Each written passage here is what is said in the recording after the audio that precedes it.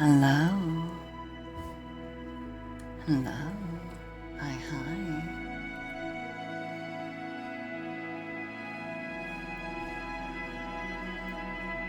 Evening, evening, everybody. Hi, hi, hi. How you guys doing?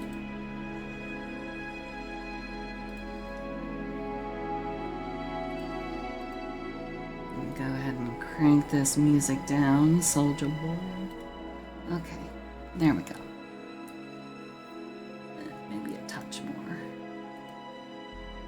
Just a scoosh. There we go. Okay. Hey. Hey. Okay. Okay. Goodness gracious. I need to give that one a sound effect so I don't miss it in the future. But, hey, hey, hey, everybody. How you guys doing? Hope you guys are having a good one. Ooh, boy. So, tonight is going to be me catching up on some commissions and doing some work on some adoptables. Skitty, hello. Hello, hello, hello, hello. Good to see you. Thank you for dropping by.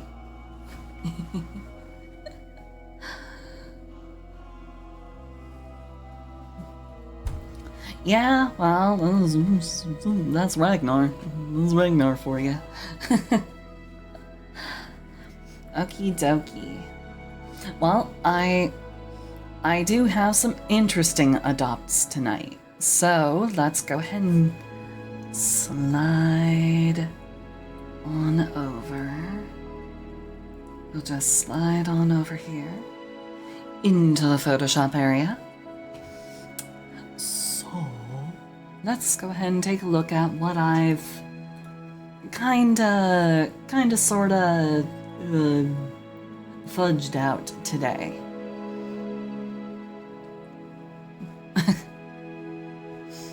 Alrighty.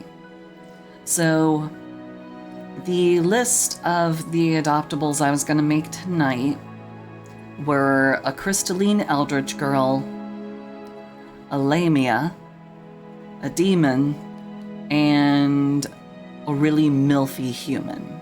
So let's start with the most mundane, okay? Let's start with the human MILF. God, listen to me. It's like I'm describing a Dungeons and Dragons class or something. Boop. So here is the human MILF character.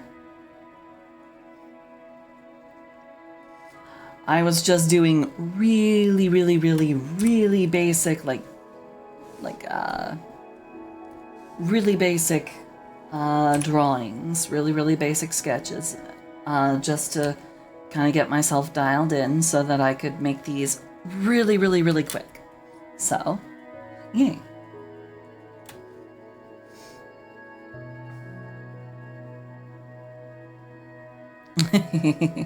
No bitches?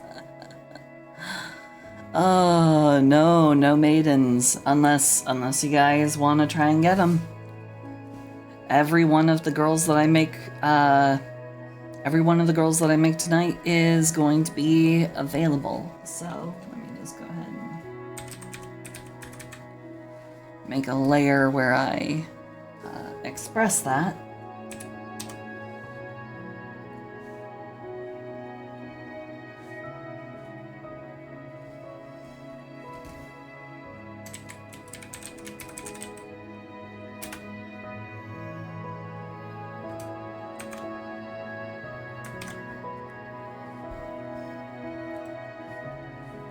There we go.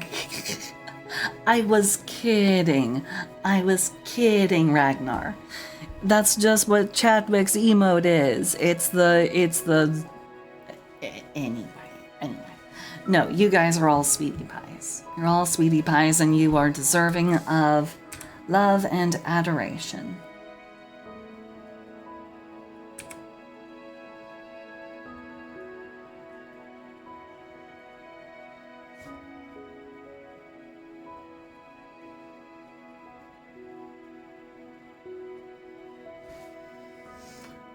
Yeah, it's the Megamind meme. Yeah.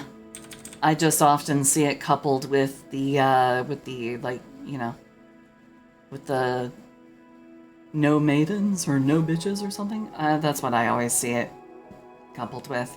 So that's just, you know, that's just where my mind goes. And we all know I don't have a mega mind. I have a very average mind.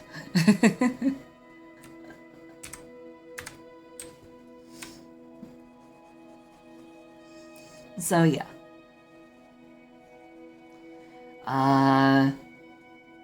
Here's the basic, like, idea that I had for... Oh, God.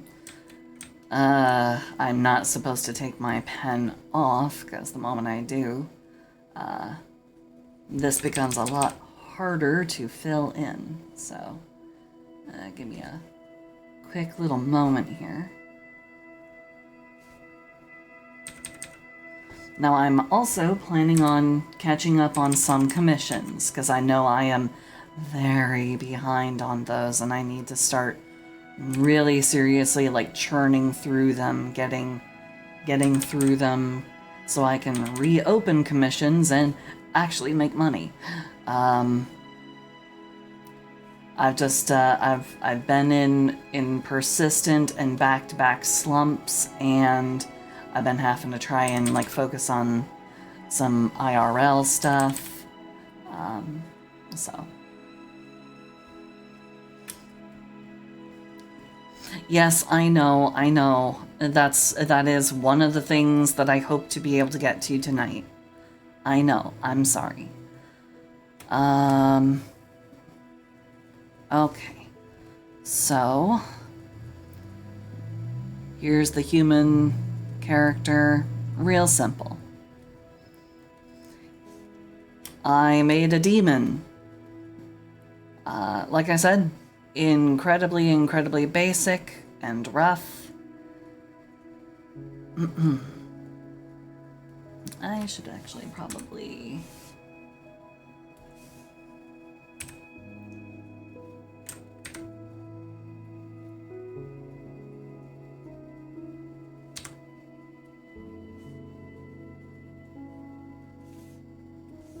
There we go.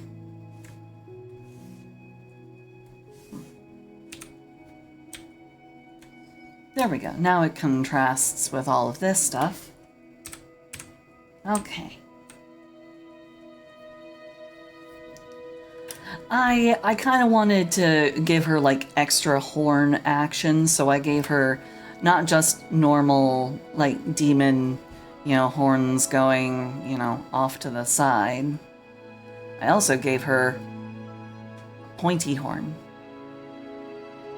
And they all joined together as kind of like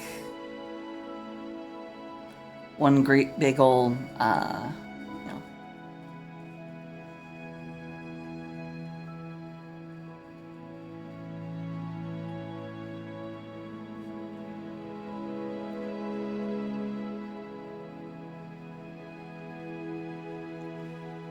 There we go.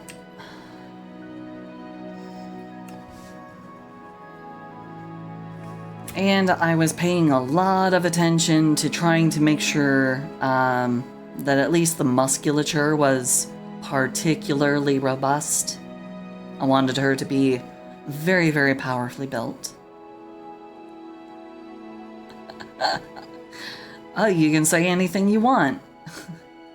I'm not sure if we have a mod in chat, so even if you do say something, worst thing that can happen is automod will stop you. Best that can happen, it'll go right on through. No restrictions, you'll be fine.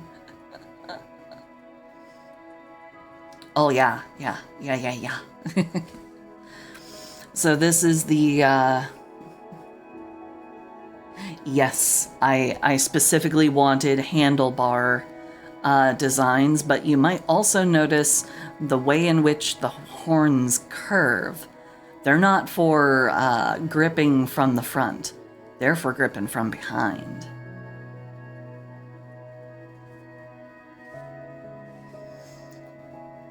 So, alrighty. So that's the demon character. The next one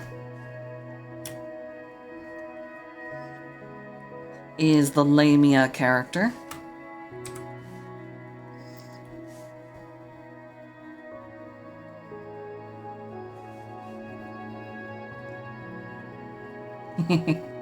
From the front, it's dangerous to your health. Exactly, because she's got the pointy kind of unicorn horn out in the front. So, yeah.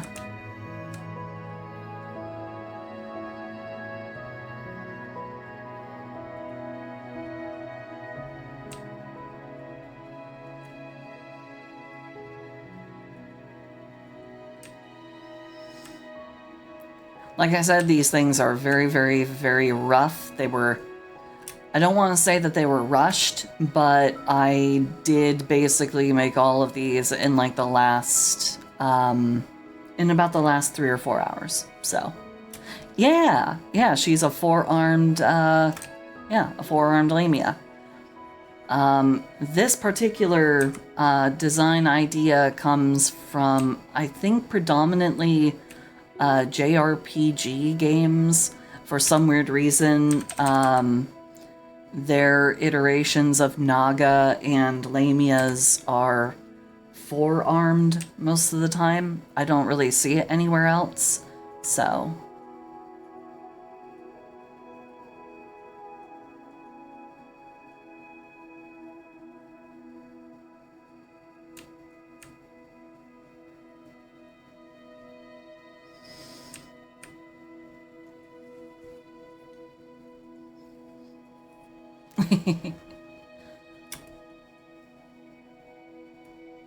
Indeedly-do makes her a fantastic hugger, and it makes her very, very handy about the place. And I'm sure that she can find a way to busy her her many sets of hands.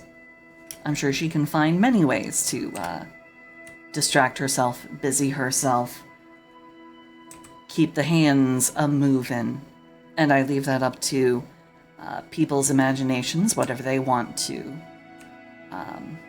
however they want to.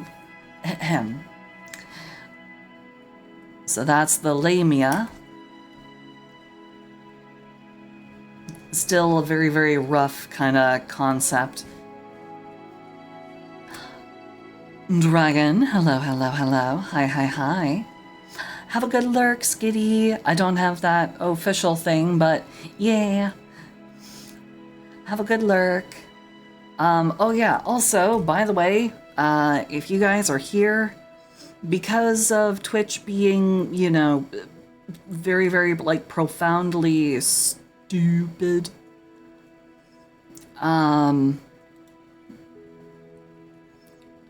because Twitch is being profoundly stupid, if you guys want to make sure that you guys are counted as viewers, that you're counted as being here, you can actually go ahead and you can use the hello redeem, and that'll make sure that you guys are counted as here. Let me see about... I should probably...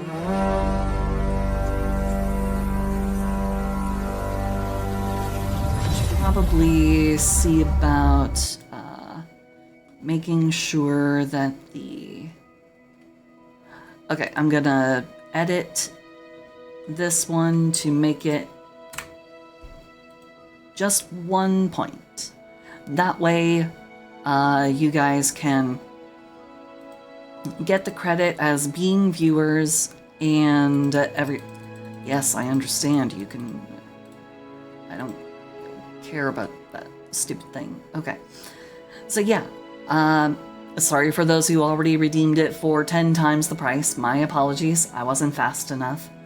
But yeah, if you guys want to just make sure that you know, that I know you're here, and so then Twitch also believes that you are here, go ahead and hit that little wee little dongle, and boom, you'll be counted as being interactive enough. Alrighty. And on to the very last one. Now, this one was kind of a...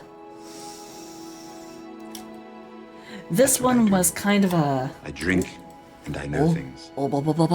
Thank you for the what the frog.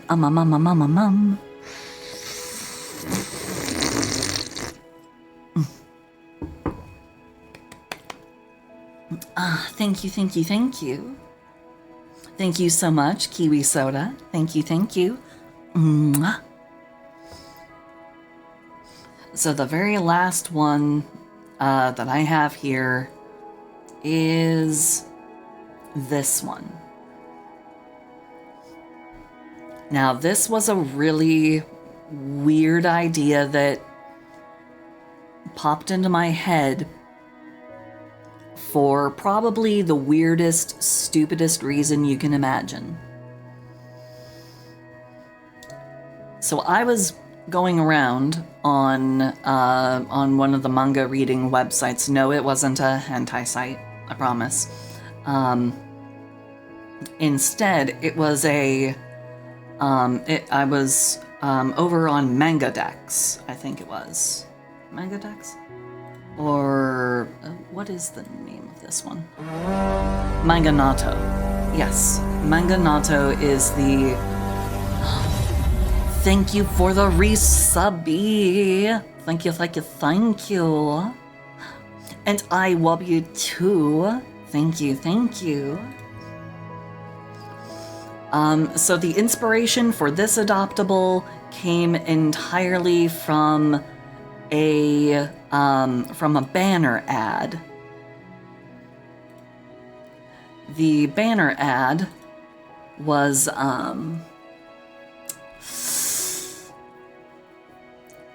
the banner ad was for a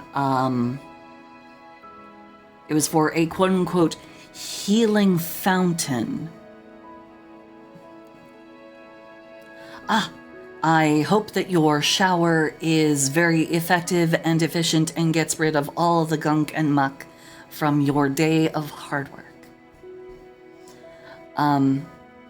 But yeah, this the idea for this for this came from a banner ad for a healing fountain made out of a giant geode crystal. Basically, it just would trickle water down through the crystals into a little, like, fake stone basin at the bottom. Then it would get pumped back through, and it was supposed to be healing and meditative because my algorithm thinks that, one, I'm super into meditation and like Buddhist and monastic stuff, which it's not wrong. It seems to think that my interests are half that, half hentai. So that's kind of the mix of all the ads that follow me wherever I go. It's either like drum, like those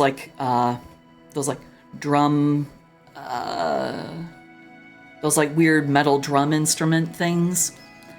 I forget what they're called. And then, like meditation cushions, incense, that kind of stuff. And then the other half of the time, it's all hentai games. How did I get half hentai? I have no idea. I have not a single clue. It just happened. But yeah, the idea for this design is based on that, so that's why coming down through the middle here, I realize it's not very clear at first. It's supposed to be like a, bubbling and like building splashing water coming down.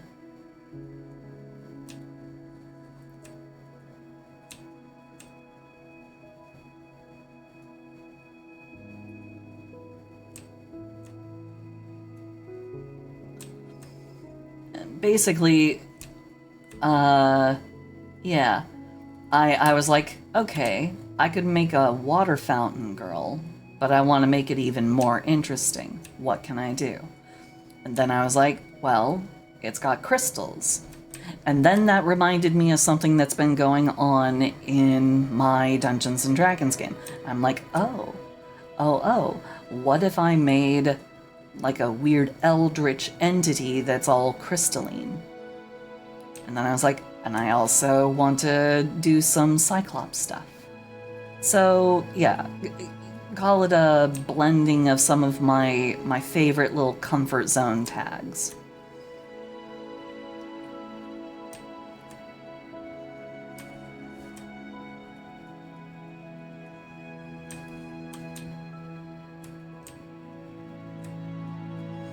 So, these are the ones that I have that are ones that I've come up with just today. So these are just the today ones. And then there is the other special one, which is on a completely different file, and it's this one.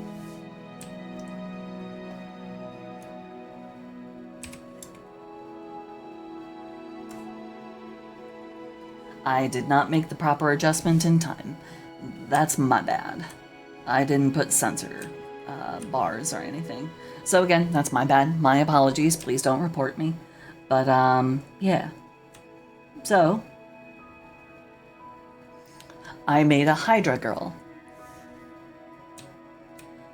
And this one is going to be a slightly more unique pricing.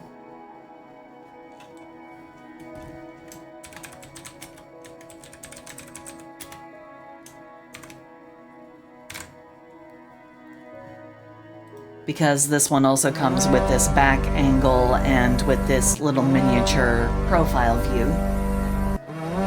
So it's got a little bit of extra work to it. Ragnar, thank you so much for all of those gifted subs. Thank you, thank you, thank you. Thank you so much. Thank you. You didn't have to do that. Thank you so much.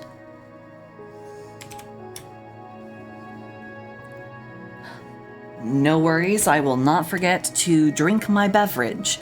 Now, whether or not I get hydrated by said beverage, which is coffee, that's a whole different story. But at least I'm keeping my whistle wetted. Mm-hmm.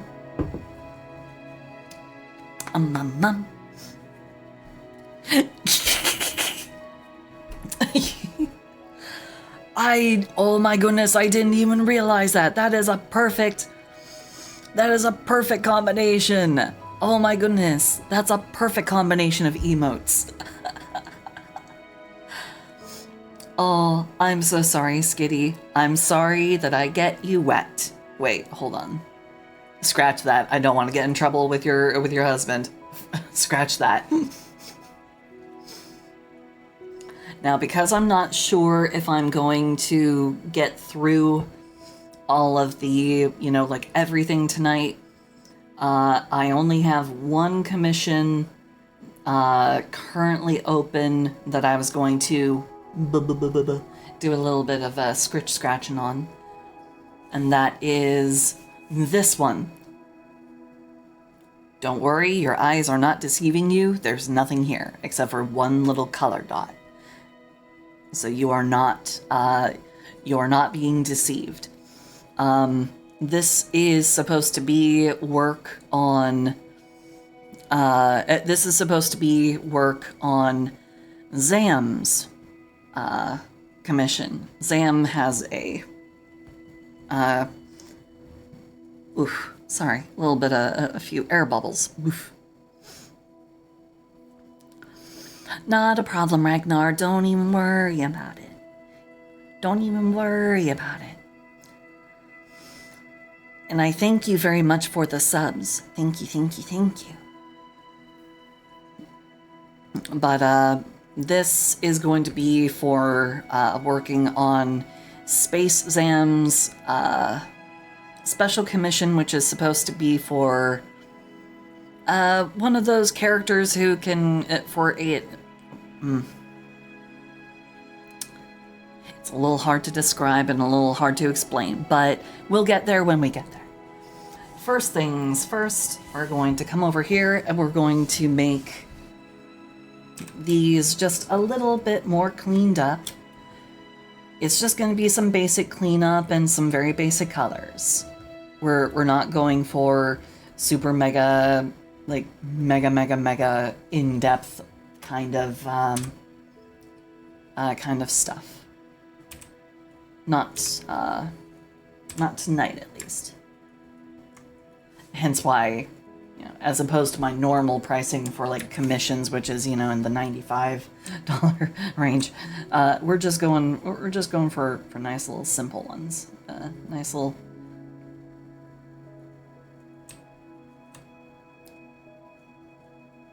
Just simple collections, that's all.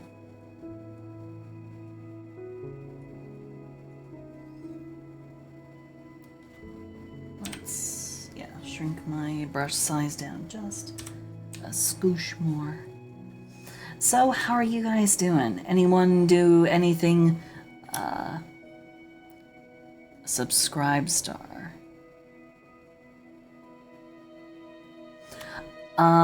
I do have my my coffee account. My coffee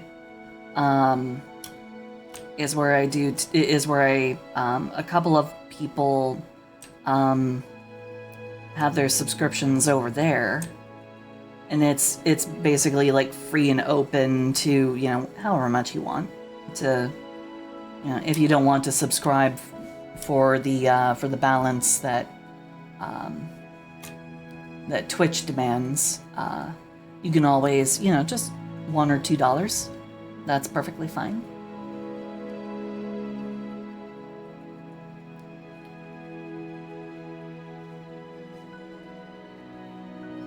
And actually, when I say $1 or $2, I say that because somebody's subscription payment came in just today, and it was for $2. That's what I do. So, I drink, and I know things. oh boy, you guys just really wanna keep me wet, don't ya?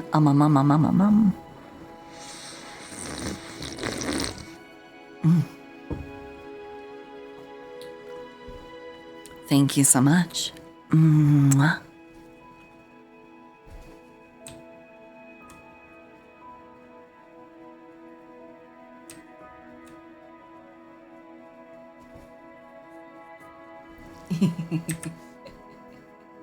Of course, no context. Context is boring.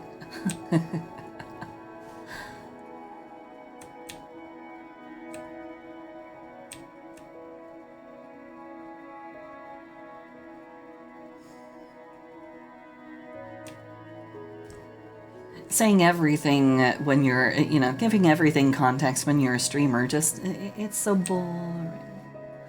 Why would you want to be boring? And everyone enjoys it so much more when it's ambiguous as to what I'm meaning. Is it deliberate? Is it innuendo? Is it a complete and total accident?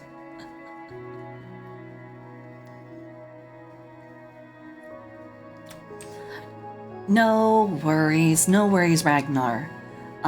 Whatever doesn't get purchased on stream will be made available and will be posted both in the Discord and on my Blue Sky.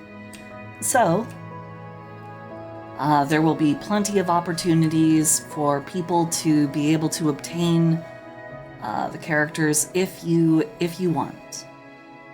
And again, there's no obligation. You guys don't have to. buy them. You can just be here to, you know, keep me company, because I like having company. I get lonely really, really easily.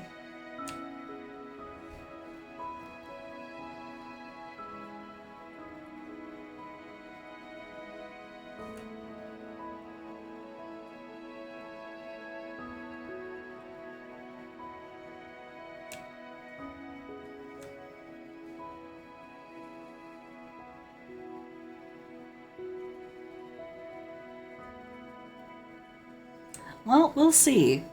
I've had I've had some pieces, I've had some adoptables that I thought were pretty cute, but you know, you never know. People have different tastes, and that's okay. It's okay to have different varying tastes. It does make it a little harder to, you know, make stuff for everybody that you think they'll like, but you know, if everybody liked the same thing, then, well, that'd be boring.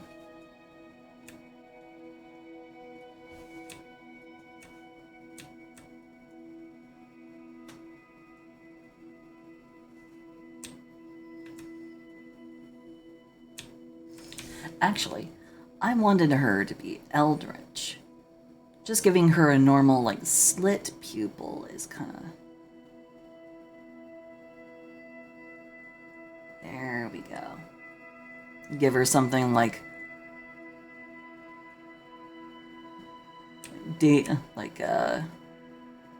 Hermaeus Mora's eye from Skyrim. Yeah.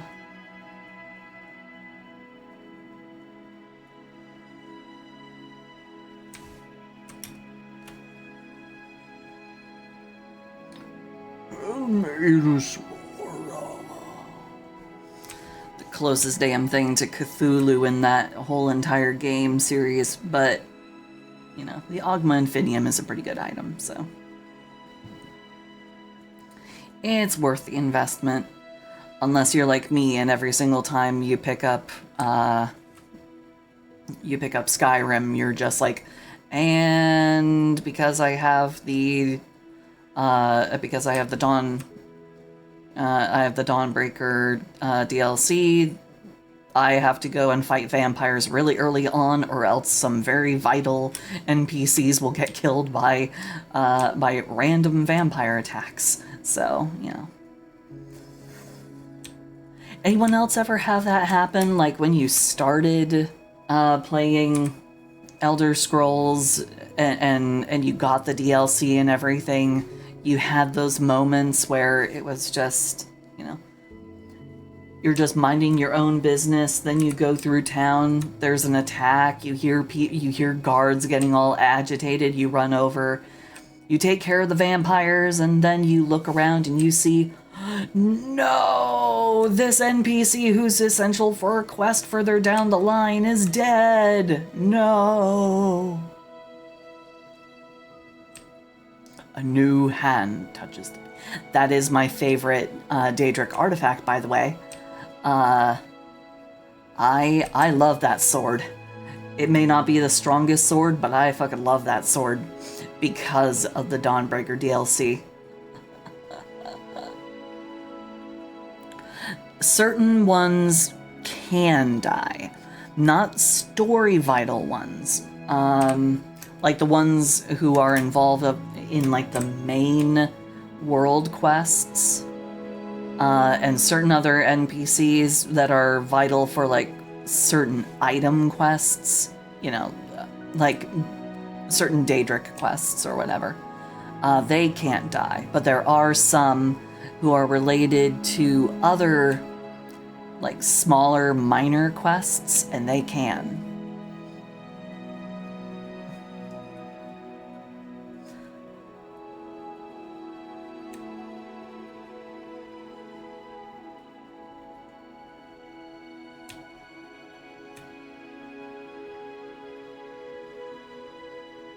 So it does kind of force you to do the Dawnbreaker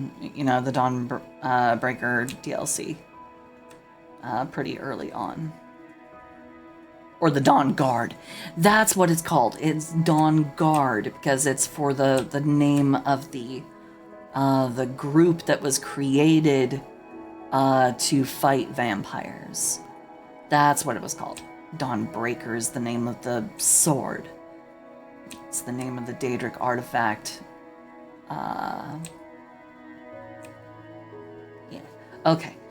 Sorry about that. I had a... It's been a while since this hand has touched the beacon. I've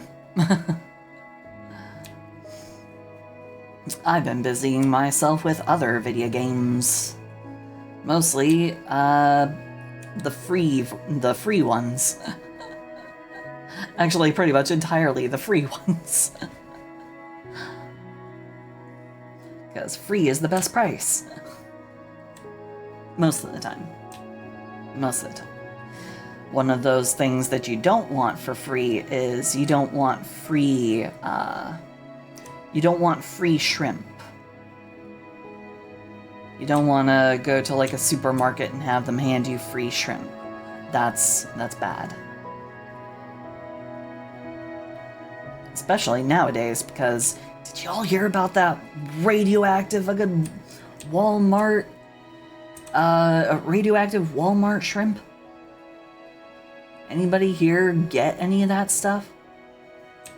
And like go return it and everything when it got out that it was radioactive?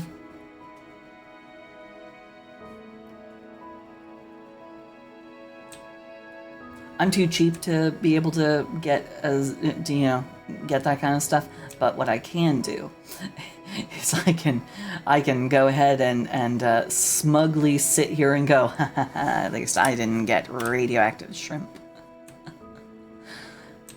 Because I don't shop at Walmart.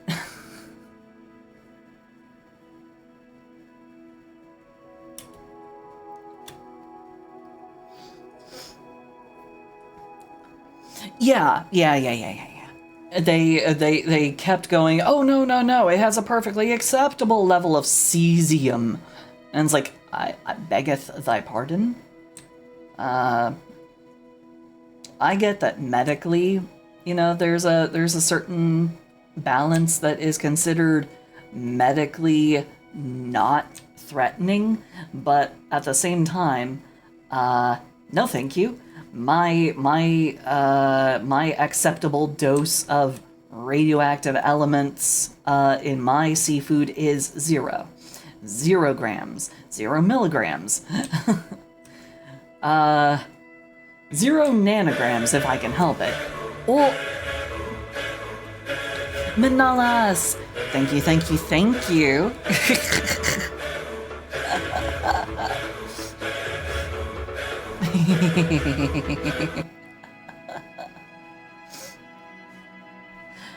The sun pours rays on us. Yes, that is very true. Constantly bombarding us with ultraviolet radiation. That is very true. But there's a difference between the sun's emissions and taking in actual radioactive elements into your body.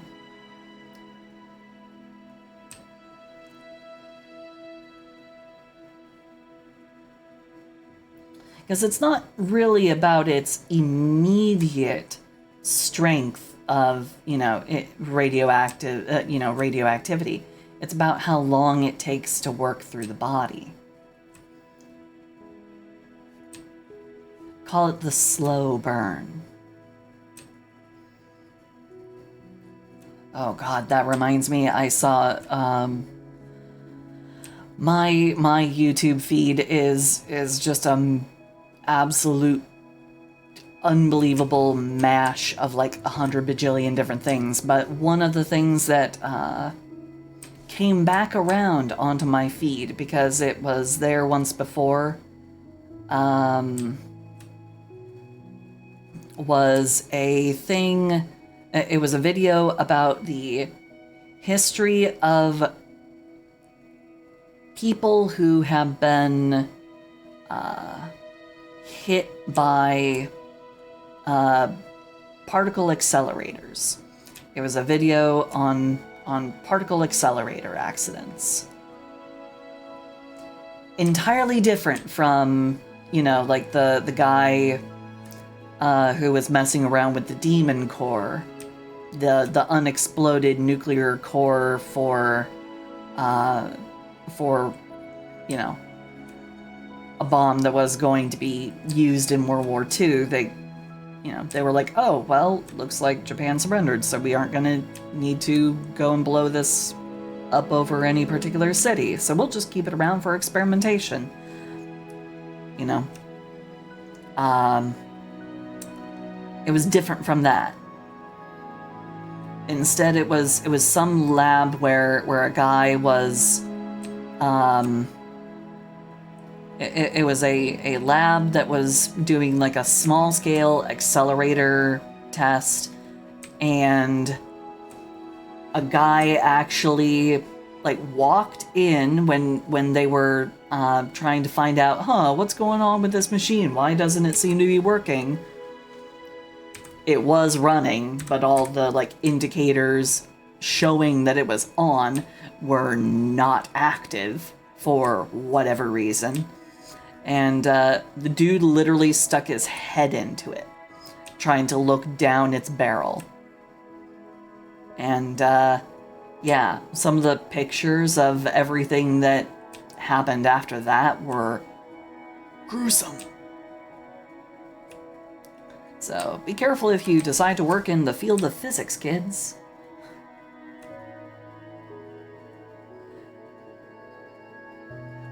Being a nerd can, in fact, be incredibly dangerous.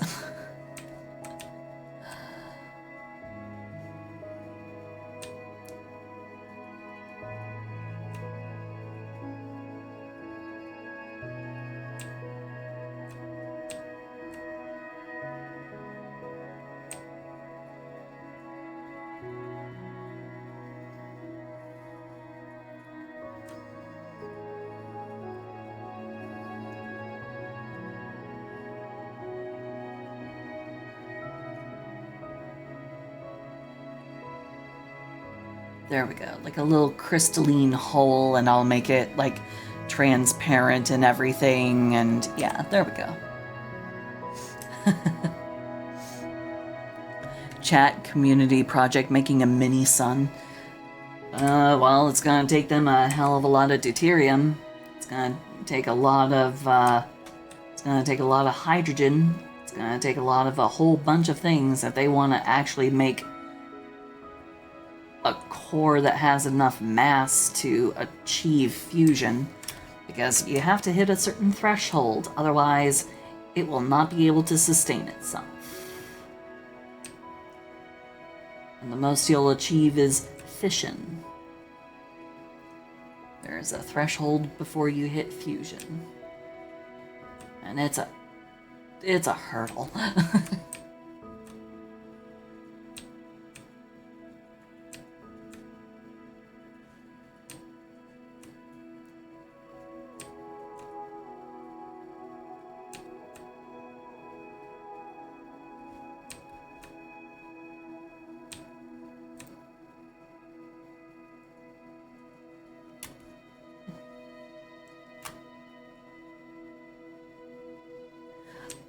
Does this beautiful thing offer a weapon?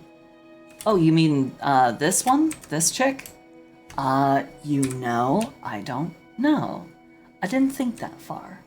I didn't think that far ahead. I've not properly engineered her as like a, like a godly patron or anything. She's supposed to just kind of be an eldritch crystalline entity who like she's a forbidden waters fountain, a living, breathing fountain of forbidden waters with, that kind of reveal to you the like mysteries of the universe and can drive you insane, that kind of thing. So, if you decide that you want to, if you decide you want to try and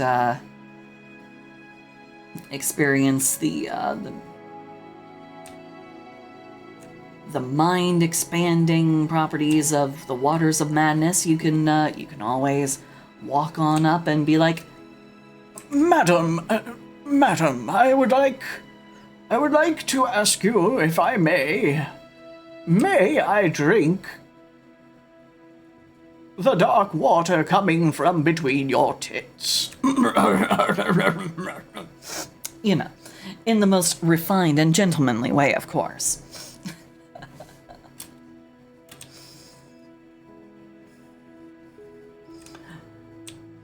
See, that's how you ask, that's how you're supposed to ask eldritch entities, if you can avail yourself to their features. You have to be polite when you say, may I sample your madness water from between your tits?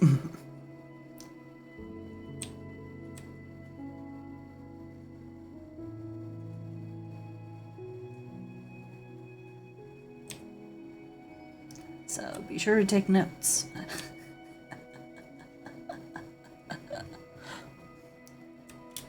Oof, Automod caught you slacking.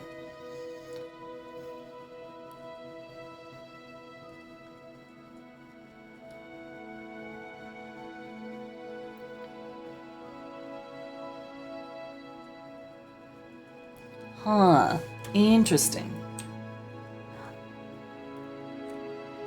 Sentient weapons are always concerning. Always be wary of sentient weapons. For primarily two reasons. One, were they always a weapon? If answer is yes, who made them and how did they get the spirit or soul into this weapon? If not, what did they do to merit being turned into what would normally be an inanimate object?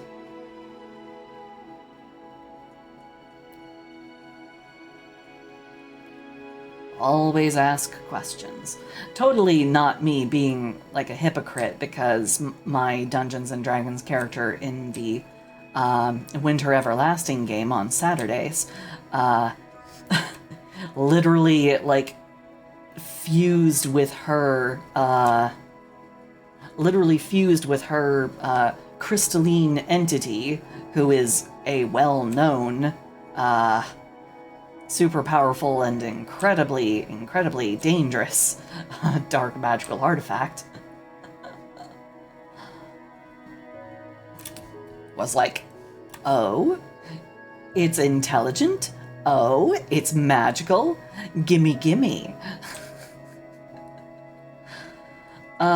So, do as I say, not as I do.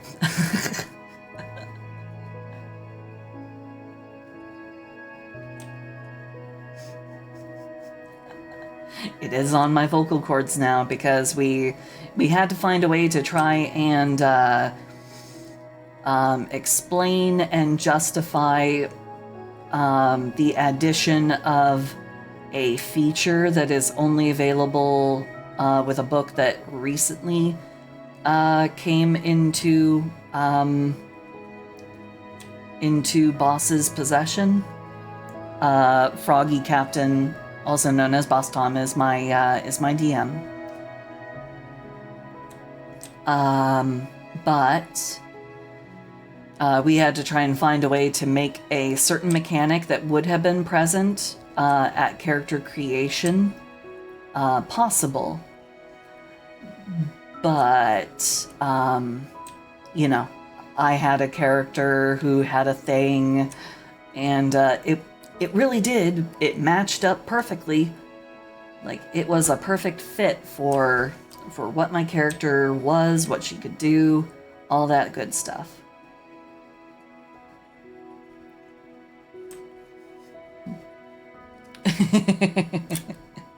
That's what I do. Oh. I drink, and I know things. Thank you for the wet the frog. Keeping me wet.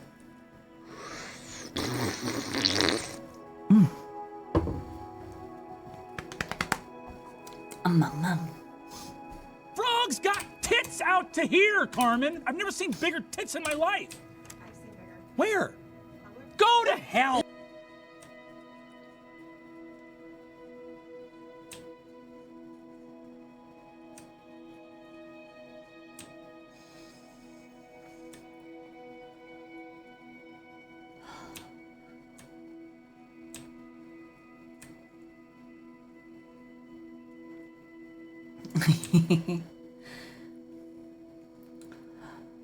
Well, so long as I'm not showing like actual obvious nipplage, I'm pretty sure Twitch will understand. I'm just this is just me in the process of doing the work.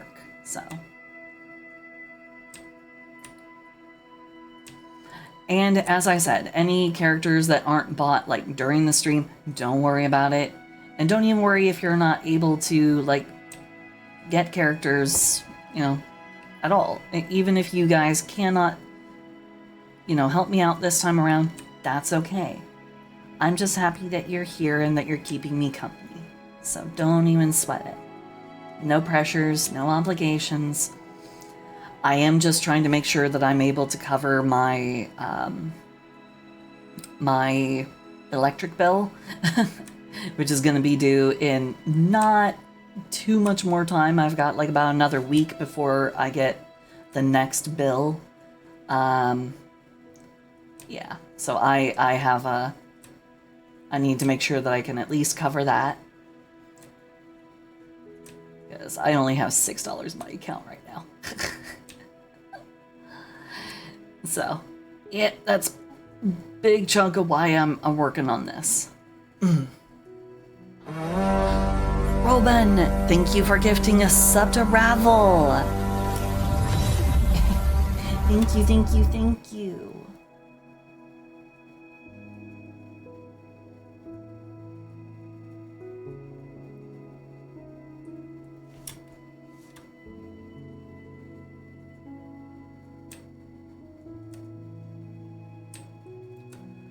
Oh, this is such peaceful music. I should have been listening to this all week. This would have absolutely saved me from all the indigestion I've been suffering for the past couple of days. Oof.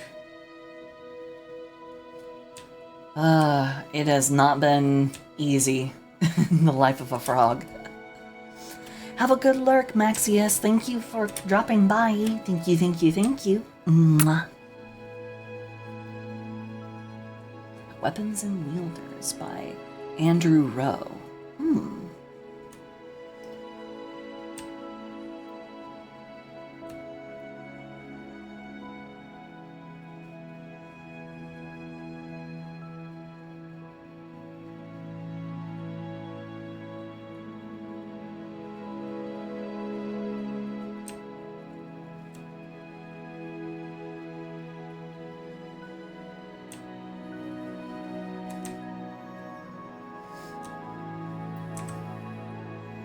Ooh, a novel idea on how magic works? I'm always interested. Please explain. If you want to. Again, no pressure. I will not force you to talk to me.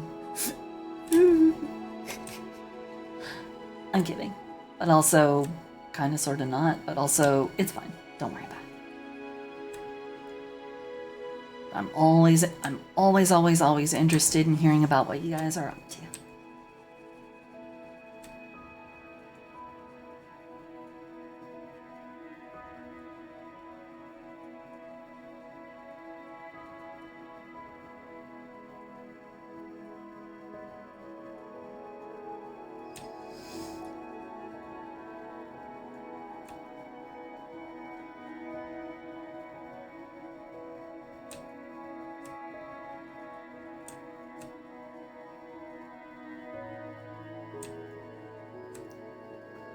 Also, now that I think about it, if you want a character that I'm working on, but you don't have the money tonight, you can go ahead and DM me. You can message me, and you can ask for me to hold on to a character for you until you have the money to be able to afford one.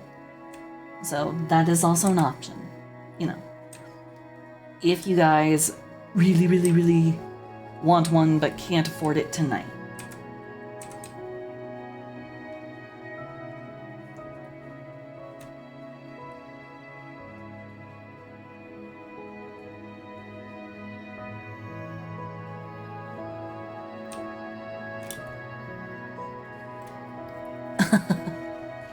Oh, that's okay. Sure.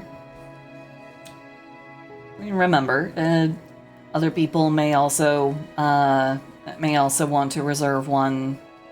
So, you know, it'll basically be like a first come, first serve kind of thing. Why did it do that? I didn't want it to do that. Okay, here we go.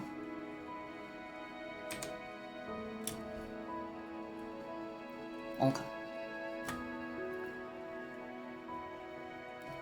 Oh, what's on the docket today? Well, there's this one that I've been working on. A bizarre idea that came to me from a crystal wellness fountain ad while I was reading stuff on while I was trying to catch up on one of my favorite manhwas over on Manganato. So it's a interesting idea of a eldritch entity who just kind of spills forth the waters of madness from between her bosoms, her bulb, and yeah.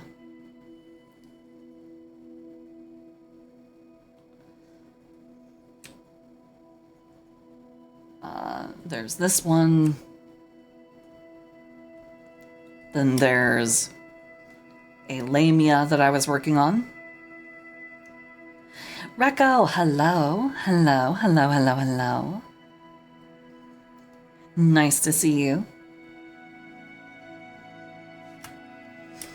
A four-armed lamia girl. That one is also on the block.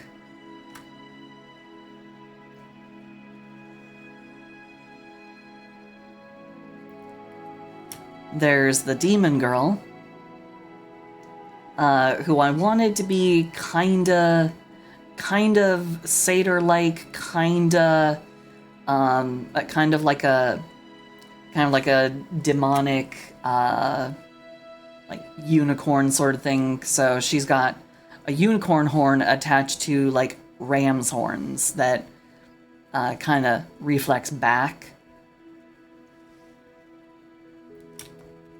And she's also very muscular, so.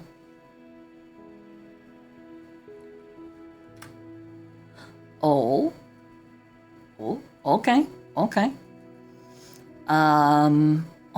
so. Let me go ahead and, Ninja, you wanna put a reserve on this one? Okay.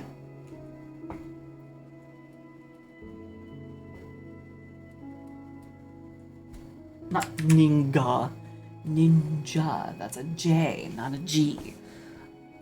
God, Silsey, get it together. Blech. Okay. And boss. Boss, you want her? I'll go ahead and I'll put your name down.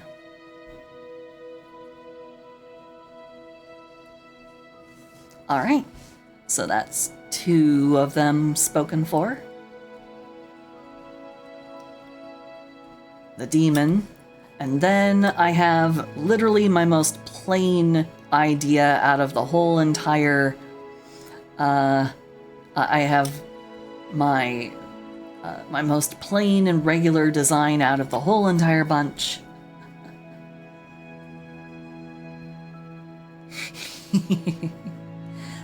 Well then, just go ahead and, you'll have to wait till I catch up with all my other commissions. Because I am so dreadfully behind. And then I have this one, literally the most plain and regular out of the whole entire bunch, the only human. I was actually this close this close to, how's the queue looking? It's barely moved because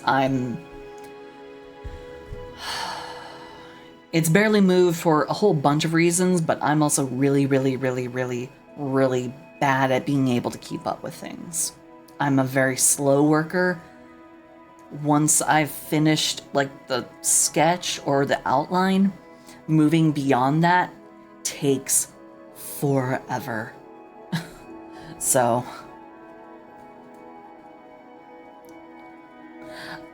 Oh no, for this girl, I was this close to making her a mimic. And I was going to have like I was gonna actually put like, I was gonna put like a sneaky little like, you know, monster eye in here, and I was actually gonna have like the tiniest, most barely distinguishable like little seam opening up with some like drool coming out, and then I was like, you know, it seemed like a little much, but I kinda wanted to... Oh, tongue coming out from under the skirt. Now that would get me banned. In a second, that would... Boop. Boom.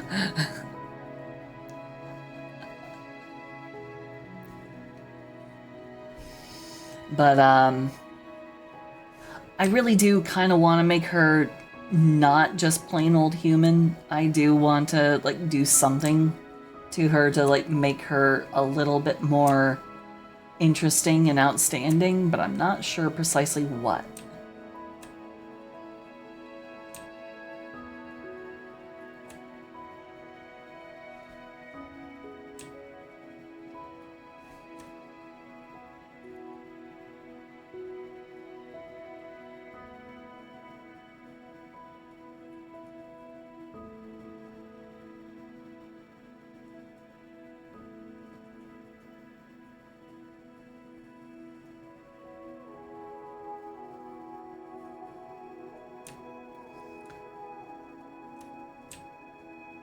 I think I'm gonna go ahead. I'm gonna go ahead and make her a mimic instead.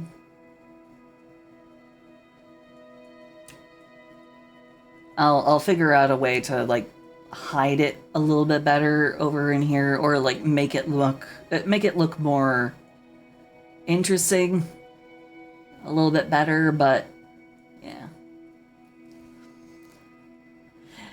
So that's what I've got here, and then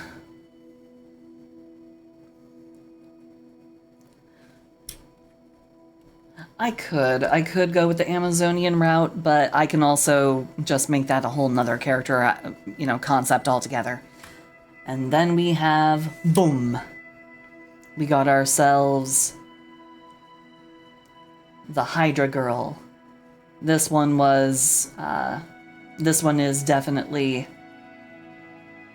something that I'm proud of this design, because it partly follows a design idea that I had for a previous version of the Hydra Girl that I attempted, plus a new approach, because last time I made one, this whole part, yes, this was what I did in fact do this. This whole concept right down to about here was fully consistent with what I had done with the previous one. But then I decided I wanted to make her a Taurus type. So. And Ragnar, you want to get your name reserved on this one? Okay. Let me just go ahead and write that down over here. Ragnar. Magic. Boom. There we go. And who knows, maybe I might come up with another idea while I'm in the middle of, you know, fiddling with stuff. Oh, Demon Lady! I completely skipped the Demon Lady. Or no, did I? No, I didn't skip the Demon Lady. The bid starts at 30 schmeckles. So here's the Demon Girl. I went with trying to make her strong build. I wanted her big, and I want her big and tough looking, which also ended up making her not super duper busty. But you know, I figured, you know, abs that you could grind Parmesan on. You know, that you could grind, that you could like absolutely just, whew, you could shred steak on those abs. I figured that was a fair trade-off. So, a tongue belt. That's actually that's an interesting idea. I like it. I like it. I love it. I actually love it. Okay, so I can move the eye. I can change its orientation.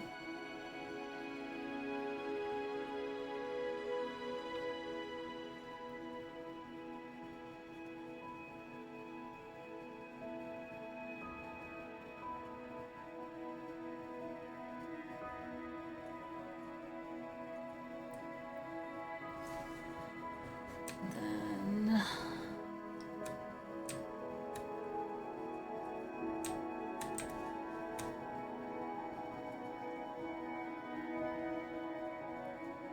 actually, I've been kind of sort of obsessed with making a mimic character in Dungeons and Dragons, but I wanted to make them I wanted to make them without using like homebrewed stuff, because homebrew almost always gets unbalanced really fast.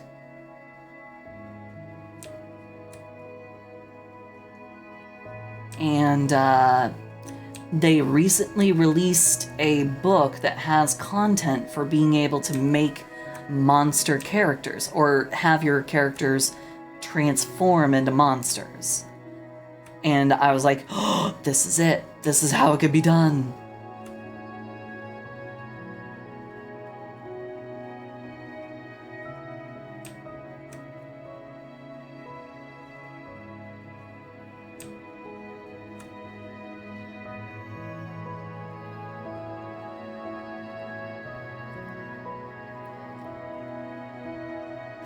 That's actually kind of what I did. Oh, have a good night, Ragnar. Bye-bye, bye-bye, bye-bye, bye-bye, bye-bye.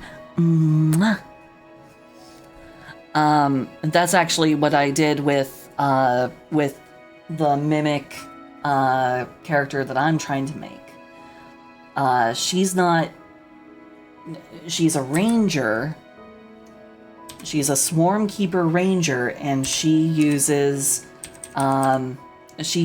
a swarm of baby mimics disguised as coins as her as basically like her beast companion.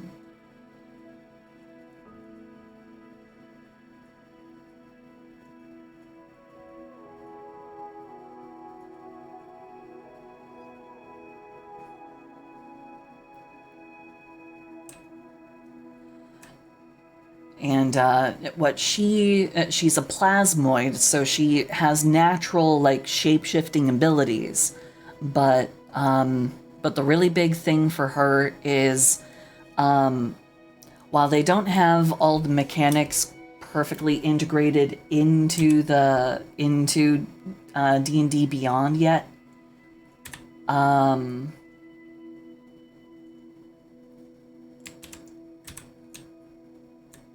while they don't have everything perfectly integrated into D&D Beyond quite yet, there is the mechanic for turning your character into an ooze, and once you get up to level 17, you unlock the ability to transform into objects as a, as a slime.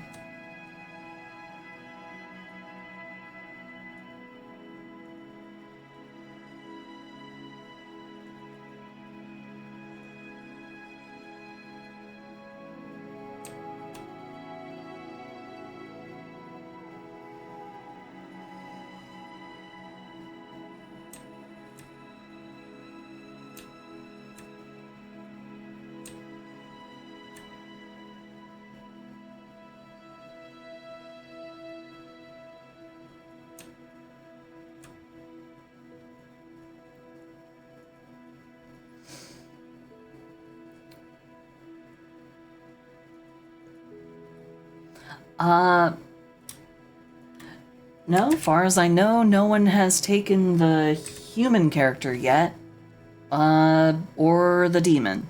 The demon and the human are not spoken for.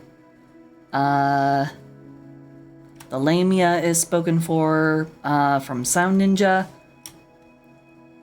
You have already spoken for the Eldritch Girl. Nobody has spoken out for the Mimic. Oh, Proto, you want the demon. Okay.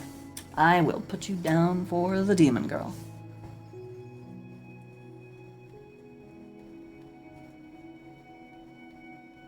Okay, there you go.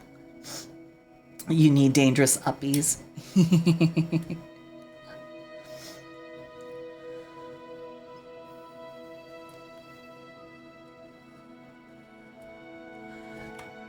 Alrighty, so the last one is... I should probably go ahead and relabel her as... Mimilf. Oh, it's so stupid, but...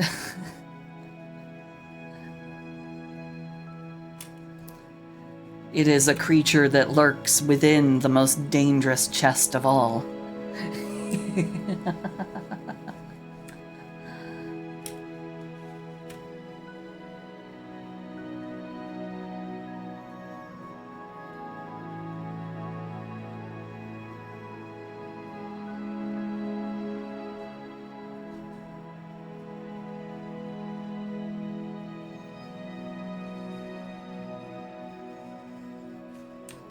Clever.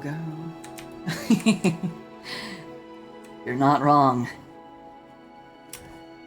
You're not wrong. It was like, oh, none of these adventurers are going for chests anymore. They just keep going. Oh no, it's a mimic. Look, the chain is on the other side. That's clearly a mimic.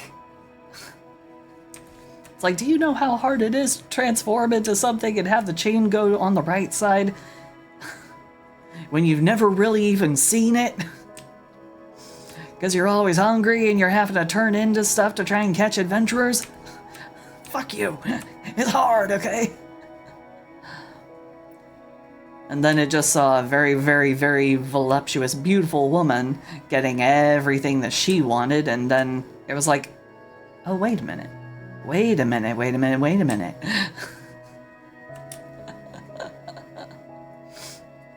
Oh yeah, Freerun would absolutely just be captured.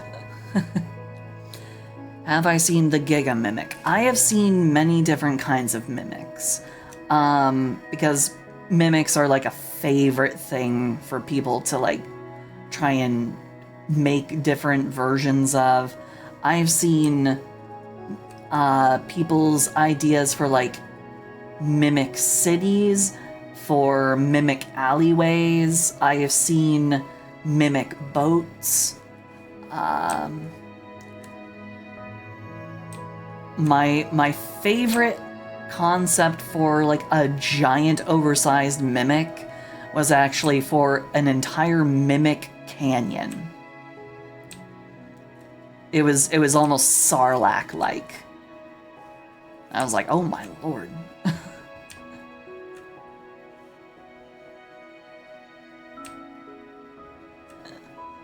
Yeah, basically. It's like, dude, really? Come on.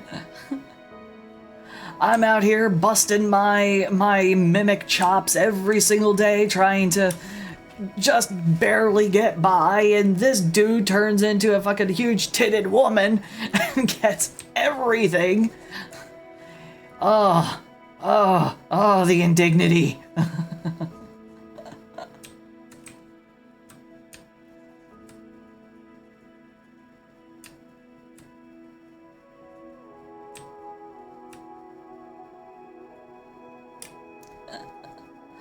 Just have ditto. Oh god, yeah, the Netherese made their cities.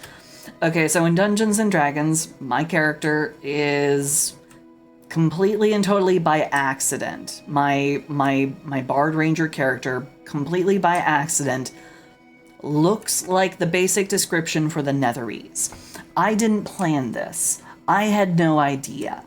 I had no idea about the whole entire module from the beginning a whole year ago. But the thing was that the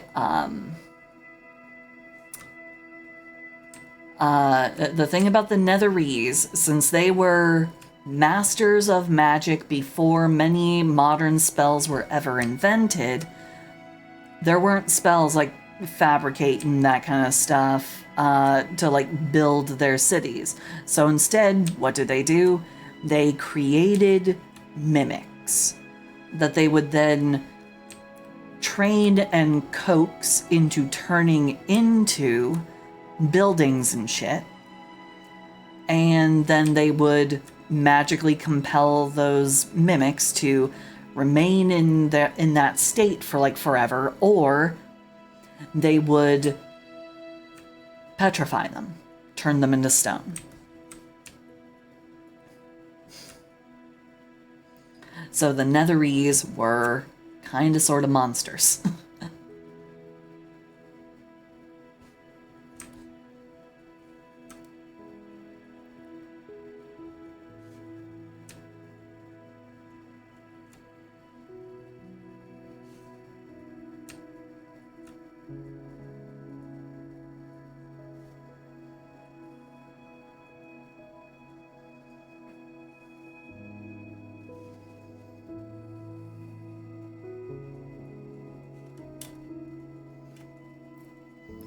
Well, it was before magic was really well developed.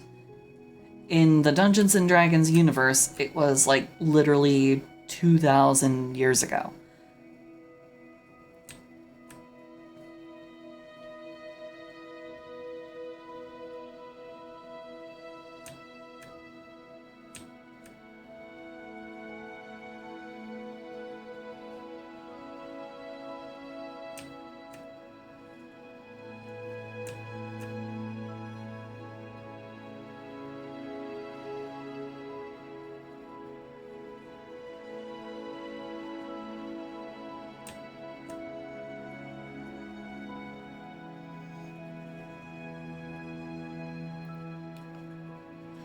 Oh no, this is actual lore. This is actual Dungeons and Dragons lore. The Netherese were you can get a lot more of it if you get the Rime of the Frost Maiden adventure set or adventure book. Because in there is a fallen Netherese city that is called the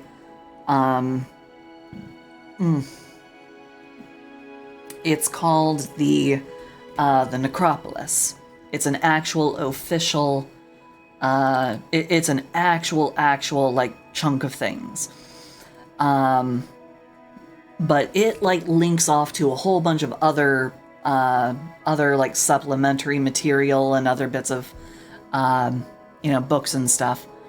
But there's actually like a whole list of lore that you can learn as you explore this decrepit ruin that crashed down. So yeah, it's actually pretty cool.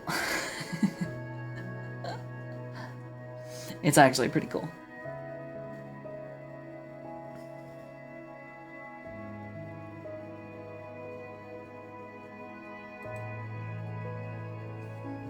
ADHD written lore. Oh, Dungeons and Dragons just has like a whole honkin' mess of lore. There's a lot of stuff in there. So you can be very easily forgiven for not knowing. I would actually be more surprised if you were completely and totally, up to date and fully aware of like all of it. I'd be like, oh, I see, you're one of my kind. You're right up there with Boss and I.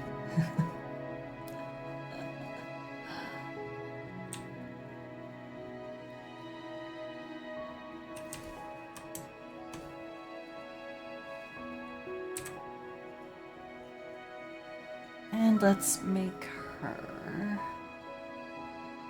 Let's give her, I think, a good additional feature would be, let's give her a little beauty mark right here on the, it would be not so disturbing once the, like, eye closes and everything, but yeah, she'll have like a little beauty mark here in the, like on her tit. Ravel, what are you doing here? You should be asleep, you little scamp. How you doing? I missed you. Mwah. Somebody gifted you a sub while you were absent.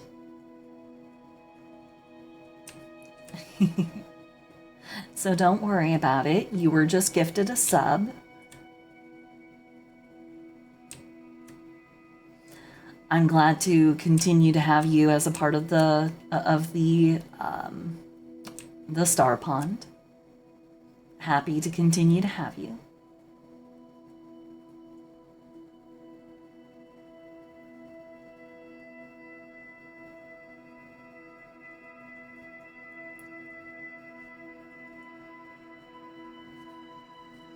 Frog's got tits out to here, Carmen. I've never seen bigger tits in my life.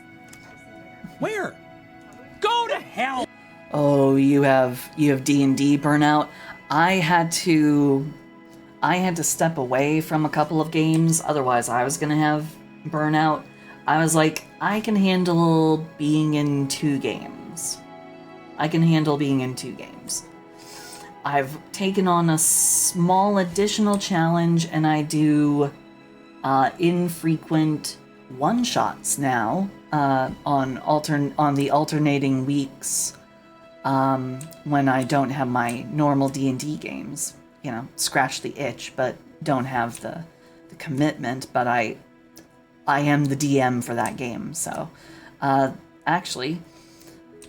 This upcoming Friday and Saturday will be the war campaign for my game, for my world. That's where a couple of different people are all going to, and I assume this was not planned by anybody, but nobody chose to be a part of the same faction. Everybody is a part of a different faction. So everybody is basically set to do PvP. Everyone's gonna try and kill one another. It's fantastic. I'm excited.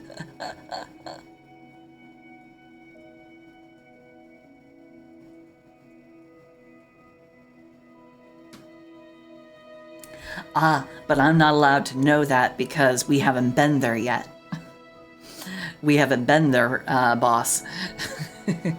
We haven't made our way down there quite yet.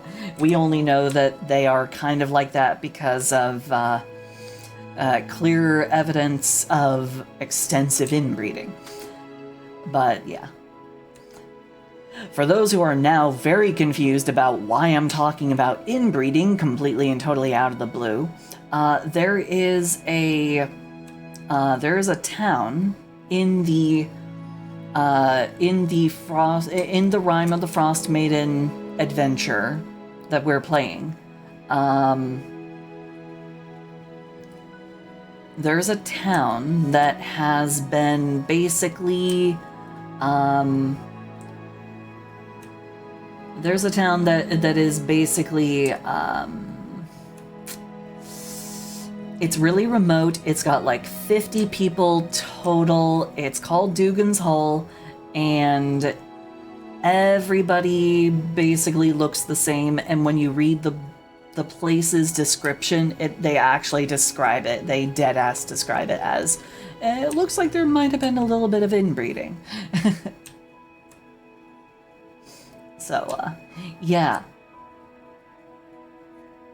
Thanks. Thanks, Dungeons and Dragons. Thanks, Wizards of the Coast, for making Alabama. No offense to anyone from Alabama. It's just a joke. I promise. I please don't be offended. I'm just joking. Apollo, thank you for the 1 year. Patch. Thank you. Mwah. Thank you for 1 year.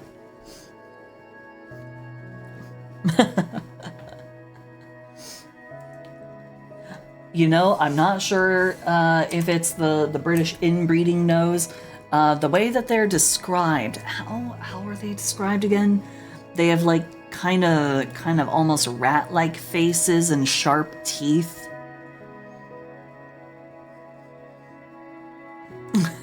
Elder Scrolls High Elves.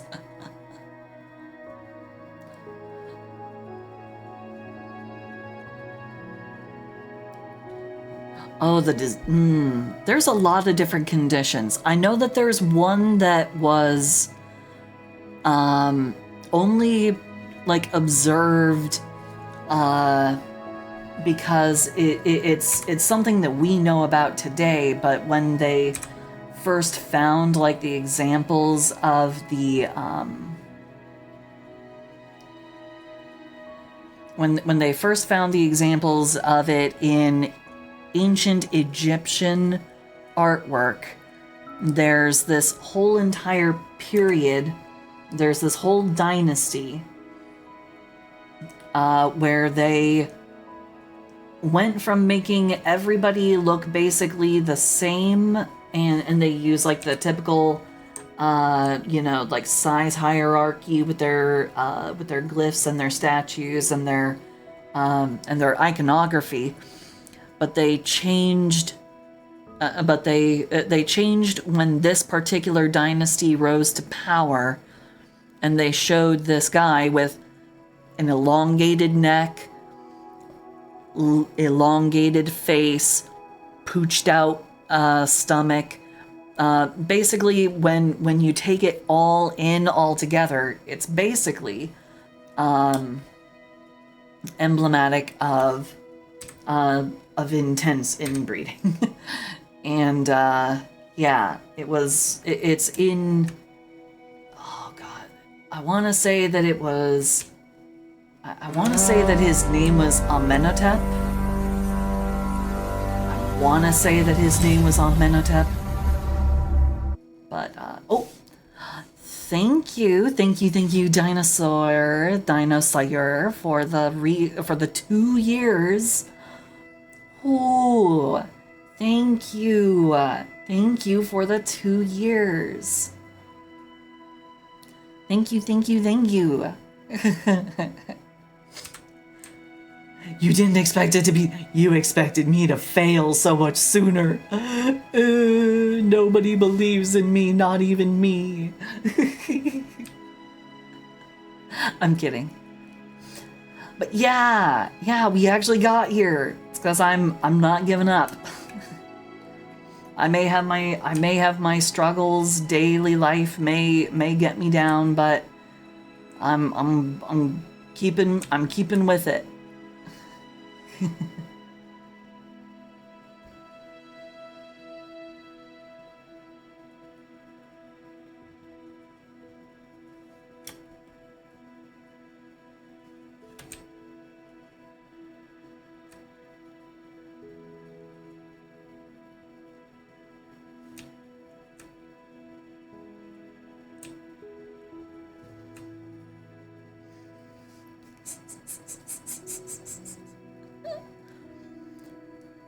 Habsburg. Yes, that does sound familiar. Now, I forget what the one is for the oh god. All of my art history classes are leaking out of my head day after day. It's because I don't read any of my books. I don't read any of my old textbooks. I don't have a lot of them anymore because you know how college is. You don't keep the textbooks. You sell those things back to try and get as much back out of having gone to college as you can possibly get. Ooh. Though I did keep my geography book because I'm weird.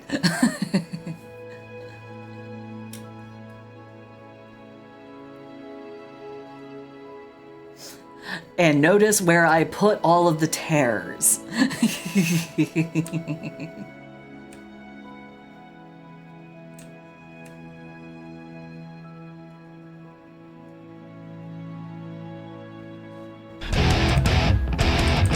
I like frogs because they go boing and ribbit.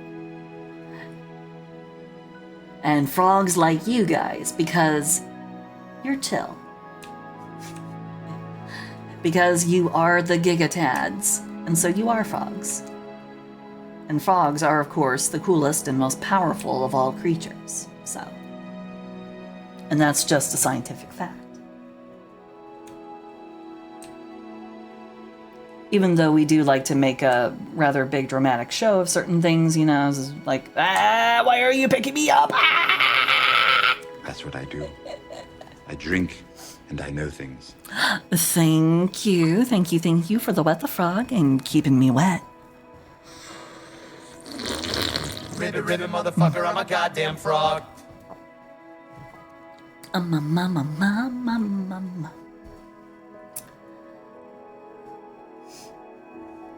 Alrighty. So, that's pretty much, oh boy. Okay, so the crystalline entity, the crystalline eldritch girl. Let me go ahead and come back to work on her.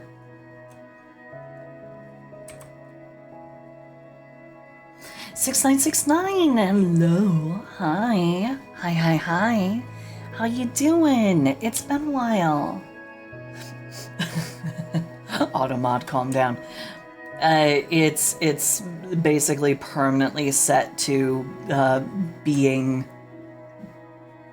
you know, it is forever a defender. It will never truly calm down.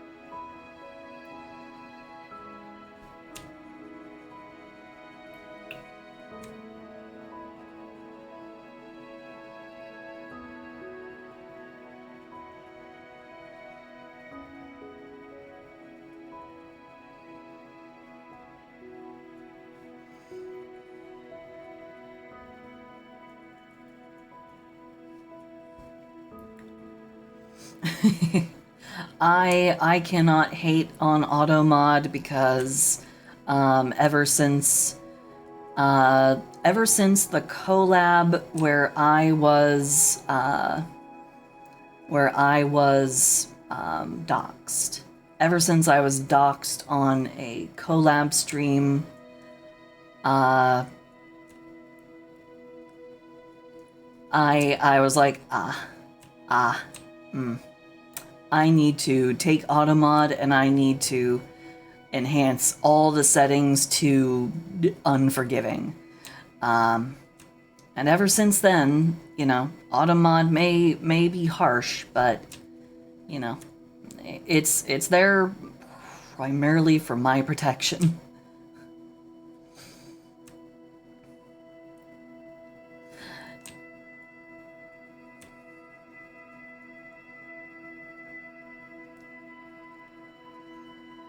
I have a very, very far from charitable outlook on doxers. I feel that they can go ahead and they can go bite on a fire hydrant.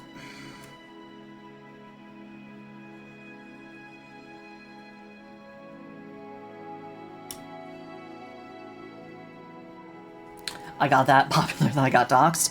No, I'm a trans VTuber. That's why I got doxxed. Because it was during a big, huge it was during a big thing, a big like anti-trans, anti-LGBTQ like rush that was just happening to almost everybody who identified on Twitch during that time. It was bad. Oh yeah, whenever I in like the following weeks after that, there were some people who tried to get around it, and that's when I started seeing all the different kinds of tricks. Like they would change their account names into my name, and they would like use one of my redeems or something like that. Finally, I got to the point where I was like, okay, I'm gonna have to block anything and everything that even closely resembles like my name. And so I did, and I used both that and Night Mod and a whole bunch of other like second and third party programs and websites and stuff, just to be able to, stay doxer free. So I do apologize if there's something you're trying to do or something you're trying to say and Automod is, being unforgiving. Just know that it's just doing the thing that I ask it to do, which is keep me safe. That's all it's there for.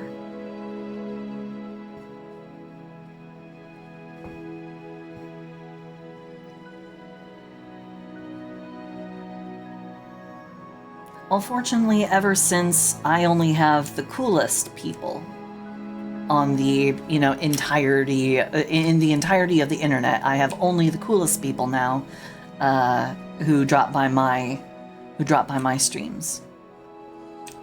So, I think in the end, as much as it sucked at the time, I'm okay with it now. It sucked then, but it hasn't happened since, and yeah. And I only have the cool people now. So the cool people remained, the cool people stayed, which is all of you. Mwah. Mimic and MILF,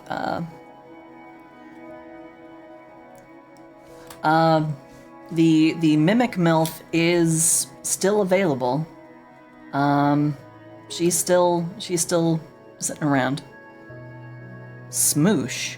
That's weird. Why would it stop Smoosh? That one's confusing. I don't know what that one is.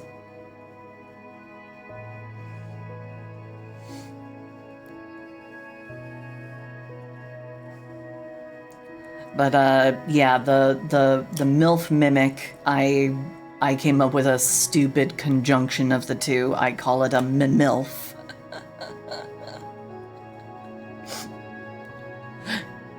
You tried to claim, Automod told you no? Oh no! I'm so sorry. I'm so sorry. Are you guys trying to say spicy things about my E? What's going on? E? Oh no! Okay. Oops. Wrong layer. Oof.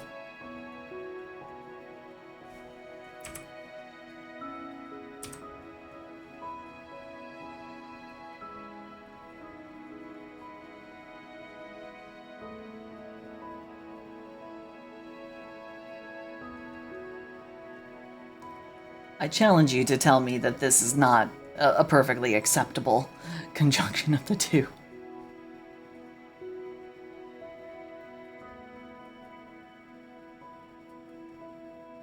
Milfic?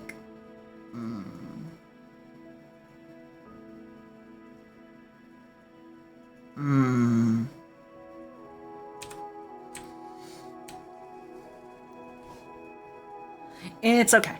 There's no need to worry. It was an easily corrected little thing. Ragnar, nice to see you back. Hi, hi, hi.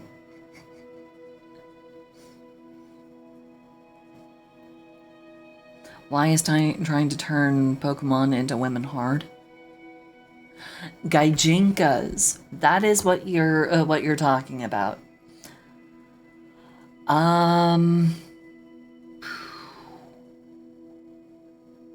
Gaijinkas are... That's a funny subject there. So... It really depends on, like, the cultural iteration you want to assign to one. Because... fundamentally, when you think about it, basically all the Pokemon from, like, the early generations, they're all themed and they're all built around, Japan. So it's pretty easy, You can put just about any of them, you can make just about any of them female, put them in, like, you can put them in a kimono, and then it just works, No real hard work involved, no need for, like, super hard planning or whatever. But then as you get later on into the Pokemon generations, the regions start changing their influence. So then it becomes, okay, how do I reflect some of the influence of the region on the Pokemon so that I maintain, some degree of faithfulness to the original idea. But then, there are the courageous amongst us. The courageous among us who say, but why waste time making them human?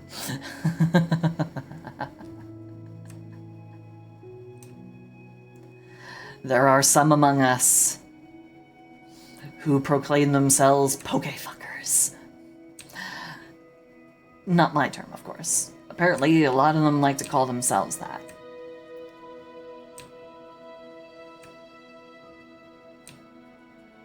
Now, there are varying tastes within that subcategory that I will not speak to. It's not my place to judge, but,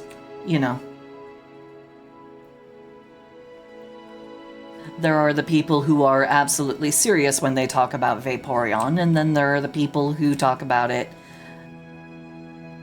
like a joke, but then they stop joking when it comes up to Gardevoir. You have your people who go after the humanoid types, and then you have your people who don't, and they make sure that you know that they don't.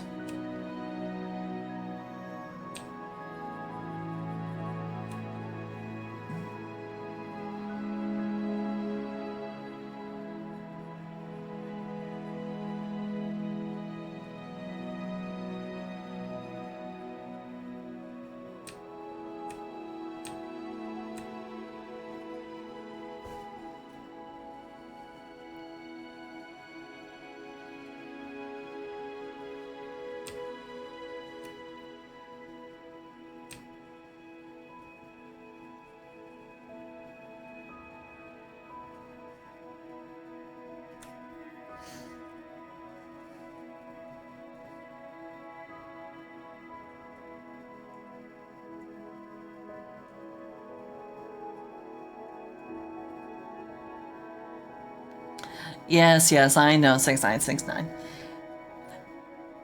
But there are some people who make the distinction because, you can show them a Pokemon and they'll be like, But then you can show them a creature from like Monster Hunter and they'll be like, yeah, no, I'll just go ahead and, what is it, swipe right. Yeah, they just kind of go, nah, next. So there is a distinction to be made.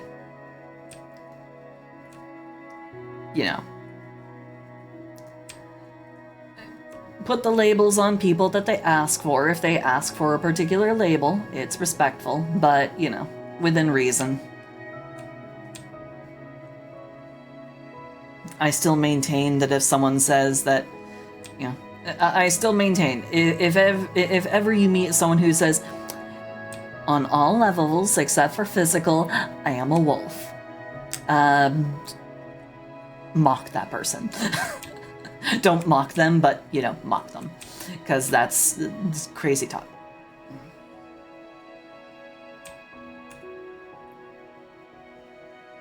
It's like, don't let your dreams be dreams, but make sure that your dreams are at least not crossing species boundaries, because, I mean, there's only so much you could really do in this life.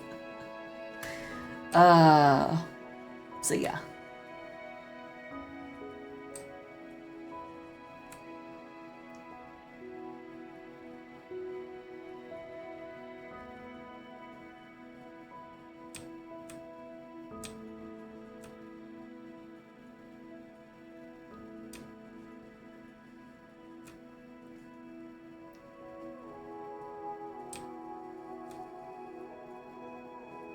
I will still never get over that absolutely bizarro interview that was done. And I was just like, huh? On all levels except for physical, no, you're not. You're like a balding 20-something-year-old who probably has not touched grass in like 10 years. And then there was the point where they show him like barking, like doing a very, very small bark at some random thing just out of view of the camera while he is on like a ferry. He was on like a ferry boat, and I don't know why he decided that was the moment he would really try and solidify in our minds, oh yeah, no, that dude, absolutely, oh, soul of a wolf. He just did like a little at nothing, as far as I can tell.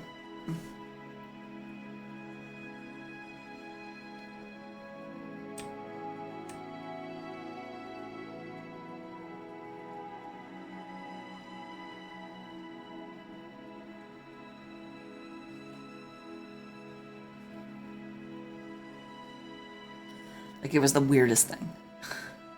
I'm halfway there to just going onto YouTube, pulling it up, and being like, no, I'm serious. It's the weirdest fucking thing. But I know that you guys have to know what I'm talking about. Like, I cannot be the only one who's seen this absolute dumb fuckery.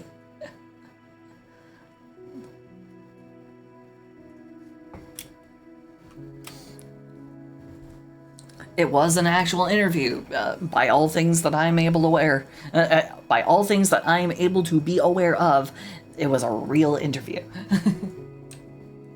Like, it was an actual thing, which blew my mind. I was like, oh boy.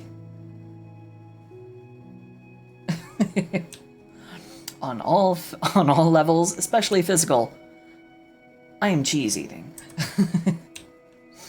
As for me, on all levels, except for physical, I'm no, I can't say it. I'll get in so much fucking trouble. But, yeah, anyway.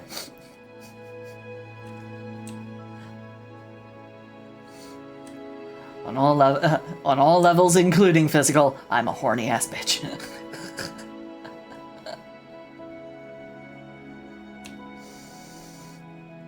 Boy.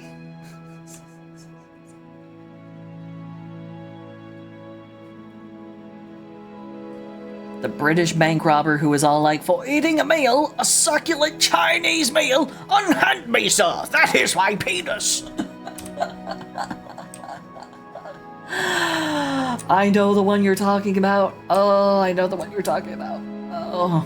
Unhand me, sir. That is my penis.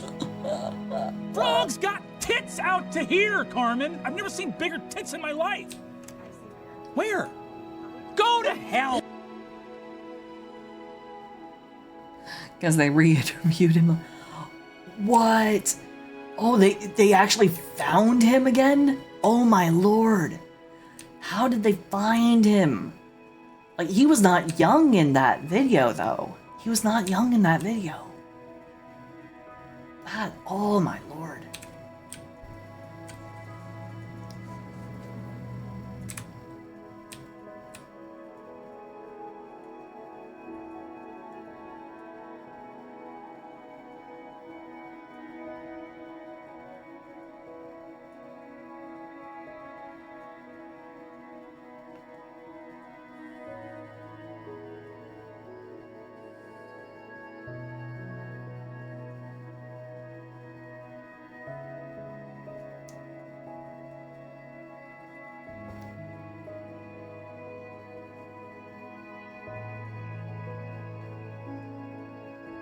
I have no idea how any of that ended up shaking out, because that whole thing was Nutter Butters from beginning to end, because, you know, hearing a gentleman say in a gruff and upsetty spaghetti British accent, Unhand me, sir. That is my penis. it's some, I'm sorry, schmeeness. But, yeah.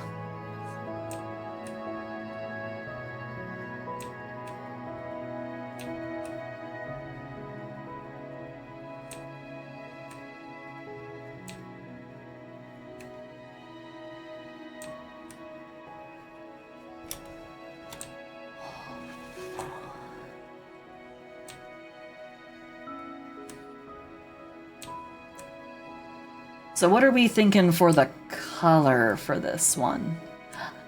Small part of me wants to make this green and then say that this is the like humanized version of Grinch. Oh, but this is supposed to be Boss's adoptable, so.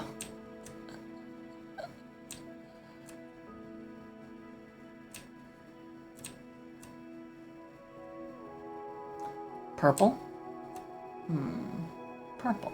Purple might be an interesting idea. Ecto cooler colored water. I am thinking like a weird gas, like ghastly, ghostly kind of a green color for the water. Or something that's kind of like an otherworldly blue. I am thinking that, so.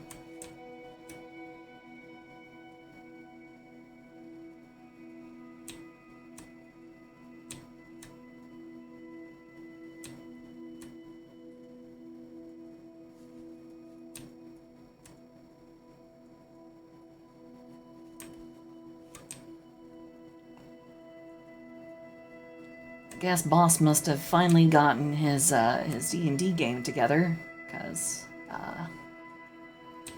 he did mention that it seemed like one of the people who seems to have a habit of not giving prior notice when they aren't going to show up. He did have a game tonight, so.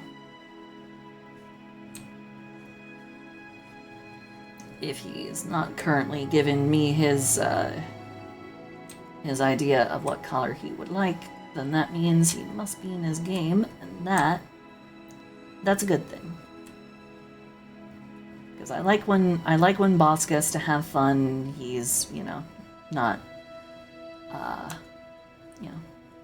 not pushed into his forever, DM sort of position. I love watching him just have fun, going completely like berserk off the rails, crazy, like total crazy town. with some of the characters in some of the games that we're in. I just love listening to his, you know, the character part of me is like, oh please no, don't do that. But then the chaos loving player part of me is like, yes, yes, do it, burn down the orphanage.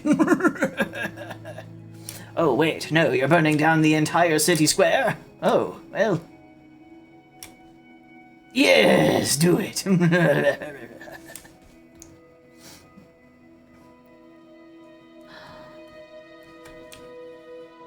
Oh, boss, there you are.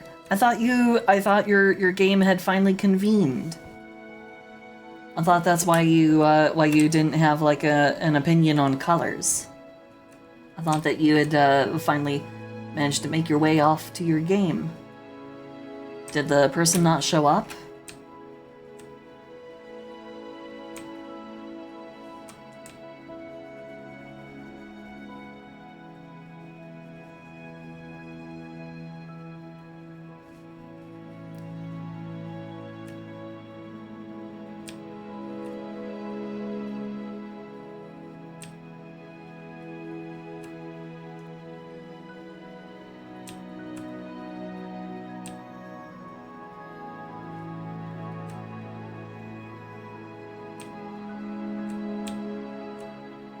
If I had more confidence as a DM, I would try and do more like actual Dungeons and Dragons DMing, but I'm and I realize it's a skill in storytelling. I realize that. So it's not like I'm, you know, like I don't know, but you know, doing more of it would allow me to get better. So I am aware of that. I mean, I can write a story just fine. I can like write a novel. I can write a novel, but I mean,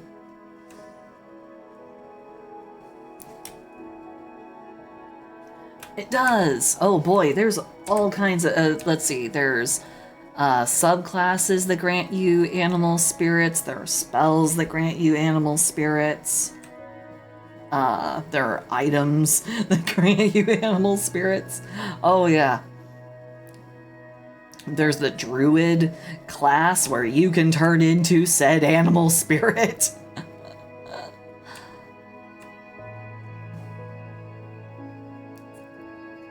But if you say go with what's in my heart, you know what I might do. I might turn this into the unofficial humanized version of Kren. And if this is your if this is your adoptable, I don't want to take that away from you, boss. You should have the power to say, no, I don't want this to be Silsey's fantasy played out.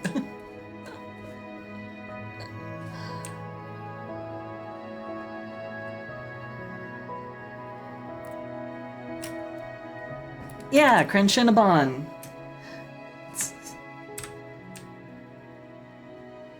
Because if I made all the crystal green,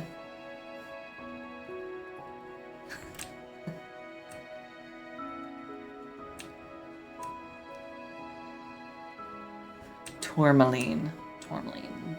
That's a yellowish color, isn't it? My memory on stones is a little hazy, which terribly ironic given that my character even owns a tourmaline mine in the campaign, because that's in one of the towns.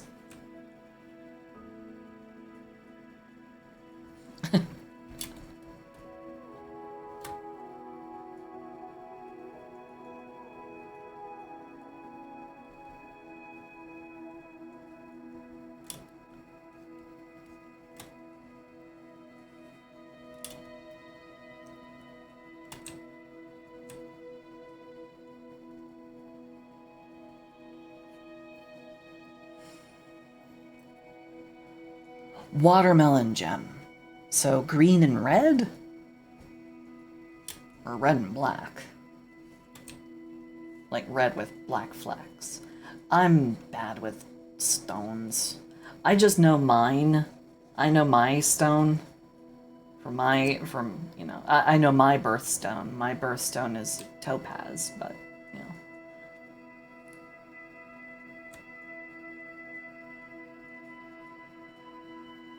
There are some stones I know a little bit more than others, but I know of them for completely and totally different and kind of lame reasons.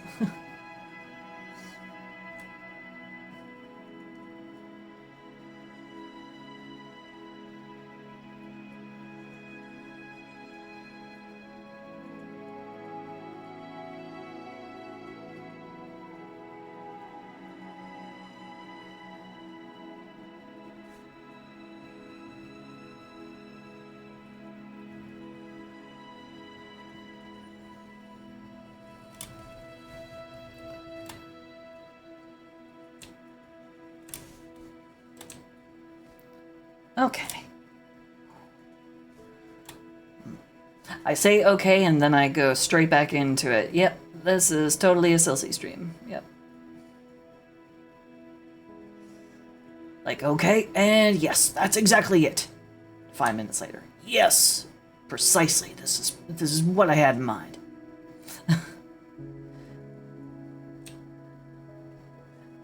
3 hours later. Okay, I'm almost done. I swear, this'll be the actual one. I swear I'm almost done. Oh boy.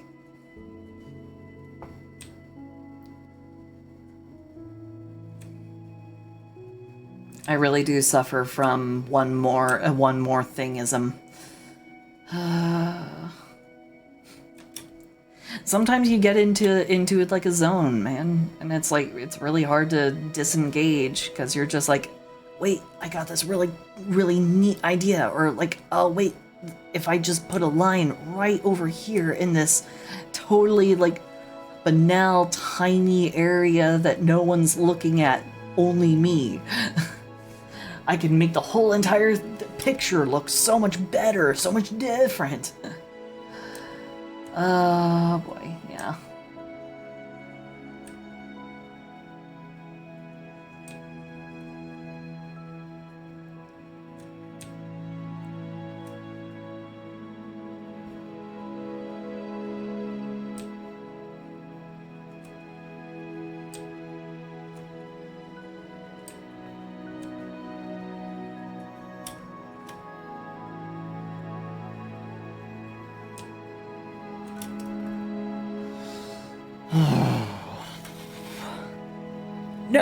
No, and then, and then, did I do my stupid thing again?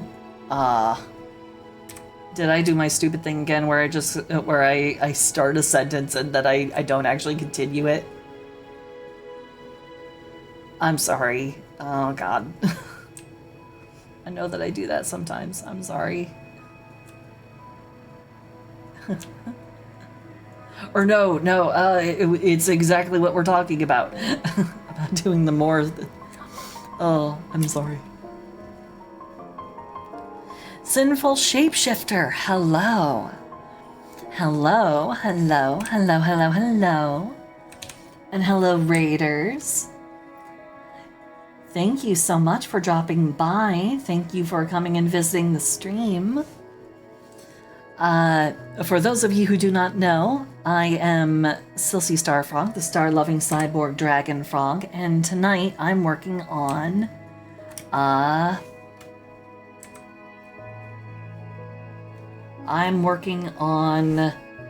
some adoptable characters, for people, and it's been a productive evening.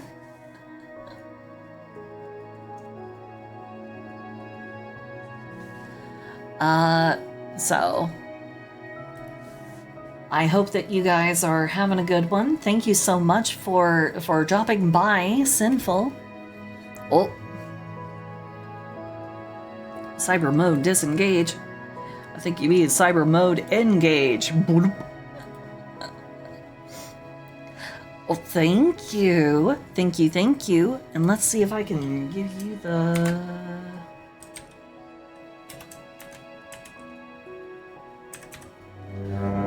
Let's give you that shout out. Oh, you got to be kidding me. I don't know why, but I'm logged out of my chat on Streamlabs, even though I'm able to normally I'm able to execute my whatever. Okay. There we go. Oh. But thank you so much. Thank you so much for dropping by.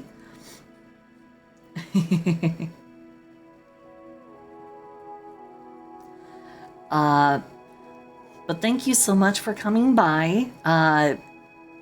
Whatever you were up to, I imagine you are probably, you might very well be tired, after whatever it was you were up to. So, please, by all means, do not feel as though you are obligated to remain here. If you need to go eat a meal, go take medication, go take a shower, or go overthrow a government, please, by all means, go and do whatever you need to do to take care of yourself. And Frogs got tits yeah, out to here, thank you Carmen. so I've much. never seen bigger tits in my life. Where? Go to hell. Literally, just as I come over here to the to the mimic MILF. Okay, well, you know, perfect timing. Couldn't have made it better myself.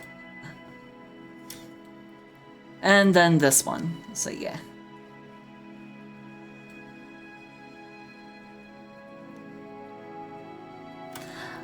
Then you have yourself a wonderful lurk. Thank you so much for coming by. Just so then I remember which ones have been officially purchased. So all of them except for the mimic. all except for the mimic have been spoken for. So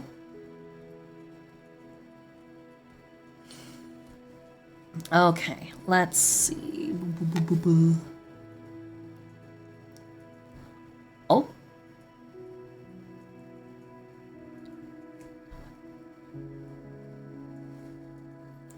Ragnar, were you wanting the mimic, or apparently boss will give her a home if you don't?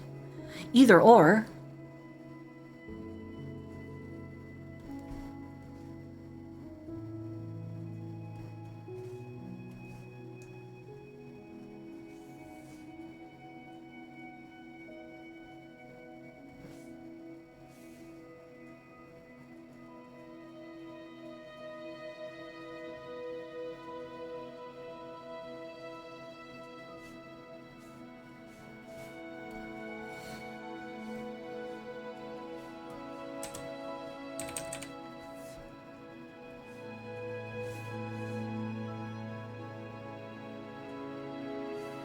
Okay. Alright. Alrighty.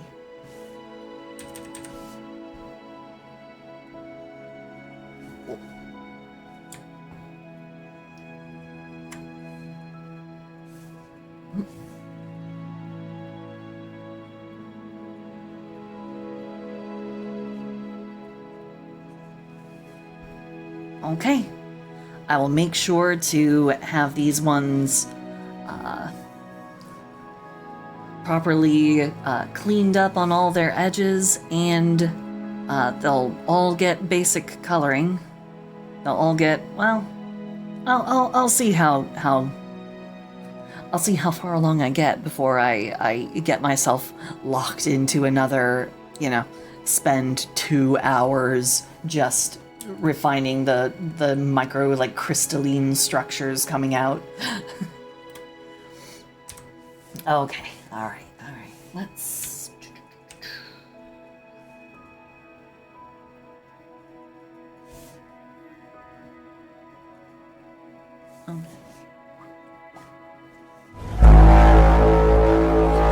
Ninja! Hi! Hi, Ninja! Hi!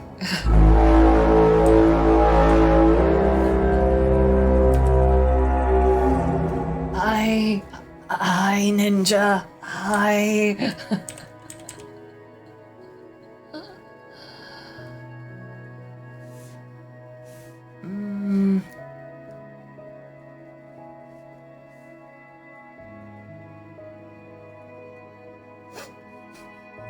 What did I do? What did I do wrong? I don't know. Why is everybody mad at me?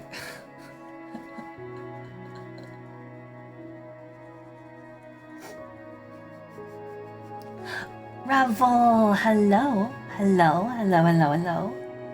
Hi, hi, hi, cutie pie. Mwah. Hope you're doing well.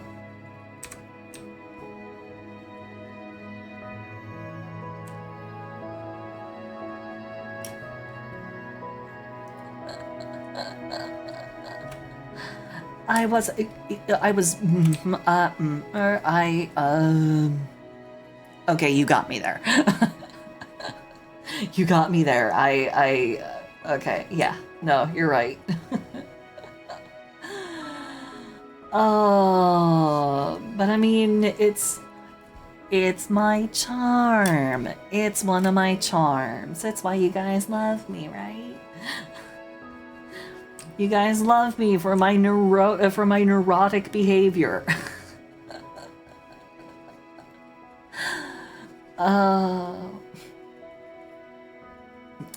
Don't encourage me. Don't encourage me. Don't reward me. Son of a bitch. Hand. Please stop continuing to just slide forward. I like frogs 'cause they go boing and ribbit.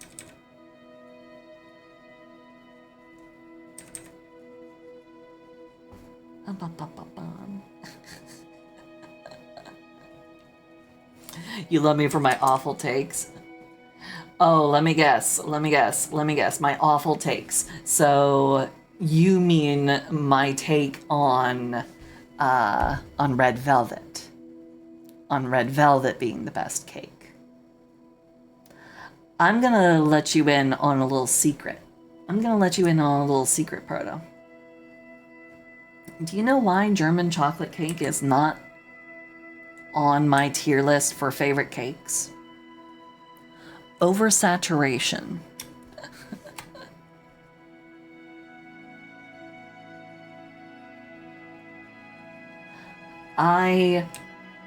My grandfather is a massive, bwahaha, my German heritage kind of guy. He is all about just reveling in his heritage. All about it. He even joined up with he joined up with like a German music group. He is trying to teach himself German, reads German books. About the only thing he doesn't do, he doesn't watch German news, which, really, if there were a better way to learn German and revel in your German heritage, I can't think of a better way than keeping up to date with what your heritage nation is up to these days. But yeah, so he loved getting German chocolate cake on his birthday. Every single year after I moved out here back in 2012. So, my grandma, also being the sweet, wonderful pie-making, cake-baking woman that she is, almost made like a festival out of it and would just continually make German chocolate for like weeks. Weeks before his birthday, weeks after. But he can't eat German chocolate cake anymore because of all of the health troubles that he has had over the past 2 years. So he can't do it anymore. It seems age and his heart have finally caught up with him, so he cannot eat cakes like he used to. You never really could pack away cake either. He's not a human garbage disposal. But, you know, that's fine.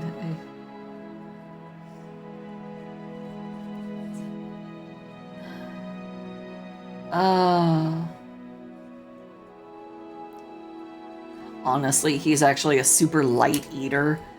I feel like a pig when I'm eating next to the both of them, both my grandma and my grandpa. I'm just like, both of you make me feel fat. I'm even losing weight and I still feel like a fat ass. And they're like, no, you shouldn't feel like that. And it's like, but I'm literally eating like twice as much as you. I'm literally eating twice as much of the both of you combined. And they're like, well, you're still growing. And I'm like, we all know that that's not true. I'm way too old to still be in my growth phase. So, but yeah, they are light eaters.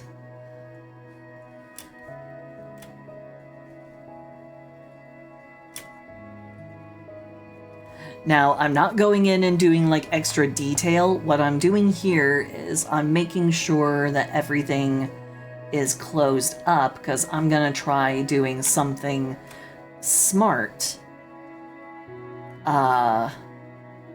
Okay, so I did add a few little details back here, so sue me. But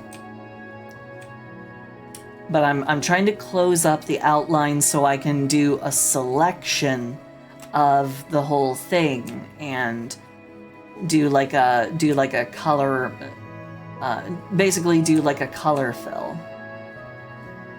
But in order to do that, I have to make sure every point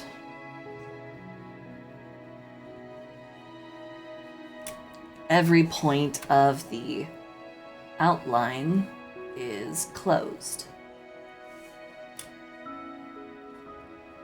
Otherwise, when I use the select tool, it'll just be like,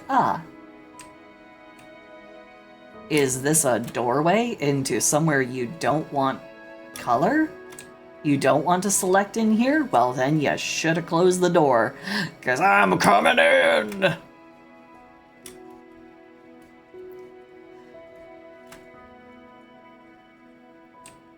Incidentally, when it comes to birthdays and cakes, I don't actually get cake on my birthday. It became a tradition after I moved out here for my folks and I to go to a sushi restaurant nearby the movie theater, and I would get, you know, an inexpensive bit of sushi, and we would go see a movie.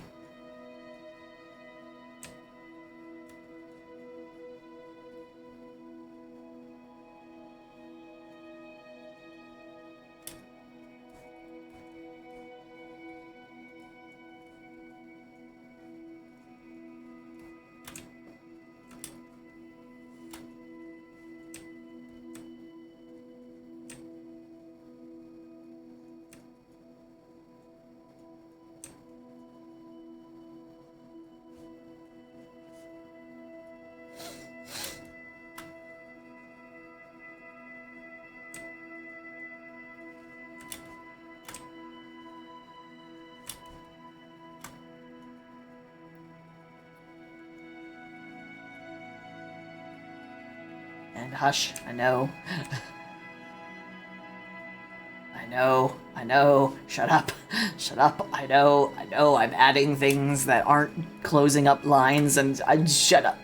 Shut up. Let me do things. Okay.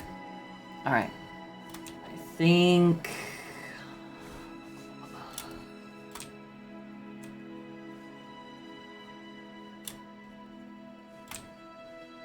That's odd placement for that. I don't know what I was thinking.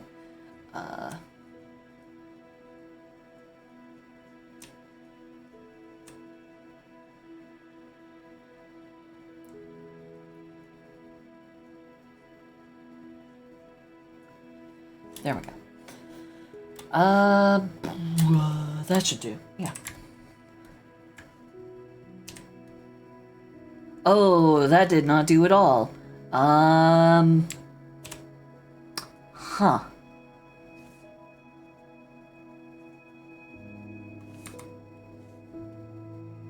Okay, yep, I missed somewhere.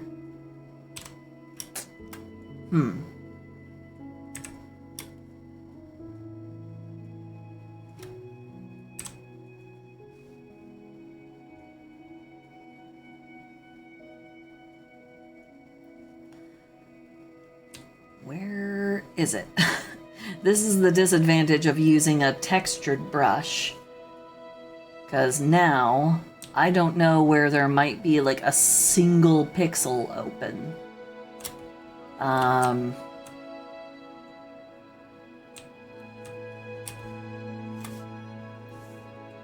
don't know where there might be just a single pixel sitting open, letting the select tool just go right on through. It could literally be anywhere. It's right here in the fucking neck. Okay, well, mystery mostly solved.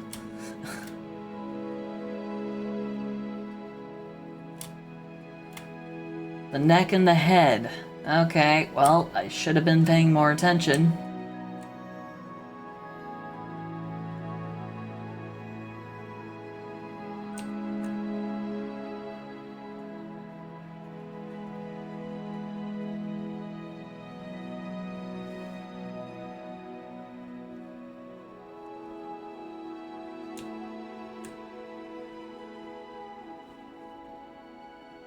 Okay, now let's see if I fixed it.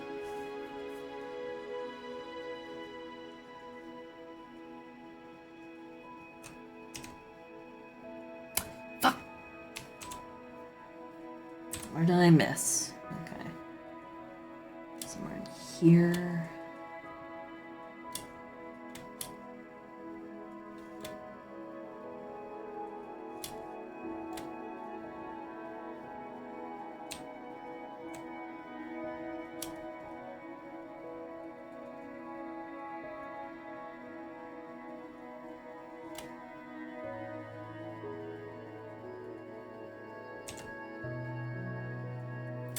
Okay. Okay. All right. All right. No, I found it. I must have found the spot because now it's selecting as it's supposed to.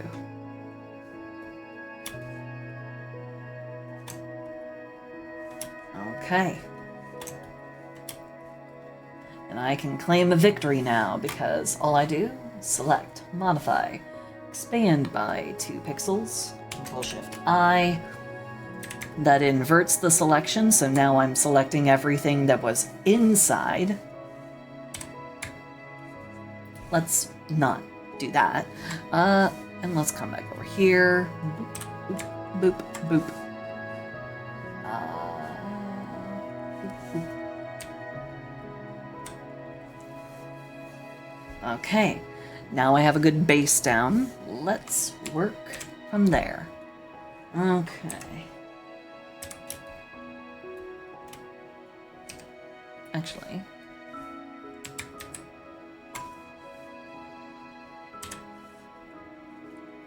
I have a cool idea. I have a cool idea here. Should work.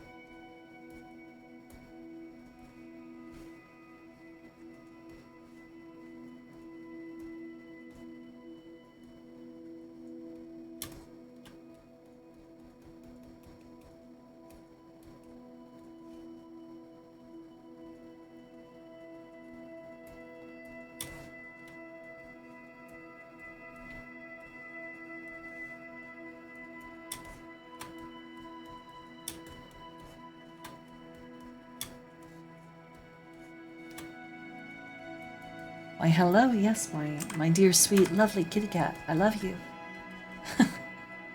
Sorry, my kitty cat is currently bumping her head up against my leg, so she's wanting attention.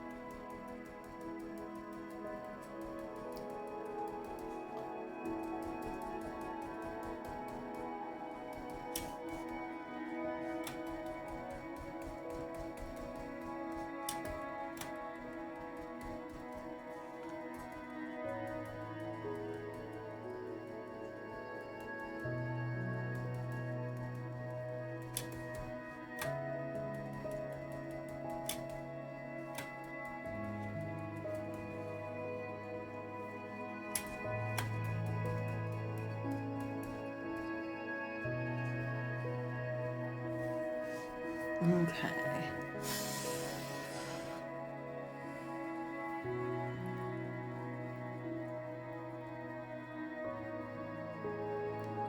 You know, I didn't even think about that at first. I did not actually think about that at first. I wanted to make whoever this was something you could definitely make like your own. But yeah, it kind of just ended up coming out as Cringe Shinabon. So I promise I will do Kren justice.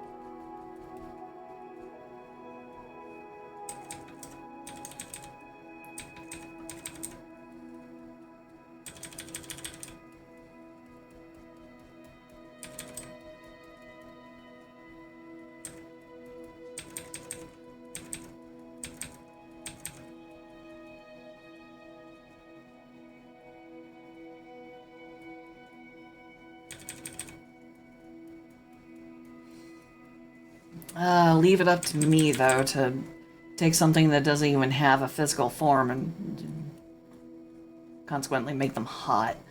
I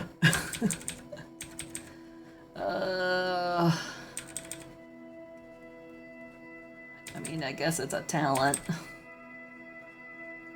But why can't I use it on a fucking application? Be like, hey, do you want to advertise your brand a little bit better, a little bit easier? Put tits on it. Boobs sell.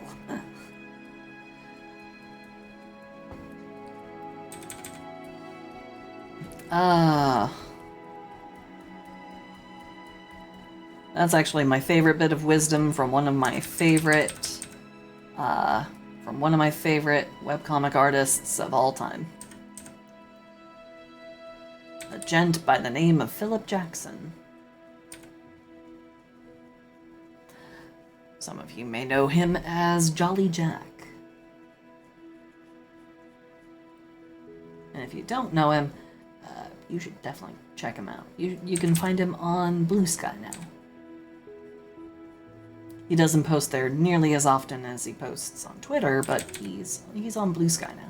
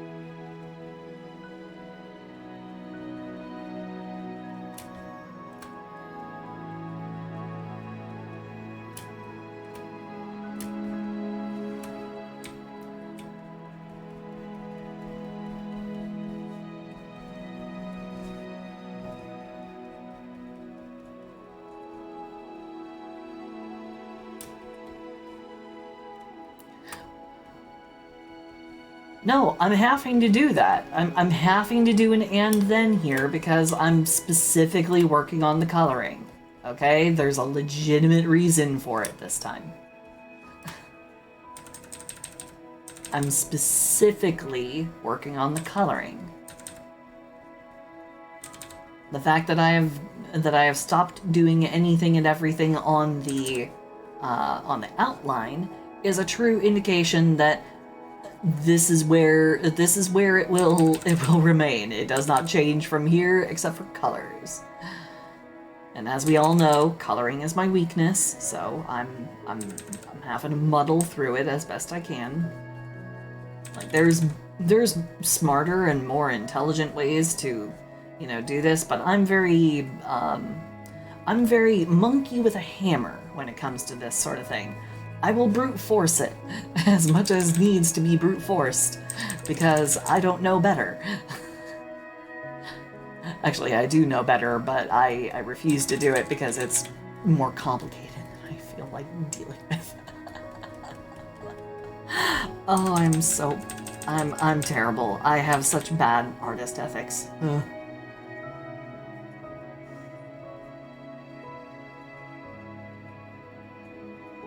Like, I am 100% aware that there are better ways of doing it than I'm doing it. I know this. I know it for a fact. I even know what things I could be doing that would make this so much easier, but I'm not doing it that way because I'm stupid. Circle in the square hole.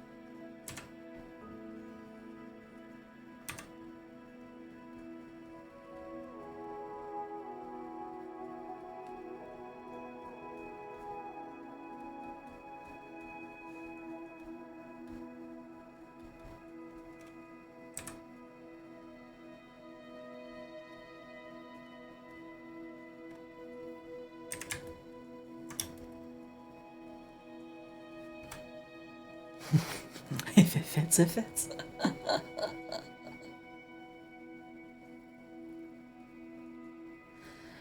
Oh, okay.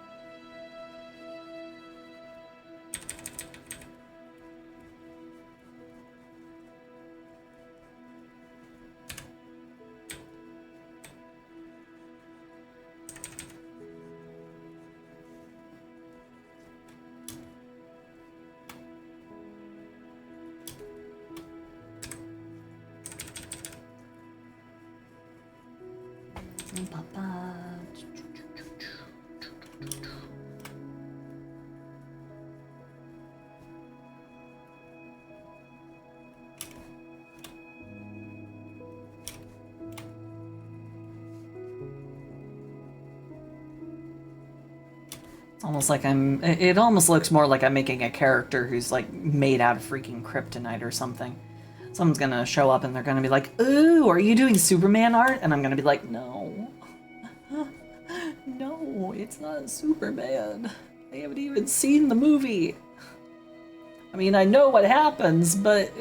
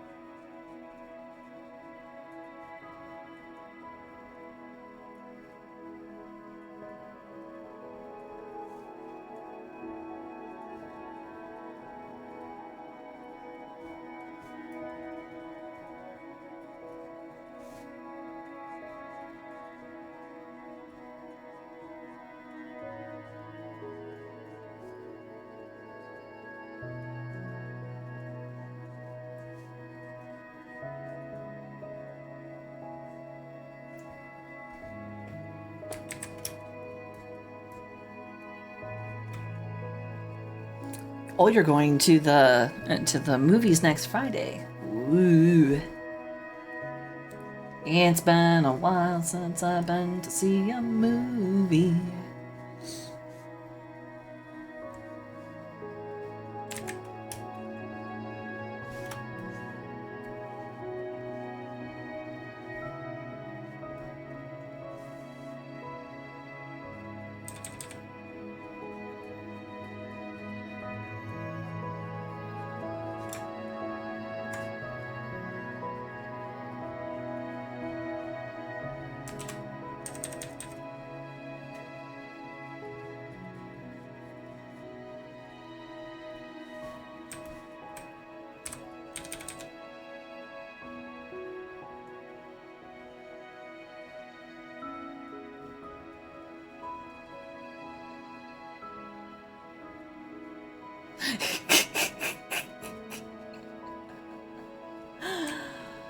Oh no, it's like Kren is basically the FBI agent who's meant to watch her browsing habits. Oh lord.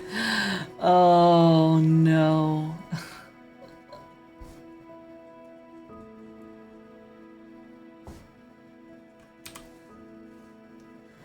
Oh, and again, for those who don't know what I'm talking about or what Boss is talking about, Crenshinabon is the ultra powerful crystalline artifact that my character in my Saturday D&D game, Winter Everlasting. You can check out my YouTube channel to find our archive of not every session, but for a good chunk of them. Yeah. My character, who is, look, she's evil, but she's got principles. She's not like a Disney villain, you know, rule just for the sake of ruling kind of a gal. She truly believes that she can make a better world, and she's got a plan to do it. She's not like Scar from Lion King. She doesn't just want the throne just to be able to sit on it.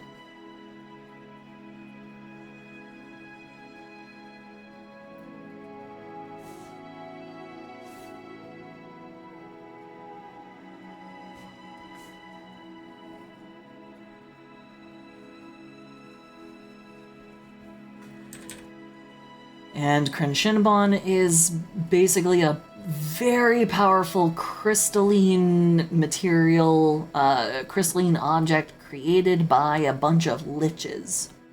So, this is the first time I've ever actually had a character who did not immediately become repulsed by something that had anything to do with undead. Because that's normally my player reaction. My player reaction to undeath is, nope. Nope.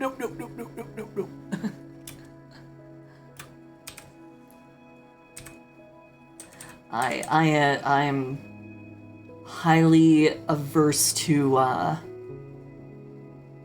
I'm highly averse to undead. I do not like it, Sam. I do not like eggs and ham. I mean, I don't mind this green, but, you know, this is something else, so. But, yeah, I'm not a big fan of undead. So that's why, you know, anytime someone brings up something like, oh, what was it called again? It's already been so long that I've forgotten. The vampire and werewolves shenanigans. Twilight,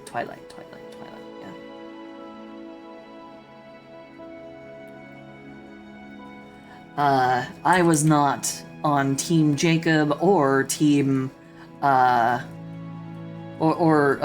Team whatever the fuck the other guy's name was supposed to be. Edward. I was on neither one because I didn't like either one.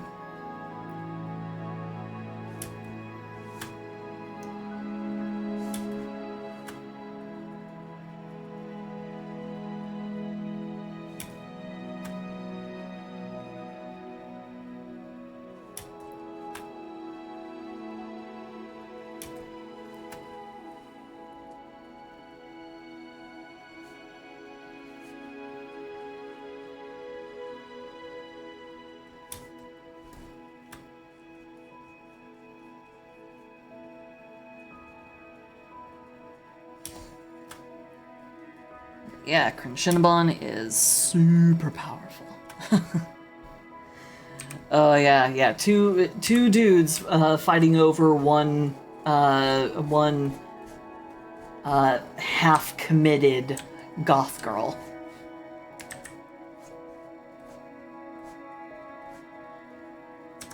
Like seriously, Bella only had like the attitude of goth, but not even that. Like she barely even had that down, and I was like, oh, I don't have any kind of emotional investment in any of your stories. God, remember when people used to whine and bitch and moan about how, you know, poorly written books were? I miss those days. You don't hear much about that anymore. People don't whine and bitch and moan about, you know, stupid, crappy stories.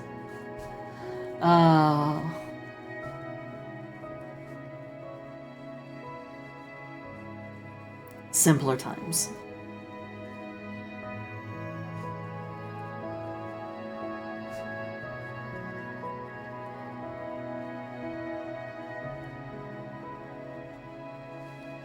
You forgot that it existed? Yeah. Here's another thing that you may have forgotten existed. 50 Shades of Grey was originally I believe, if I recall correctly, 50 Shades of Grey was originally a fanfic derived from Twilight, but then the person who made it got enough interest in it from online readers from the forum she posted it on that she took it off, reworked some of the shit, and then turned it into an actual standalone story. So, you know, in case you forgot that part too.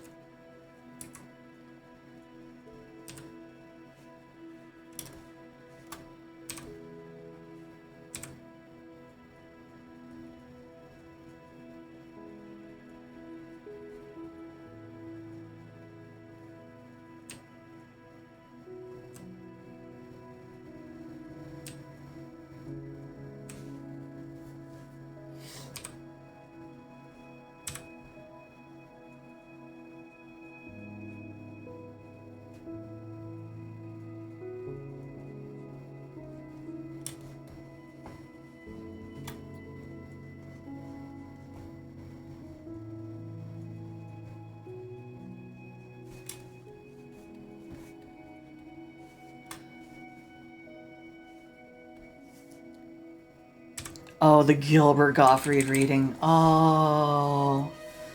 Oh, I miss that man. Oh, Lord. Oh, Lord. Lord have mercy.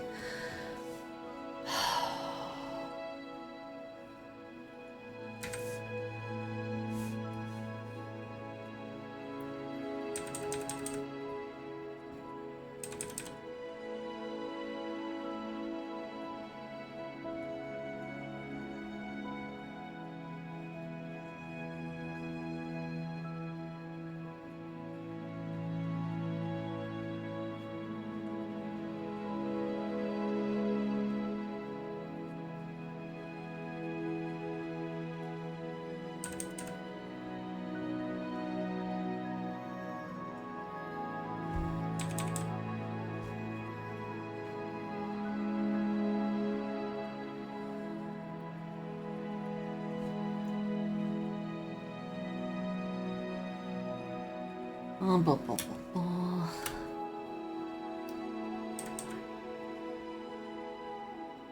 In fact, I think I've actually pulled up the Gilbert Gottfried reading a couple of times. Because somehow 50 Shades of Grey ends up being talked about more than once. Oh, Lord. I have no idea why. I've never actually read the book all the way through. I believe I read it up to the very first encounter with Mr. Grey. And then I was like, ah, I see. Well, I'm okay here, Mr. Bus Driver. Please let me off. Oh, boy.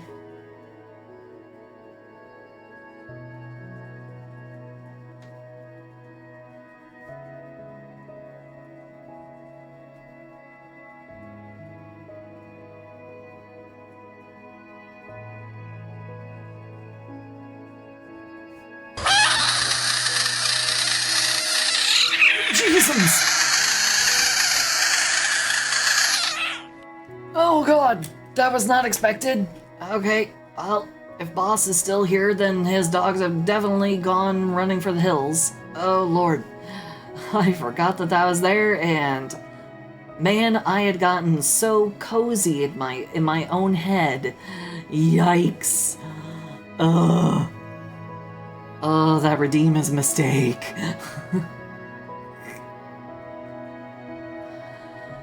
Oh.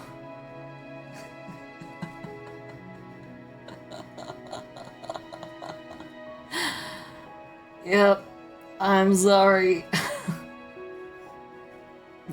That's what it's supposed to do evolutionarily. It's supposed to scare the shit out of whatever is trying to eat the frog. Ugh. Oh, that redeem is a mistake. I'm never gonna take it back, of course, but...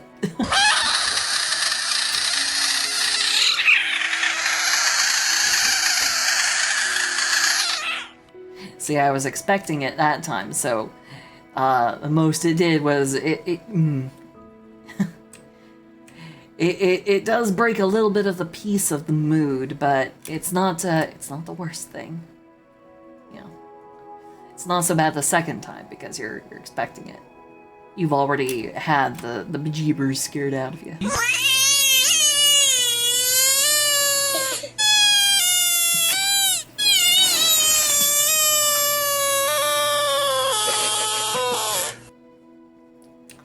I'm sorry, boss. I don't know what to tell you. These guys are jerks. I love my Gigatads. I do. I love you guys. But sometimes you guys are jerks. They're just corgis. Why? Why do you have to do this?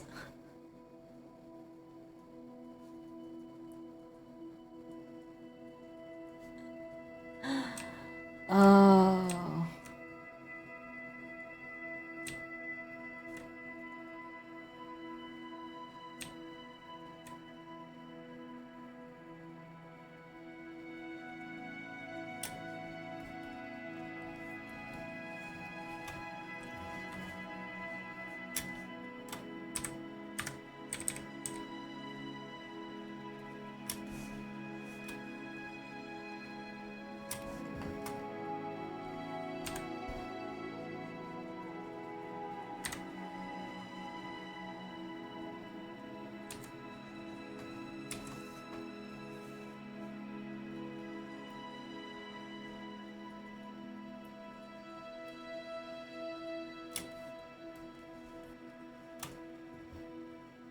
That's what I do. I drink and I know things. Thank you for the what the frog and keeping me wet. Um. Um.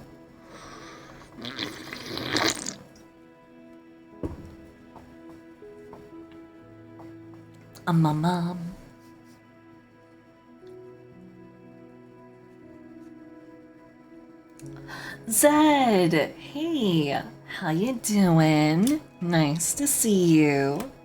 How you been? I miss you. I know it's mostly my own stupid fault for like being gone for like forever and like almost never streaming. I know it's my fault. I know it's all my fault, but still, how you doing?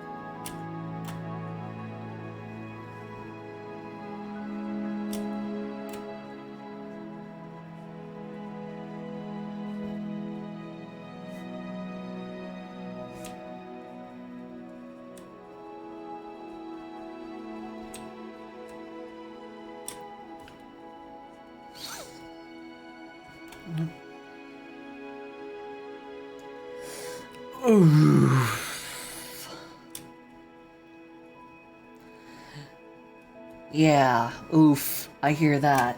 I had to move a couple of months ago. I moved back in April, and yeah, things have not been easy because job market is complete and total dog shit in my area.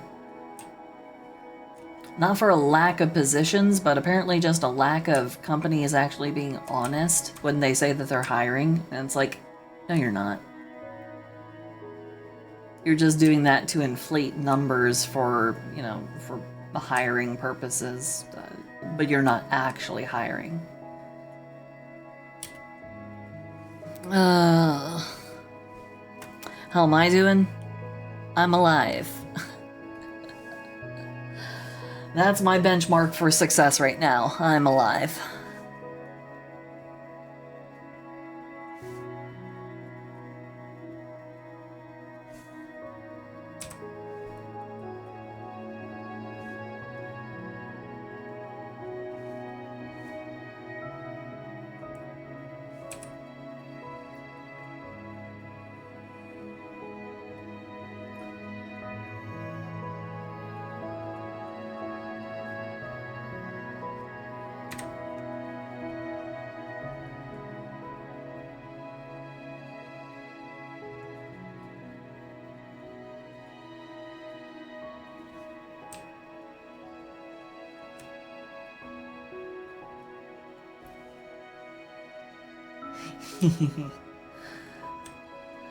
Well, I'm glad that you would.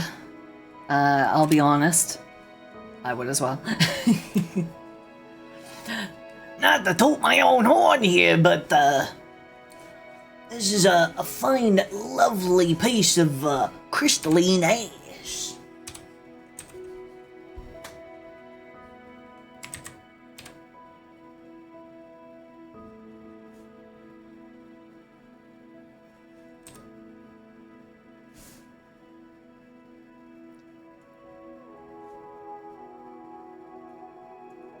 I'm escaping to the one place that hasn't been corrupted by capitalism. Space! But capitalism has reached space. That's what SpaceX is. But anywho.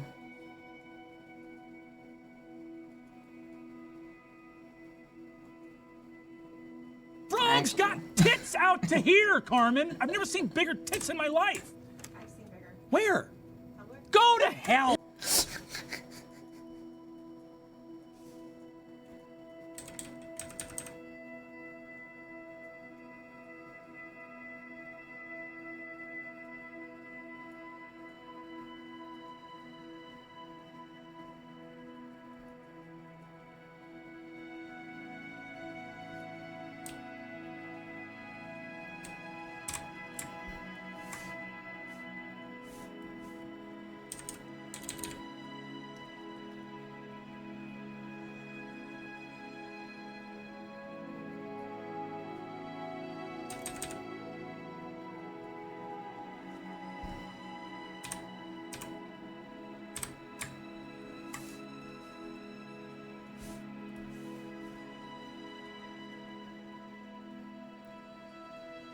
Which of my models is my favorite? Oh, for me? Oh, ooh, that is a good one. Oh, which one is my favorite? I love all my children equally, but if I had to choose, I would say...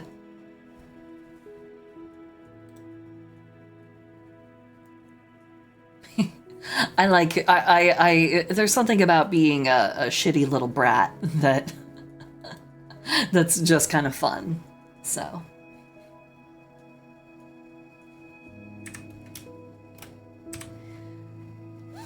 yeah, there you go. I love all my children equally, but if I had to pick,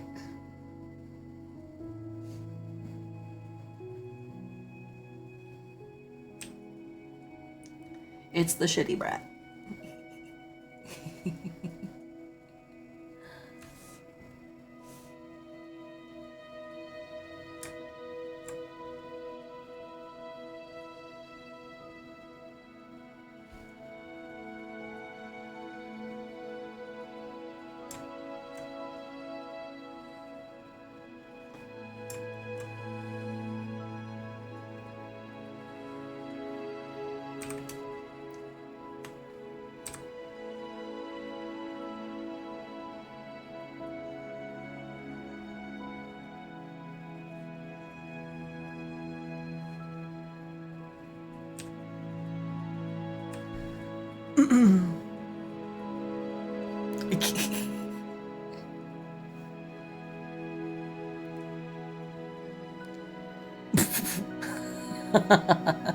Whoops, my fingers missed all the home keys. Kick!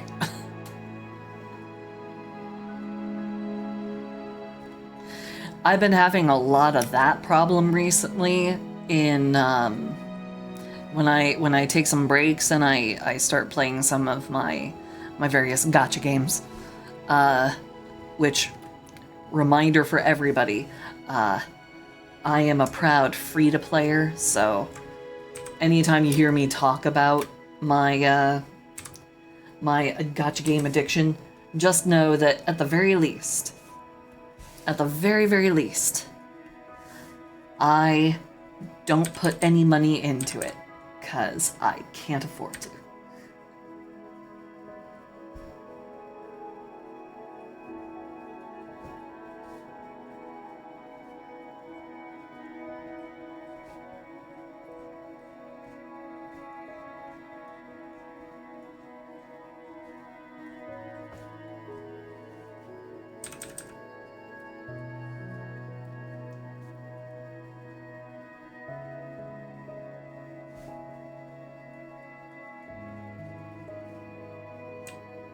And then again, that's also a habit that should not be financially supported.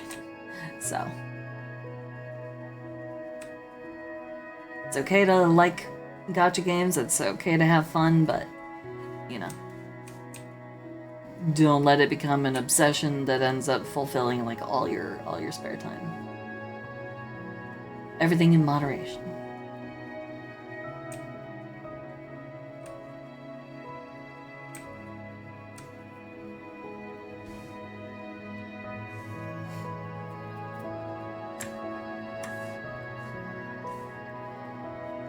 Why, thank you. No worries. Go have fun with your math homework. I'm being completely facetious. I know math homework is not that fun.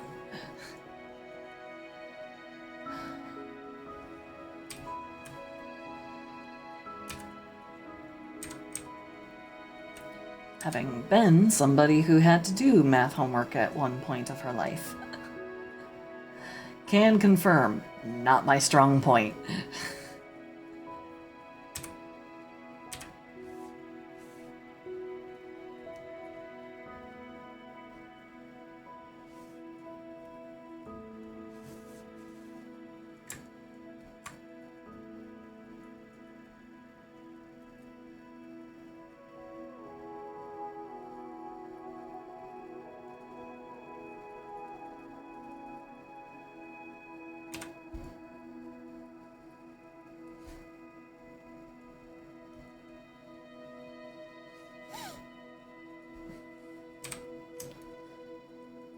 Yeah, homework is, well, it's almost never fun, but I do remember there was a time, very, very, very long ago, where there was a class that I had that I actually enjoyed the homework. Mainly because the professor was absolutely, like, fucking awesome. Like, she knew how to make a class actually, like, fun.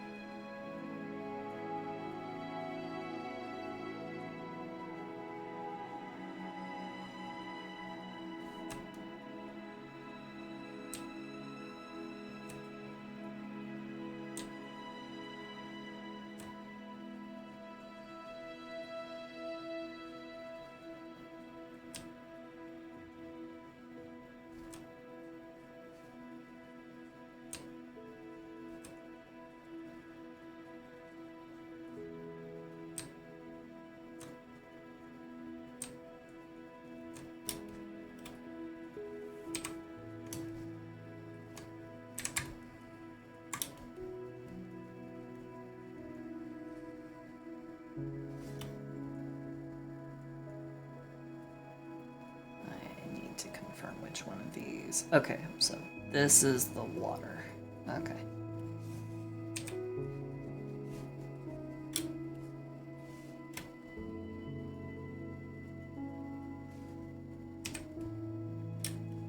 Make sure it's not connected to anything else. I didn't use that layer for anything else. Good. Okay.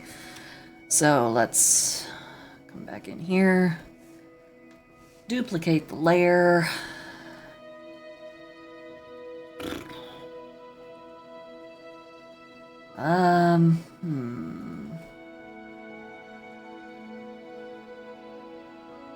Huh? No! That's why it looks so weird. Oh, dumb. Dumb. I'm so dumb. Oh, I'm really dumb.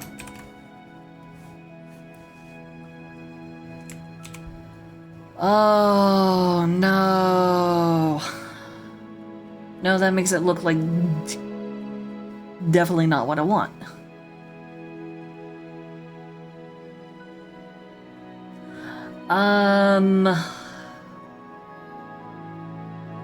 How do I explain the mistake?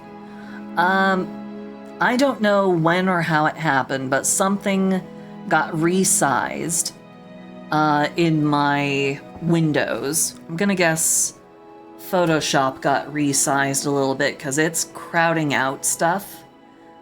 But I want to be able to continue to see your guys' posts and everything. I want to be able to read the chat. So I had to move it over.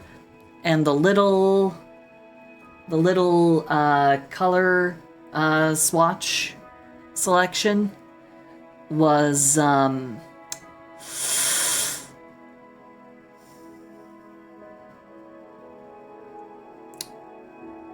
yeah.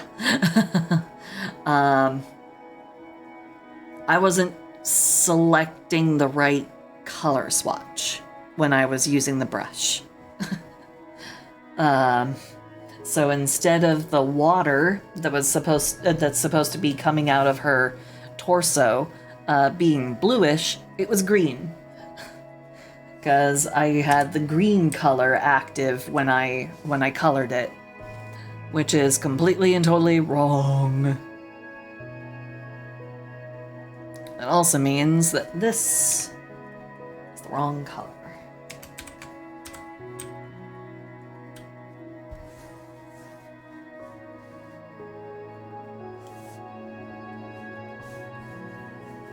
There we go.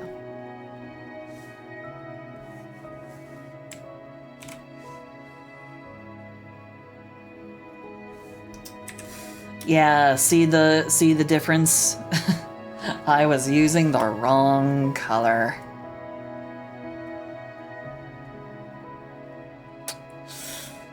Oops.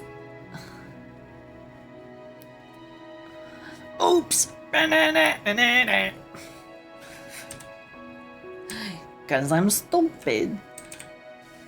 Oh god. Okay.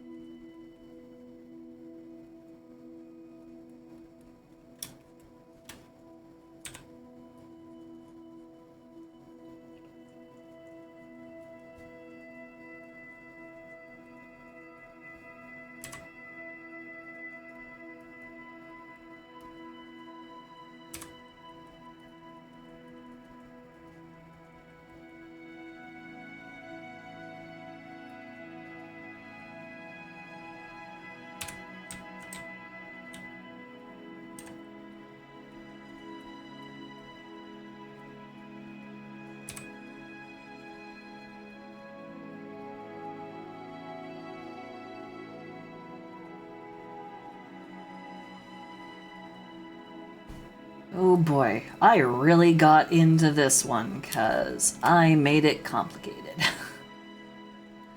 Well, I will be running over my normal time, so I don't know when that means I'm gonna end stream, but I'm gonna basically just kind of keep going.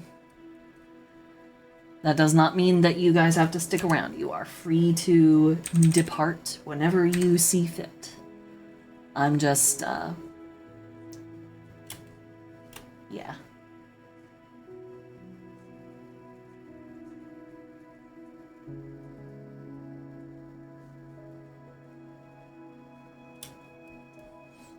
Yeah, longer stream.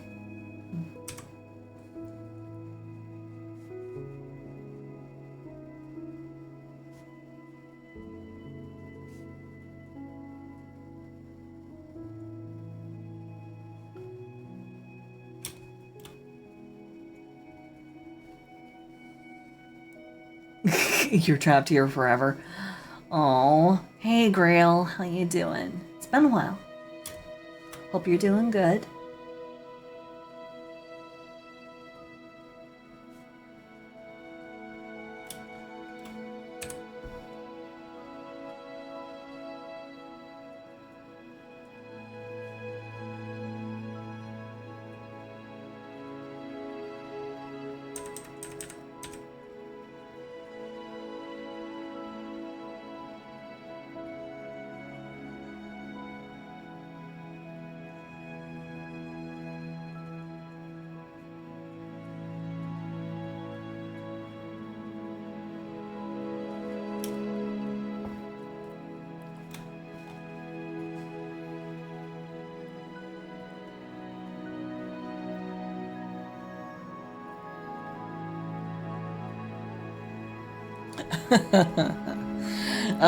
Shut up. Love you, Ragnar, but shut up. Shut up, okay? I'm doing my best here, okay? Just shut up. I'm just trying to make something nice, that's all, okay? I'm sorry. I'm gonna probably go into the same level of detail for everybody, so... Like, they're all gonna get this kind of treatment, so...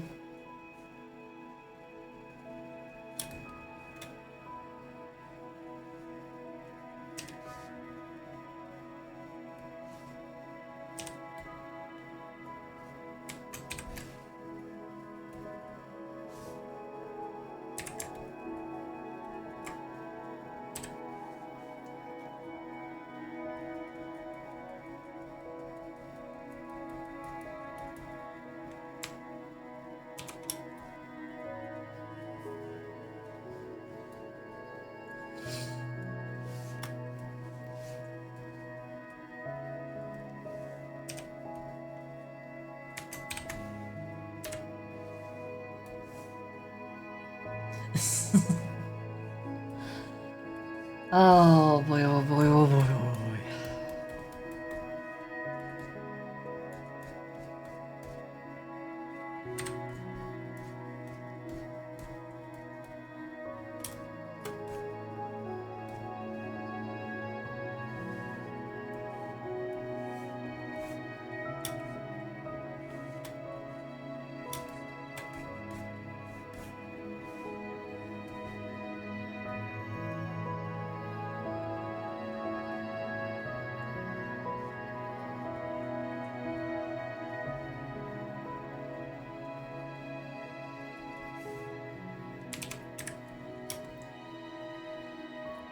There we go.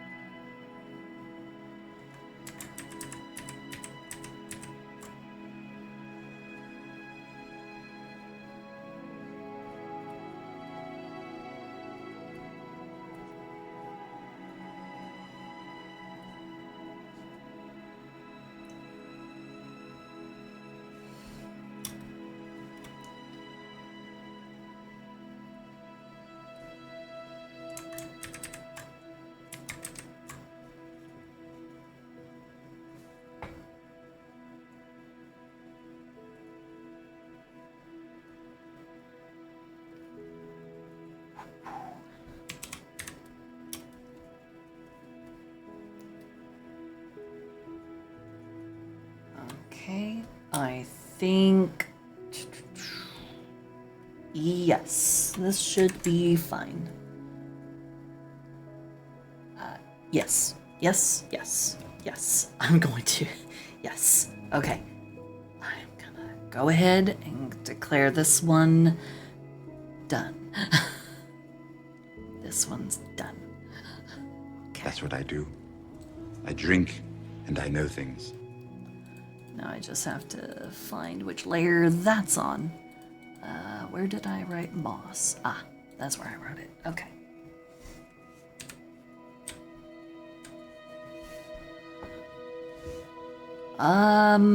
No, I promised.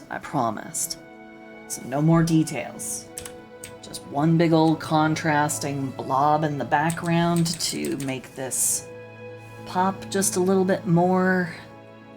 We'll make it a little bit more blue.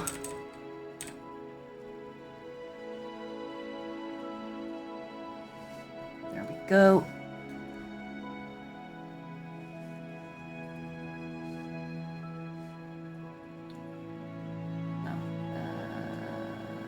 We want to give it a stroke.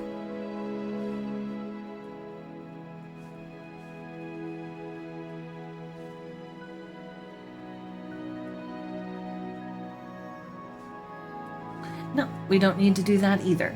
I think it's good enough as is. There we go. It's all done. Okay. Let's put my mark on it and send it on its way.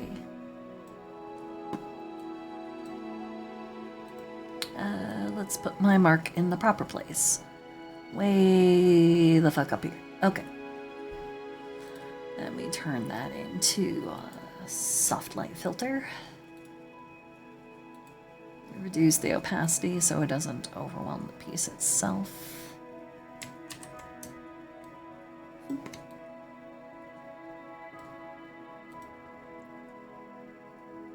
Okay. And file.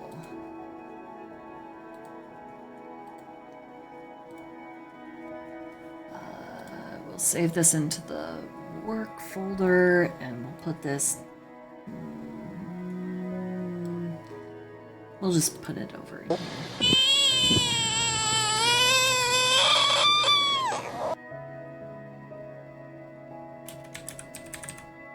Okay. And hey Dare, how you doing? Nice to see you. How you been?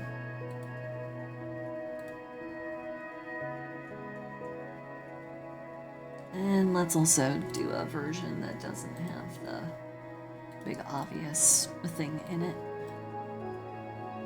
Just my wee little less obvious thing. There we go.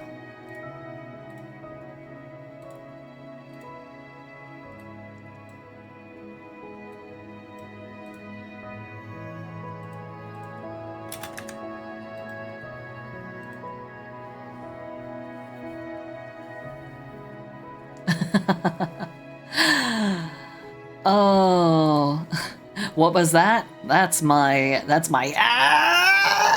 redeem.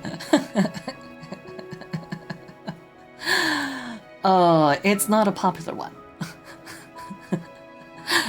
It's not a popular one at all. Nobody likes to play it. Everyone avoids it like the plague. But here you go, boss. I have completed it. I will send those along to you. That's right. That's what tourmaline looks like. I forgot that that's what the mine that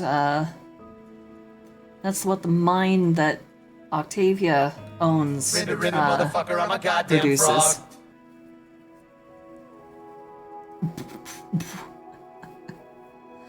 frog. Okay. Let me boop. And boop. There you go.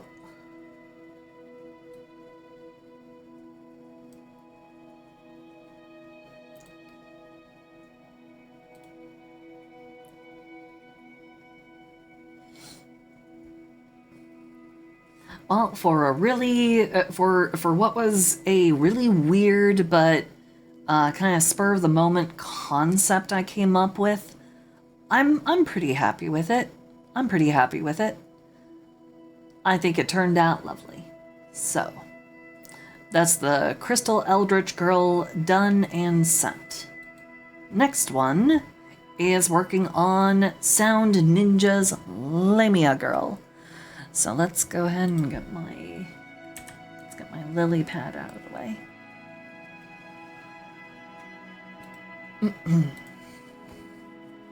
All right. Now for this one,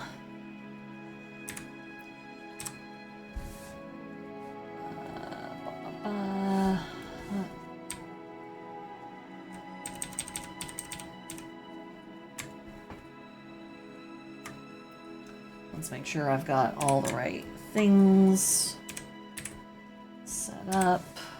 Everything's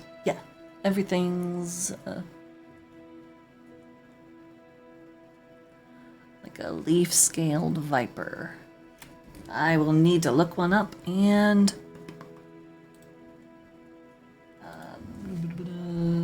leaf-scaled viper. Oh boy. Okay. Yeah. Okay. Yeah. No, I could do that. Boy. Okay. Yeah. Yeah. No. Yeah. I can do that.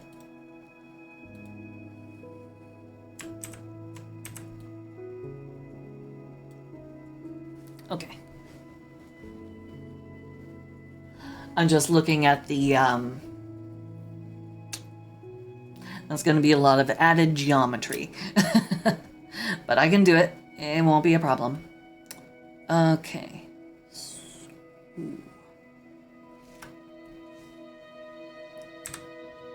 Well, there's still one snake that I think is even cooler. And that is the, well, I think it's cooler, but also at the same time, I think it's an asshole. And that would be the flying snake. Because the flying snake evolved the flying ability so that it could follow after the flying frog. No. We all know I don't do things half-assed, so.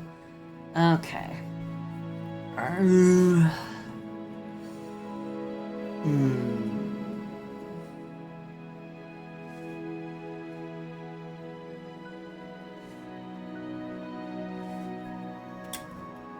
Flying snakes are jerks because they evolved the ability to fly just so then they could follow after flying frogs. Because they were like, what? My snack is getting away. No, this cannot be!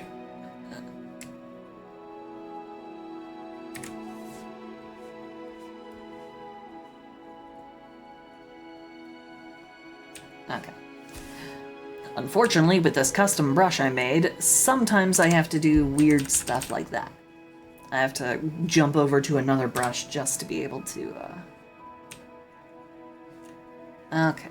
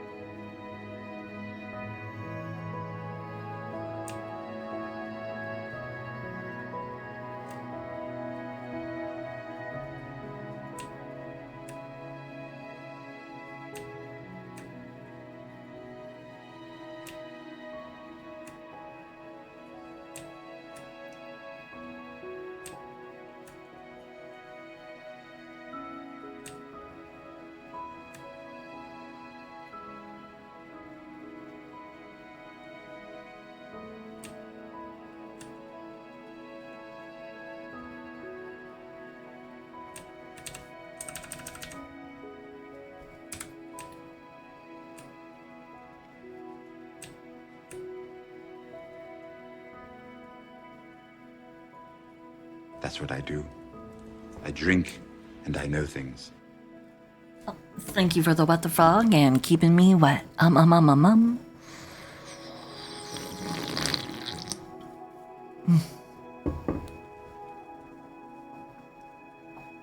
Um. Don't honk the frog. We are delicate creatures, even though I keep saying that we're also bloodthirsty monsters that will kill all people within 100 feet radius whenever we're agitated. We're also tender, soft creatures. Please do not harm. Please lower your guard around us.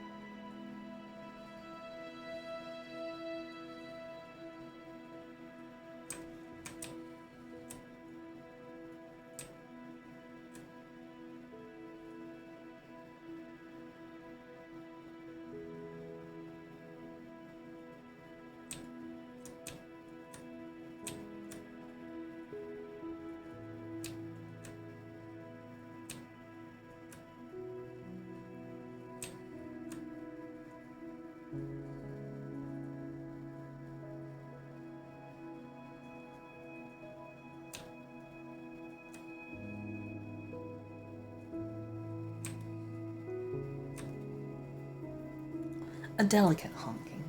Okay, sure. as long as you are careful, because we are sensitive. We're very, very sensitive.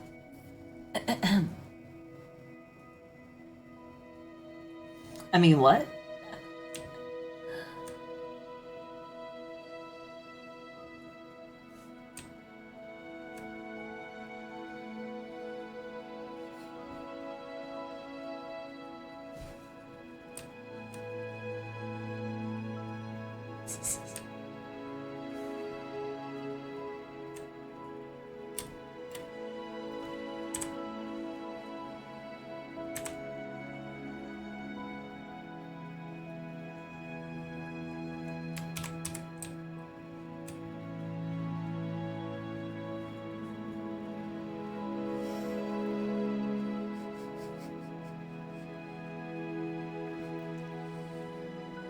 I would hold on to that because that particular item is not charged. So I would not even be able to oblige tonight. So. And we definitely can't do an IOU because I would definitely forget.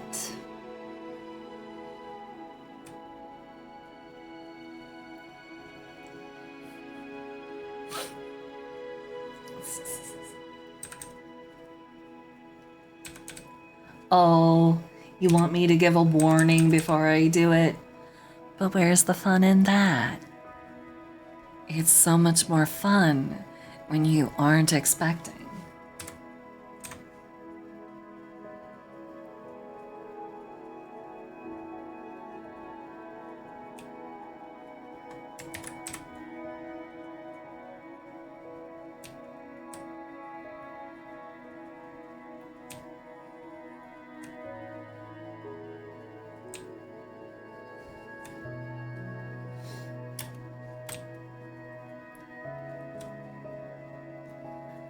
Let's see, it's about 10:50, so I gotta keep my eye on the clock, make sure I don't run way too over the time. I did say longer stream tonight, but you know, I can't send it all the way out to like 2 a.m., 3 a.m. I'm thinking like 1 o'clock, and then I'm gonna have to call it for an evening.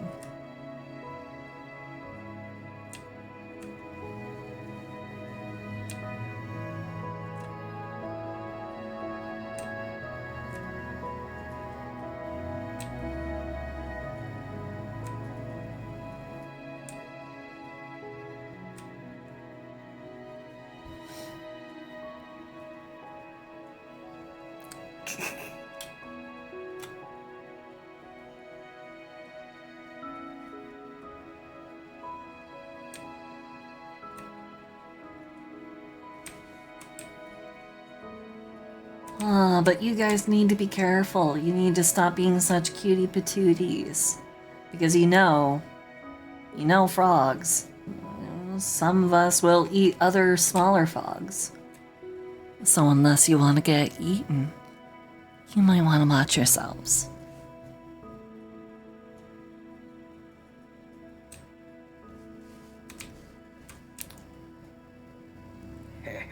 Chortle, chortle.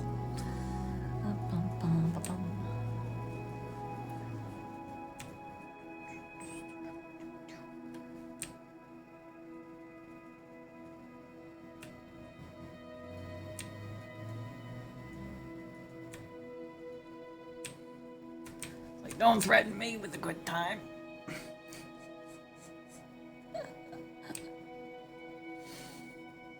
Yeah, I figured that'd be your guys' vibe. You degenerates. That's why I love you guys. Very much my kind of people. Mwah.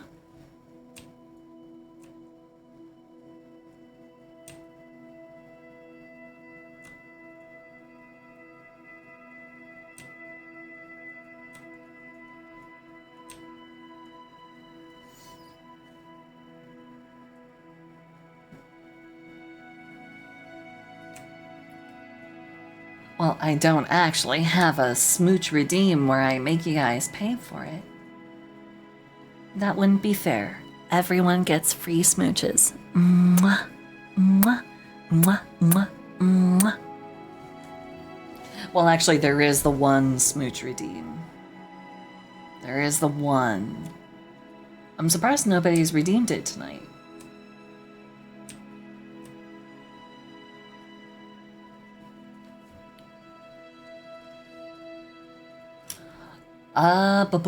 I don't really have free time next week, as much as I wish I did, because I'm having to put the, that would be the one. See, I was expecting someone to redeem this one earlier,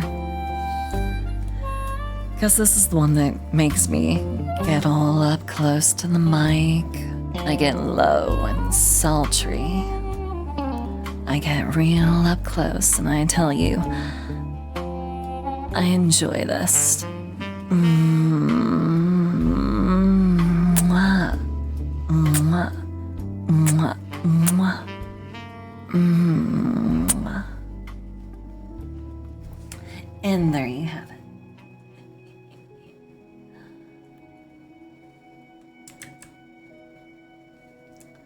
So, I really was expecting someone to redeem that much earlier. Color me surprised. I thought you guys were just exercising a great deal of restraint. I think it's just been too long since my last stream. Everyone forgot that I had it. Oh, they sad. They sad face. But it's okay.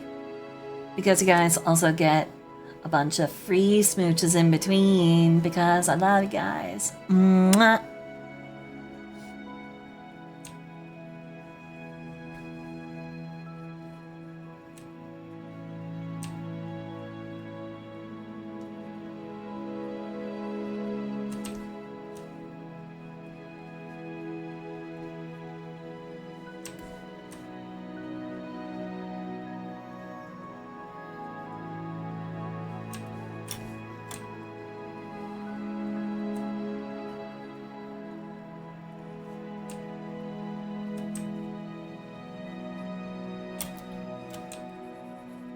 Rotate your owl. Rotate your owl.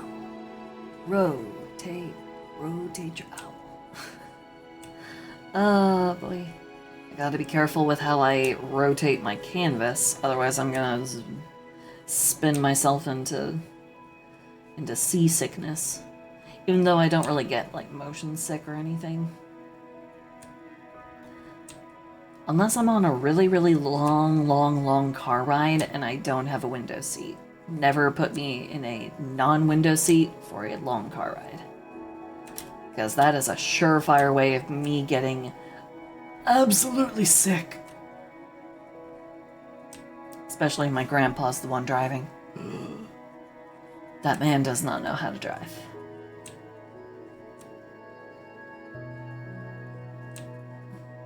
Not like my grandma's a whole lot better, though. She likes to drive really, really slow, so you never get anywhere in good time. But he likes to test his brakes. Like very, very last second sudden braking. Or what he does more often is he'll tap and feather the brake, but not really lightly. So he just keeps hitting it and hitting it and hitting it, and so it's like the whole entire car just shakes all to pieces because it's just.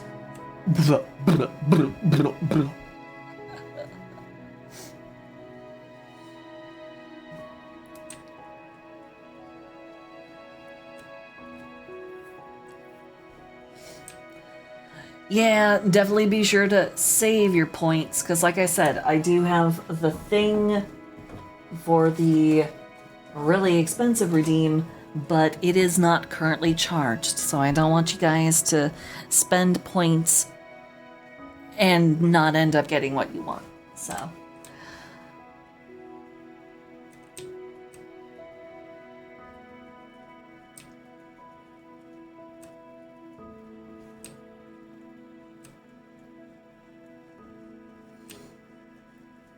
I will make sure to pull that out and plug it in so then it can start charging up again.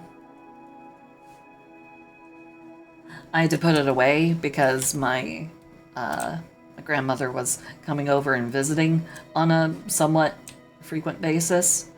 So, you know, I have to make sure that that kind of shit is not sitting right out in the fucking open. Because I don't want her to pick that up and be like, oh, what's this? I wonder what's in this box. Because I put it in a box to make it more discreet. But my grandma kind of has this pick up things that are just sitting around kind of habit. Like if she doesn't know what something is, or, you know, if she's curious what's inside a box or a bag or something, she'll walk over and she'll just... open it up. She's one of those kind of like nosy. She's one of those like kind of nosy family members. I love her to death, but.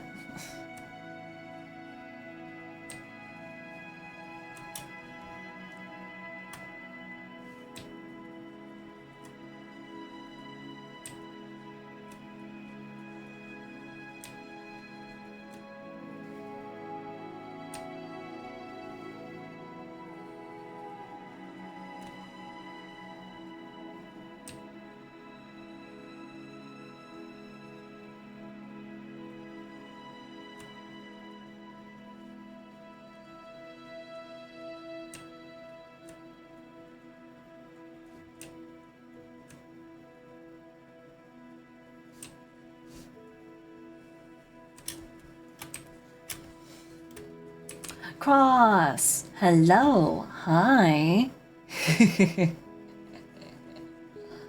How you doing? Well, tonight was a night of trying to catch up on commissions, but then I also kind of... I had the thought that I'd be able to get through making adoptables a lot faster. I should know better, but apparently I don't. proving once again I am a frog. I have a brain that's smaller than my own eyeball. So yeah, I kind of got really caught up in just the first of the Adoptables.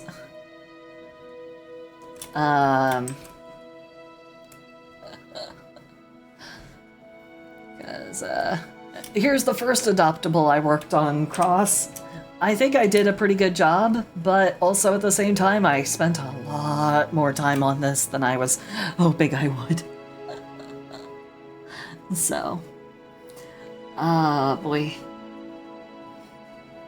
So I'm gonna try to be more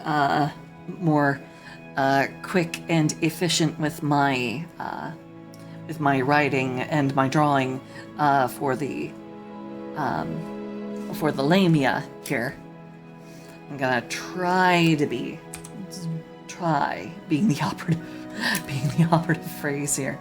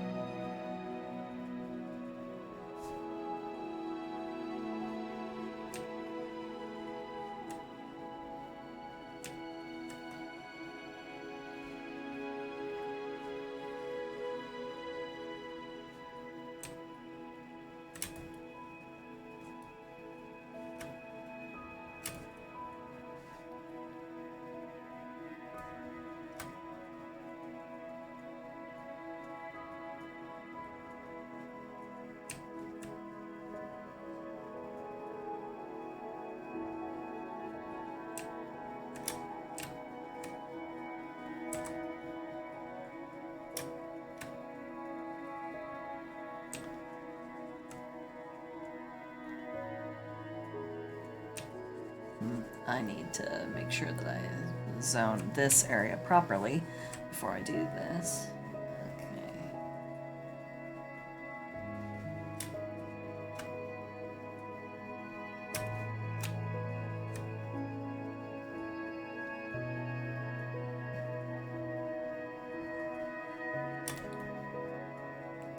No, I've not finished almost anything. I've been in a great big huge art funk / pressure campaign from my folks, trying to secure an actual day job. It's not been going well, just to let you know.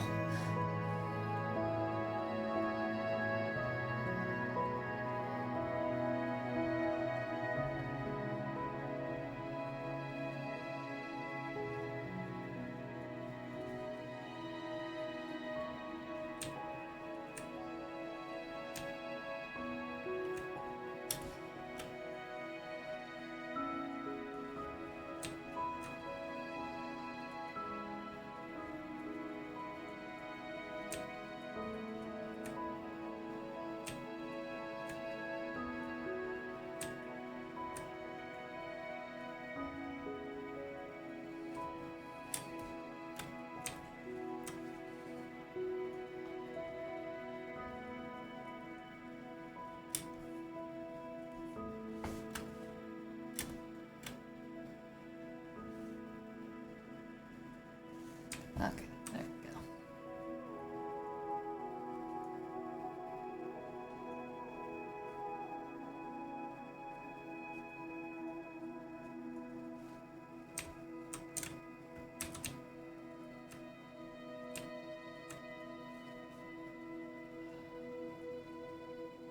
Eh? Eh? What happened? Why is it so... Oh.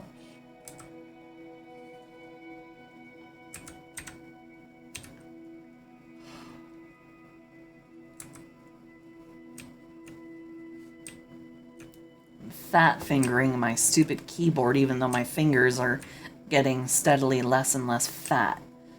Ugh. Along with the rest of me. I'm practically withering away. Ugh.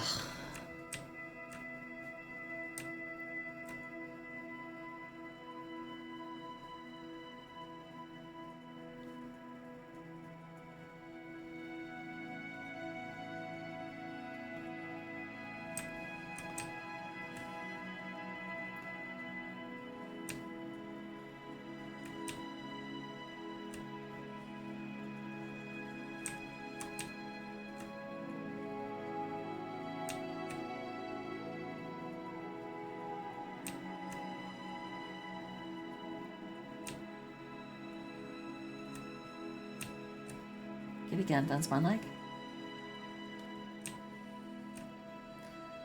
Sorry. My cat is, again, letting me know that she's... Yes, I know you're here. Hi. Hi.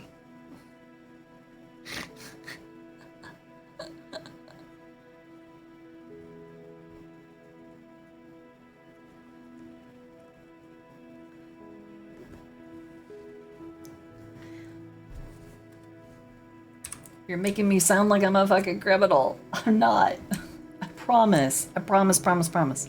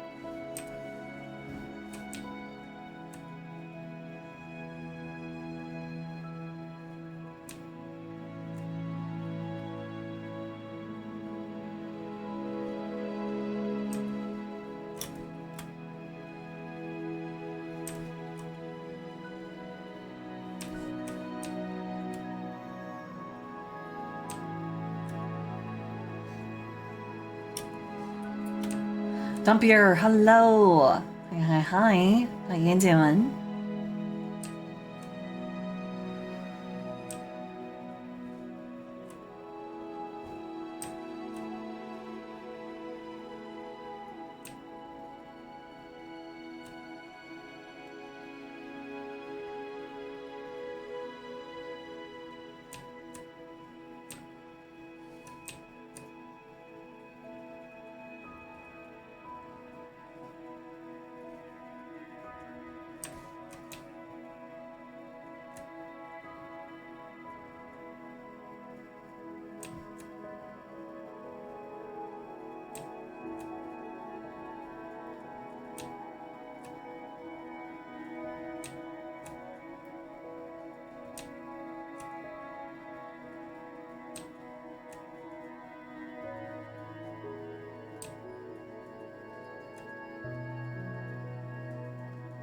Yes, kitty cat, that is my leg. I know. Yes, I know you're... I get it. Yes, I know you're here. I need you to give me space. Mommy is working. Oh, blah, blah, blah, blah.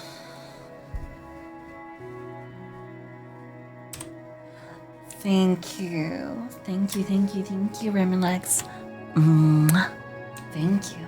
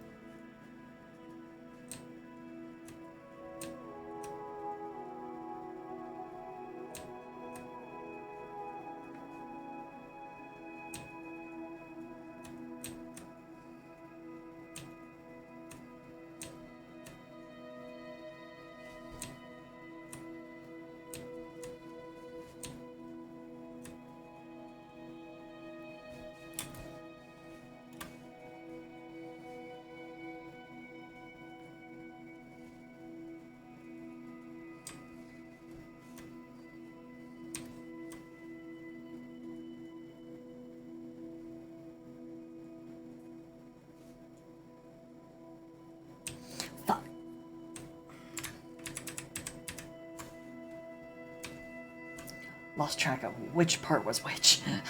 Oops. Okay.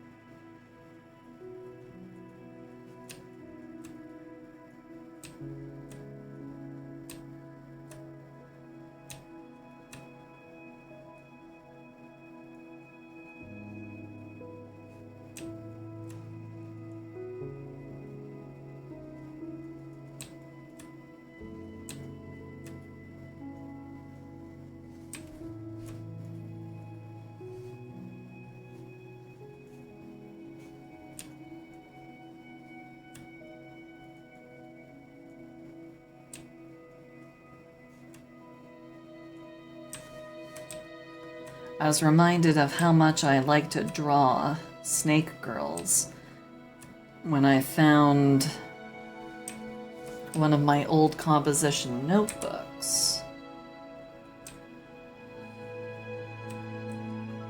And I saw some of the things that I had been doodling in it, and I was like, "Aw." Oh. It feels good to, you know, have a more solid idea of what you're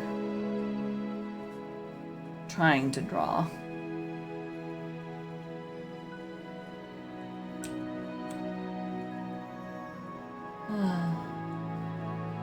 But also it can be nice and liberating to just fart around with a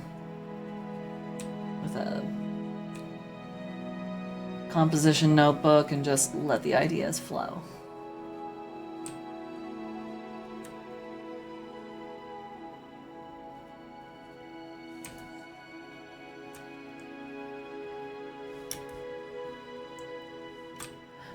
I already made one, actually.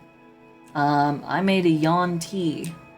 The Yuan-Ti are the snake folk of Dungeons and Dragons, and I made one.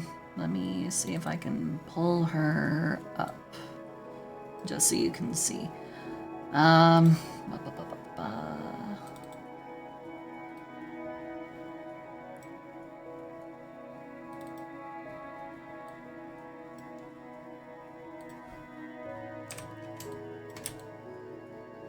I made a full-on snake woman, so, you know. So I have made a, I have done Snake Girl. Oh yeah, Yuan-Ti are definitely a playable race. But my DM let me, kind of stretch the, I got to stretch the normal permissions of what is allowed, so. Because normally full Snake Woman is not an actual iteration of the Yuan-Ti, but everyone was like, oh no, please, by all means, madam, please. Please continue with what you were saying. So they were like, yeah, no, it's perfectly fine. Go ahead. You know, big-tittied snake girl. I got a lot of ribbing over the you know, big titty snake girl, and I'm like, Is that gonna keep happening, or are we gonna eventually move past the whole, you know, big titty snake girl thing?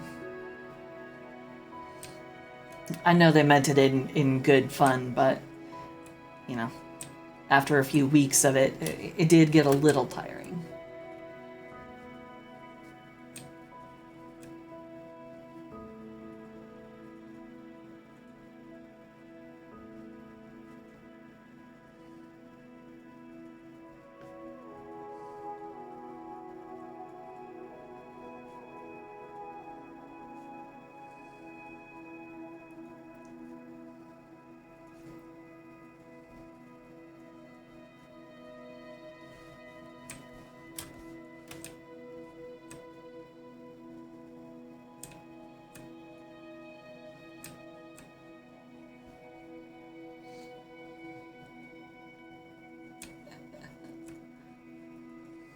Exactly, it's the world of D&D. Why wouldn't there be a big-titted snake girl? Actually, this might be a great time to ask your guys' opinion on something. So, my Friday game, because I'm only in 2 D&D games, my Friday game is now basically canceled because one of the persons is having to commit a little bit more time to handling their child, and because we were originally playing in the world she had created,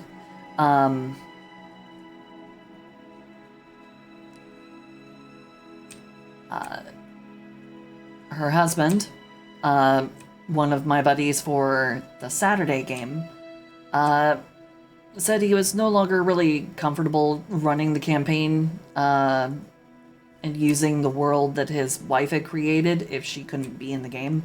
And we were all like, okay, yeah, sure, no, that's fine. Little sudden, but yeah. Because it kind of happened like mid-session. But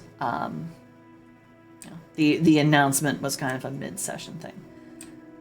But we adapted, and we started discussing a potential replacement game. And so here's my question to you guys. What do you think would be a cooler character idea?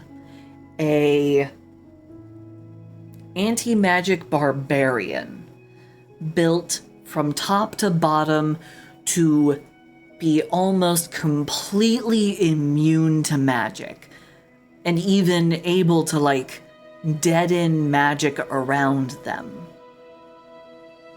Or almost the complete opposite, a philosopher's stone wielding wizard who specializes in using magic for building and crafting. Because those are my 2 character ideas right now. Those are the ones I'm waffling between.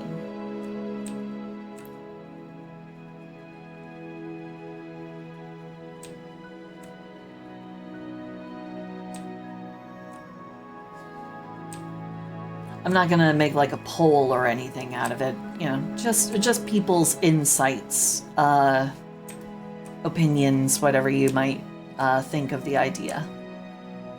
Specifically, the barbarian subclass is a subclass called Path of the Spell Scorned.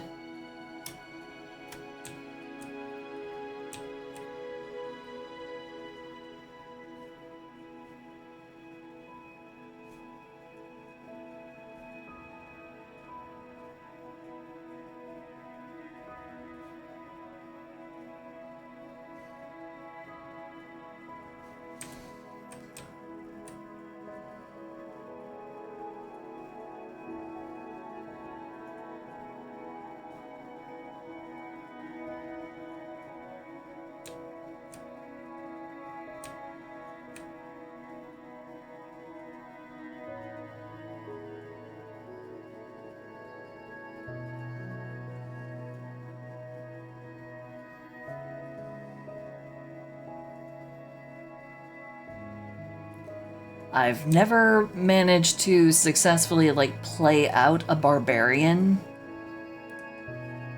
And I really wanted to have a character who would just kind of look at any spellcaster the DM may throw at us and just be like, yeah, no.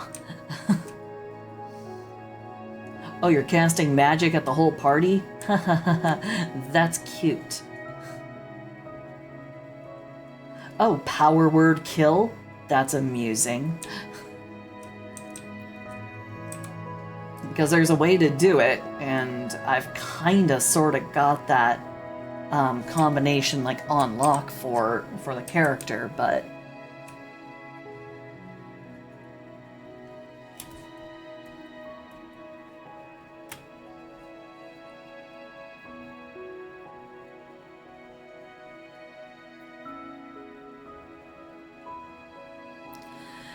well, that is specifically what it is, Remulex. It is specifically a counter to magic users. They even gain additional damage against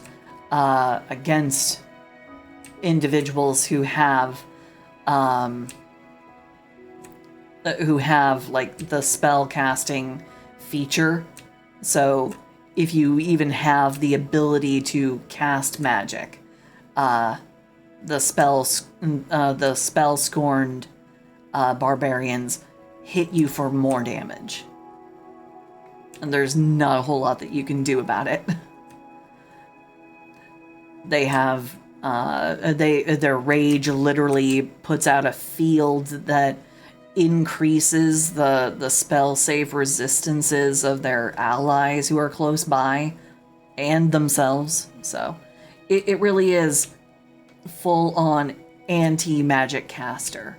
So barbarian going in and punching out the lights of all the nerds. So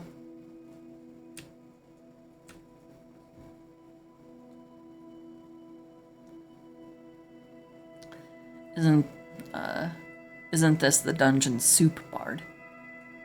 I don't know. Dungeon Soup Bard. That's not clicking in my brain for some reason or another. What about a magic warforged embedded with Philosopher's Stone? You're not that far off from what my magical architect is. My magical architect is an auto gnome who will have a Philosopher's Stone. Zed, don't worry about it. You go ahead and you go have a good night. Thank you so much for coming. Bye-bye, bye-bye, bye-bye, bye-bye, bye-bye. Mwah. But the idea for my magic caster is very specific. I wanted a magical architect. I wanted a character who could use magic to actually, like, build buildings. To shape the land magically. And so this is what I came up with. She's an auto gnome. I was told that the campaign setting for this new game, which is called the new campaign is called Arian's Gate.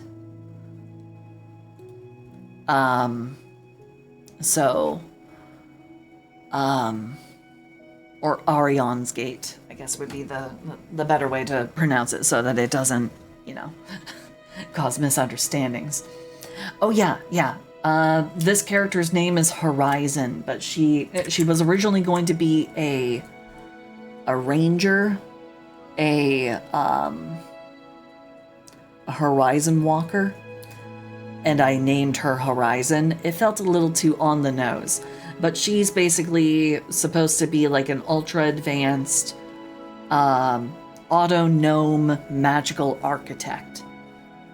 And she's supposed to like build up whole entire cities using her using her vast array of like crafting proficiencies, all combined with her magic of being able to literally transmute and shift matter.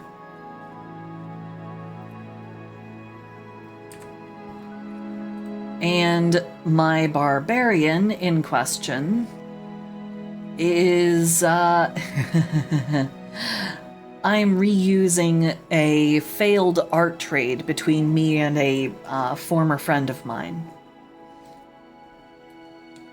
We were supposed to trade Krampus art.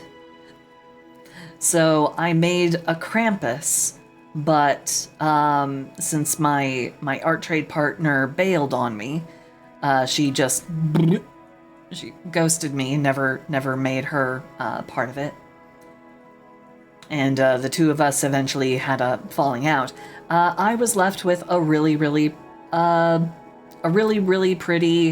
female Krampus, who I also decided, you know what? I'm gonna make her into an actual Dungeons and Dragons character, and she's just gonna be a specially flavored satyr. So she's using the Mythic Odysseys of Theros version of the satyr, which gives her advantage against all spells cast at her. So she has advantage against any and all magic cast at her, and the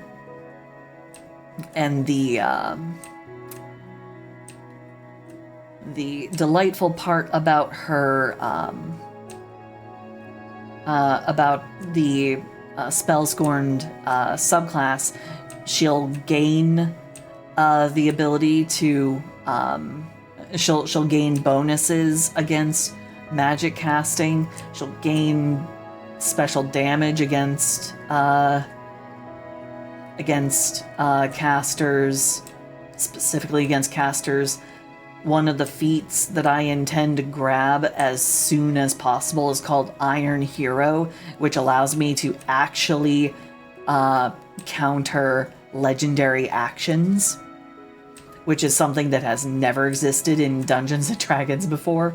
I think probably because a bunch of people were realizing that legendary actions are kinda sorta bullshit. Kinda sorta.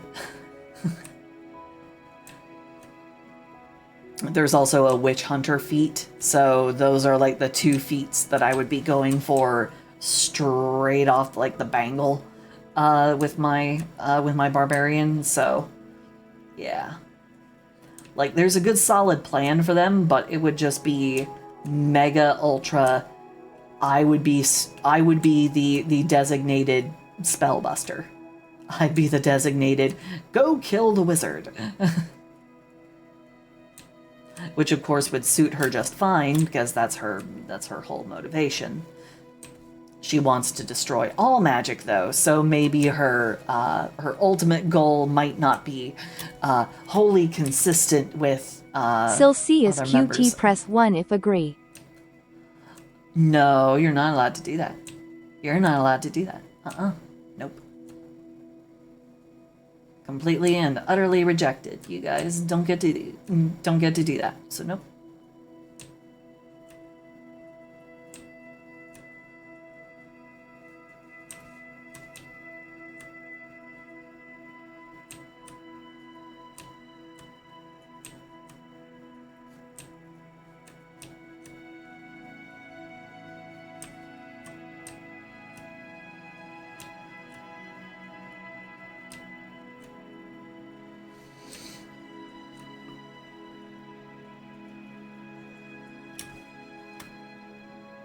That's what I do. I drink and I know things. Thank you for the wet the frog and making me wet.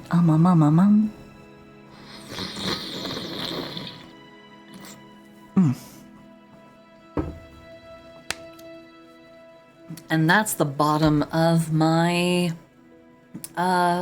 drink. I finally ran through the whole entire thing. So, oops.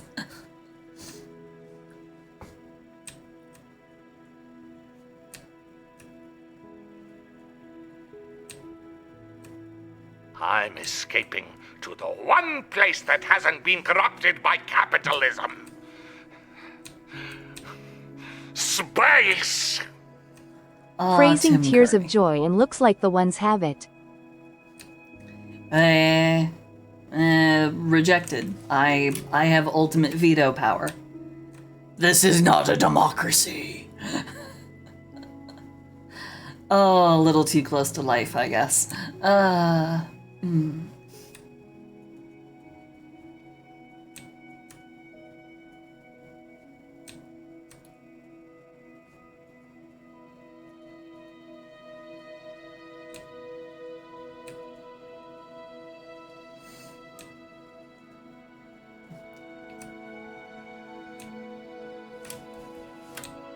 But what do you guys think? Which should I do? Should I do the Minecrafter in Dungeons and Dragons, able to magically build stuff?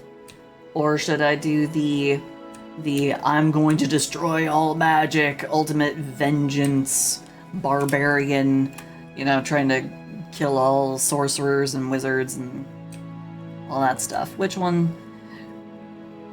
I guess the magical architect would probably cause fewer problems for like party interactions, if I'm gonna be honest. Because she wouldn't have any actual problem with any casters in the party.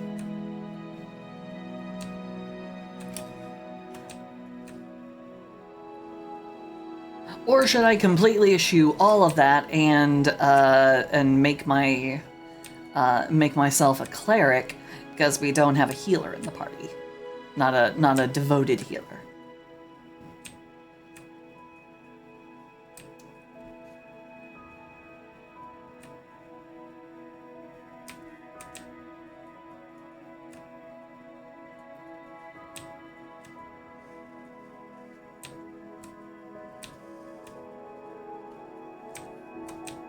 And pretty much everybody has already chosen their characters, so I mean, yeah,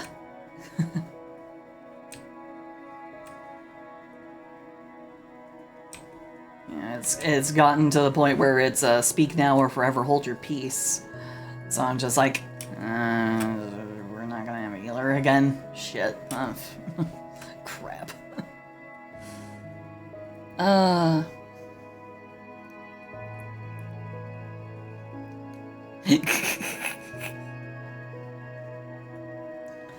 Well, I know a good chunk of the group. It's a new DM I've never had before. But he's pretty chill. He's pretty chill. And as for the campaign setting, everyone else is more familiar with it because it's the revival of an old one that they ran before, but I have not. I was not a part of the group back then, so.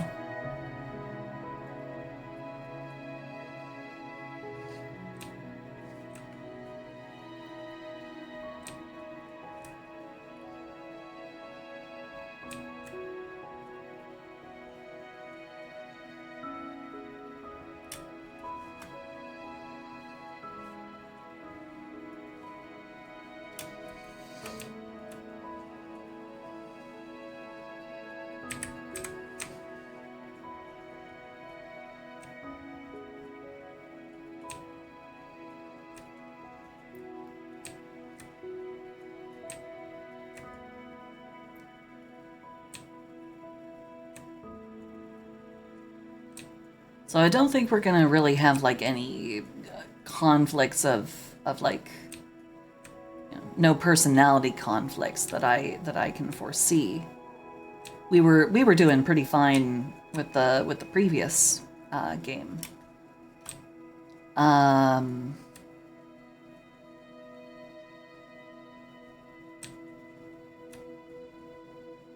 So I don't think we're gonna have any kind of drama like that. I don't think.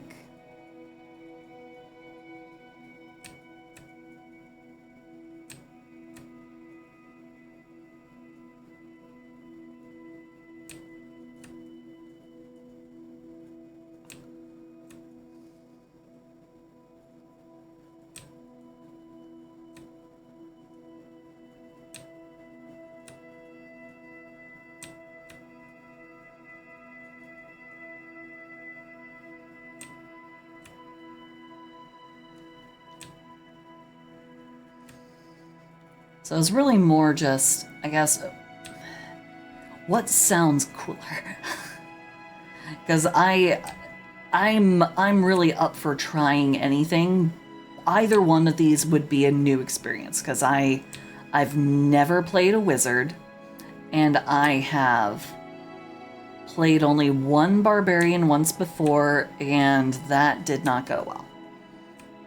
Not because of the fact that I was a barbarian, but more because that particular campaign did not do super great.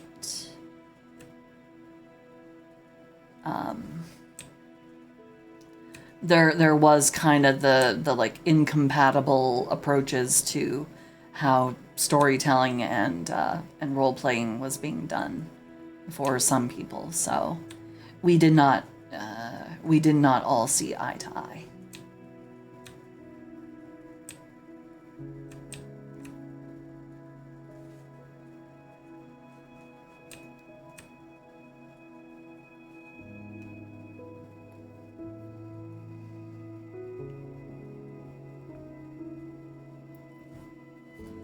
Oh, on the edition, it is 5e. We are using 5e because Boss Tom is the one who is doing the content share on D&D Beyond. So it's because of him that we're able to use literally like every book that is available online. So we use that as kind of like the engine for the for all of the campaigns. Like, honestly, we should actually like pay him for how much we actually like use all that stuff.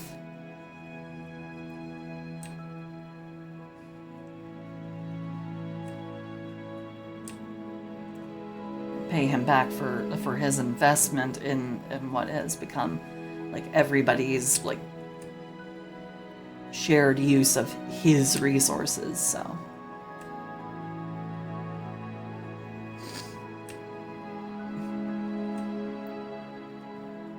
which of course would make me feel like garbage, because I know for a factual I would not be able to reliably keep a payment on that.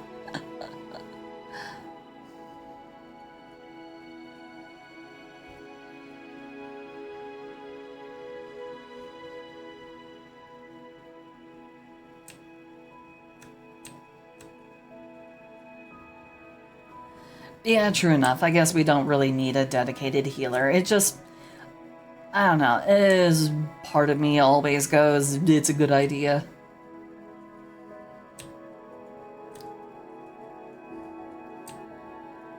Because some part of me is also always like, you know, a DM may take off the kid gloves and be like, okay, you little shits.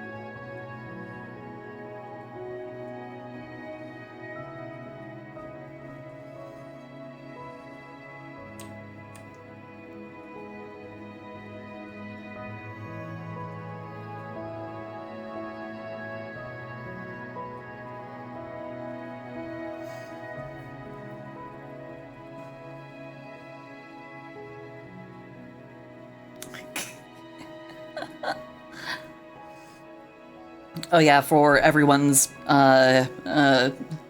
information and just to, you know, sort of refresh things, Froggy Captain there is in fact my DM for the Saturday game, and he's the one who shares the books and makes it possible for me to make such neato burrito characters. It has been super inspiring for like certain art projects that yielded some truly lovely characters that I was just like, oh yes, I'm so happy.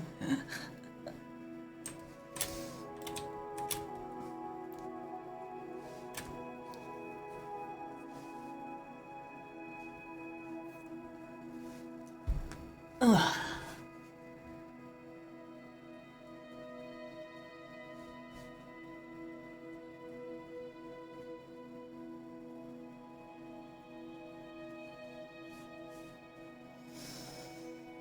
Okay.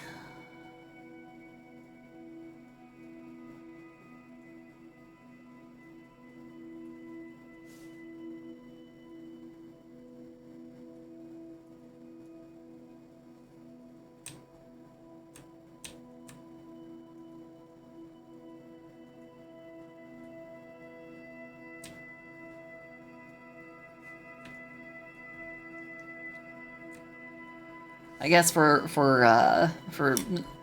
an extra degree of clarity, part of tonight's art is actually partly because of that, because this character, whether deliberately or not, I kind of intended it. I also kind of didn't, but this became basically a living, breathing model of an item in the game that my character has gotten her hands on. So, yeah, this is a whole thing that I would not know about without access to Boss's books. So, again, ever as always, thank you, Boss.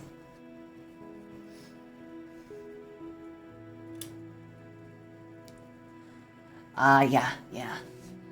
It's a good one. It's a good choice. Okay, so let's make it a multiply layer, adjustments, hue saturation. So I'm gonna go ahead, I'm gonna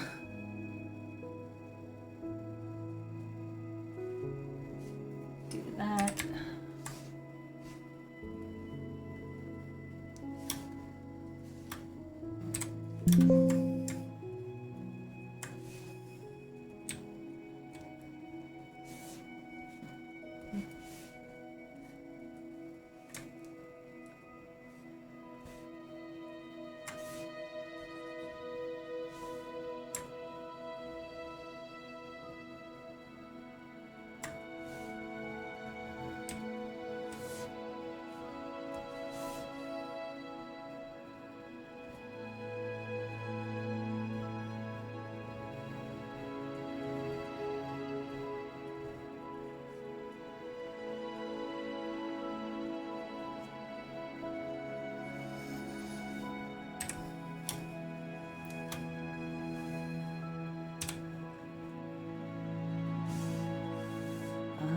Let's see, what should I make her eyes? Let's make her eyes green.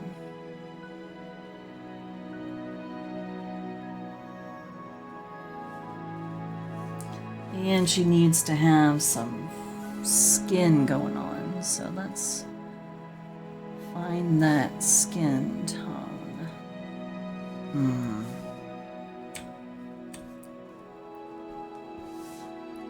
Kind of a normal fleshy pink color. Do I make her pale, or do I go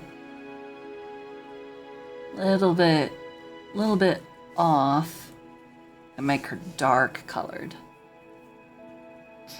Or maybe even a scoosh darker.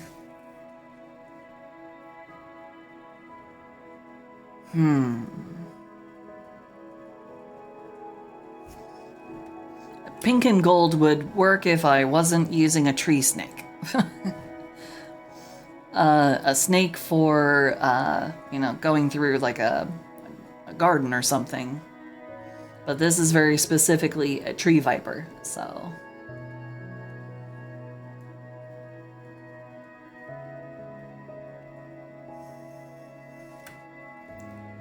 And as for color of the skin,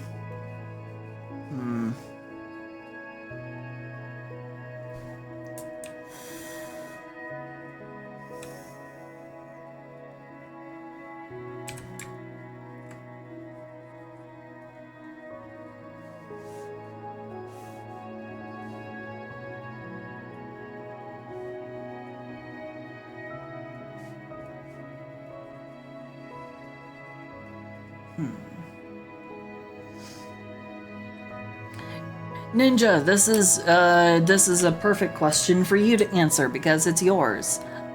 Which skin tone would you prefer for the skin?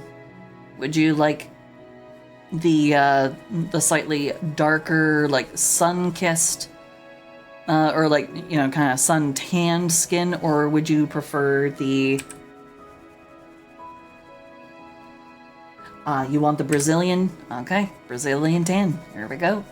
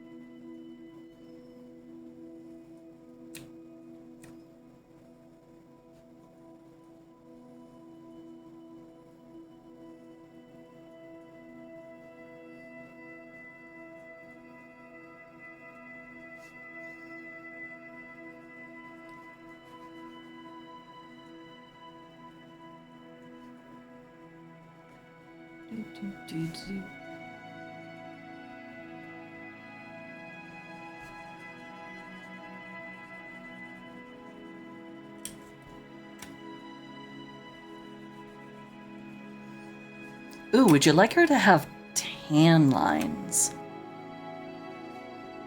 Would you like her to have like real subtle, but would you like her to have like little tan lines in certain particular areas? I could probably come up with a fairly smexy pattern.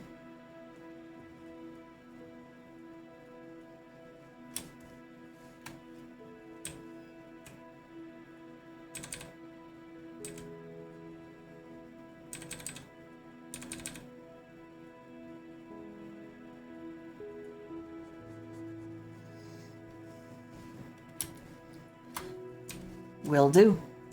I can do that. Not a problem.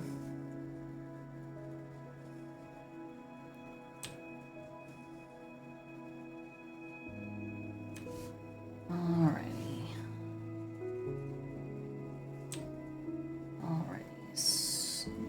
Enigma gal, you are about to get the Brazilian treatment, and I don't mean hair removal. Okay. Let's get the rest of the skin colored in at least before I go in and do any of that. Okay.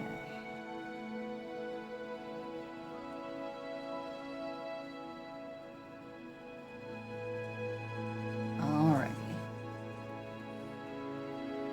So, the skin is now colored in. That selected everything. Okay. So let's go ahead and darken it, saturate, move into red, darken a bit more.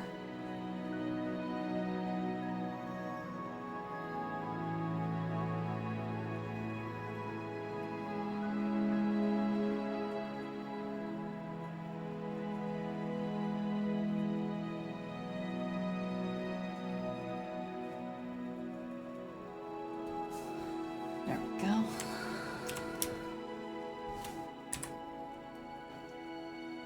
Ooh, okay, well, there's the original, and here's where we've ended up.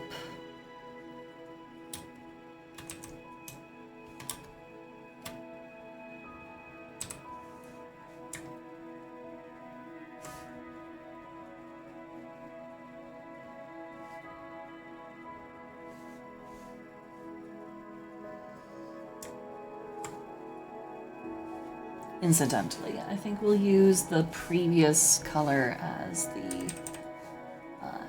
the mark for tan lines.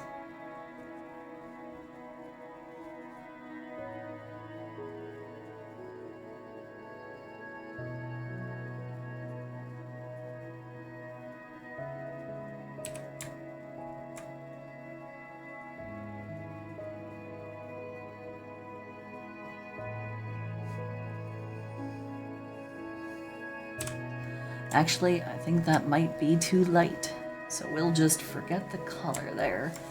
We're gonna work backward.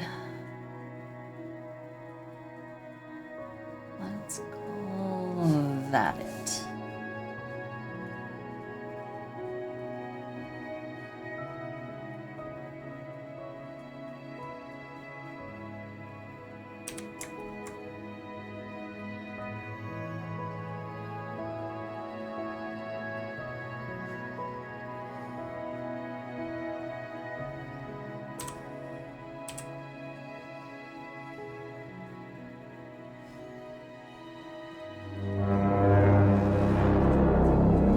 Oh, the Ooh Wizard! Thank you for joining the That's what I Star do. Pond. Thank I you. drink and I know things. Let me go and get something to fill my cup, because my cup is now empty. I shall return momentarily. Oh, my knees.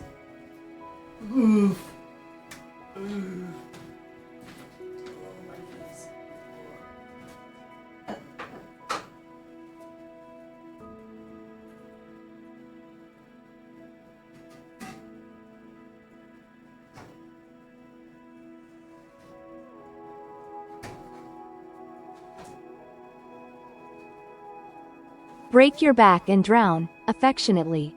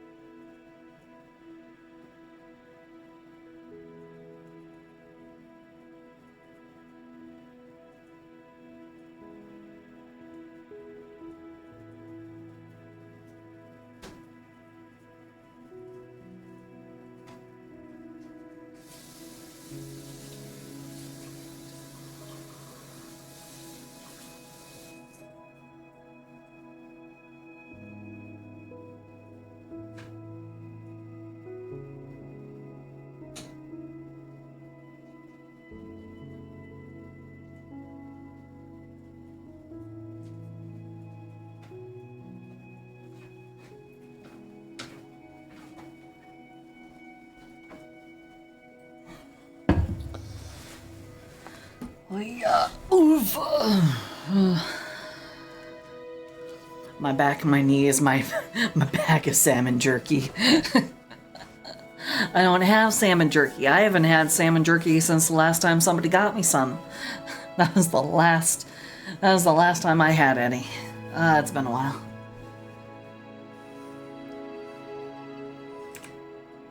But that is fine. It's more of a luxury than a necessity.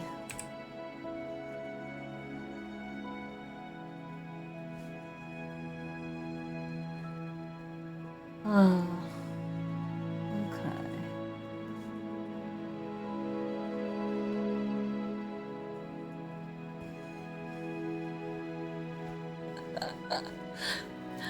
No, don't worry about it.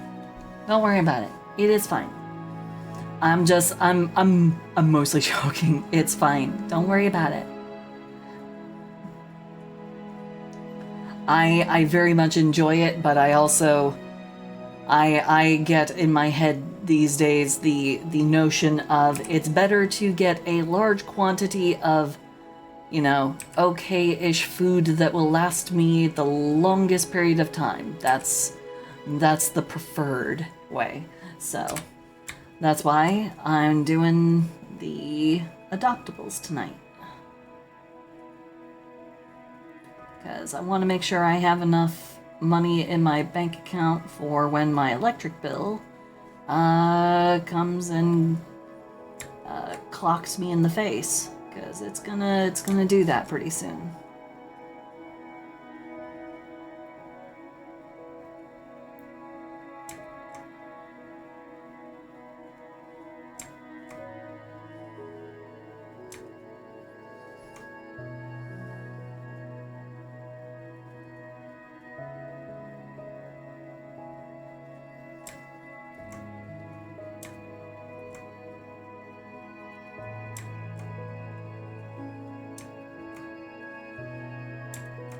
As for actually eating, well, I managed to get some boxes of macaroni, so I'm good for at least a few weeks. Runs in my mind I haven't eaten actual food today.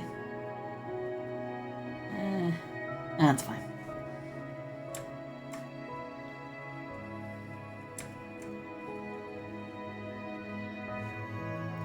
Because it was immediately sit down at my computer when I rolled out of bed at like 10 a.m. I was like, ugh, I feel like garbage. Ugh.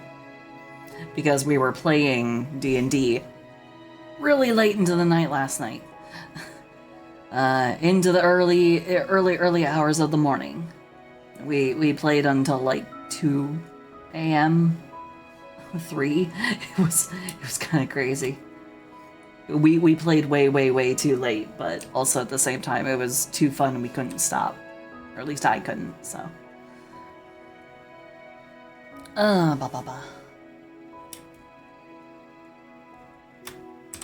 let me make sure that I at least get these color swatches out here. What color should her hair be?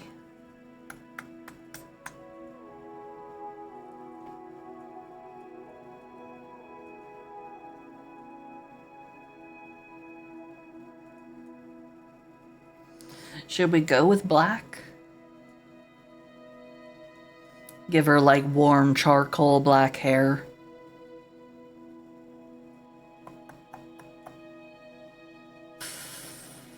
Huh.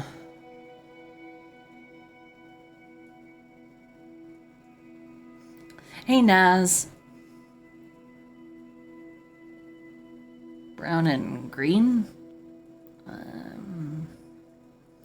I'm kind of averse to doing the unnatural hair colors. That's just me personally, but since this is Ninja's character.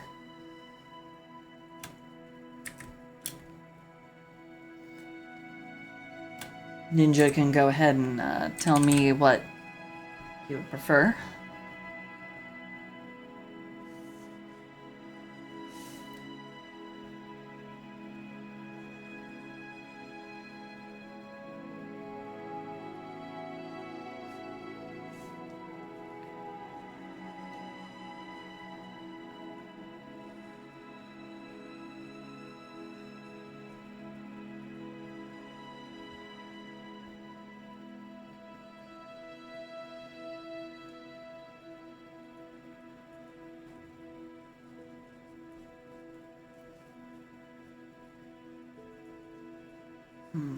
I might need to pick one that's a little lighter than that. I'm just gonna fill it in for now, and then I'll go in and...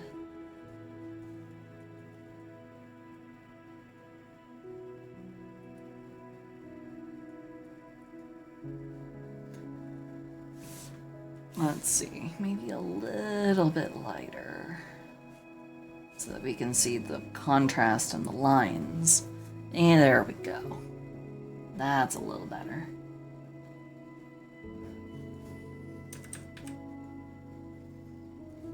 But we'll keep this color for the eyebrows, because eyebrows are typically darker hair than the hair on your head. You can actually see that in action on my own model. Actually, no, you can't, because my eyebrows for the model are gold. So I'm a liar.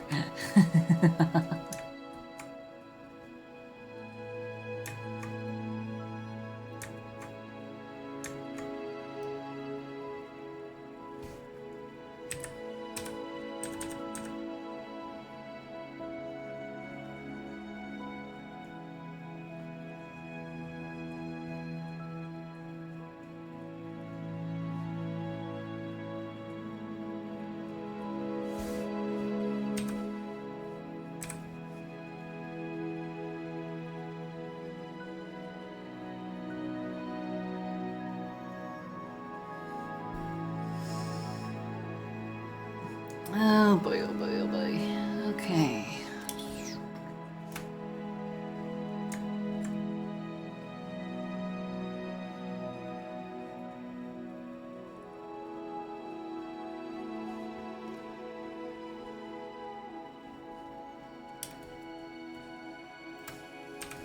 And then when this gets the screen sheen on top of it, it's gonna turn kind of a nice warm reddish chocolate color.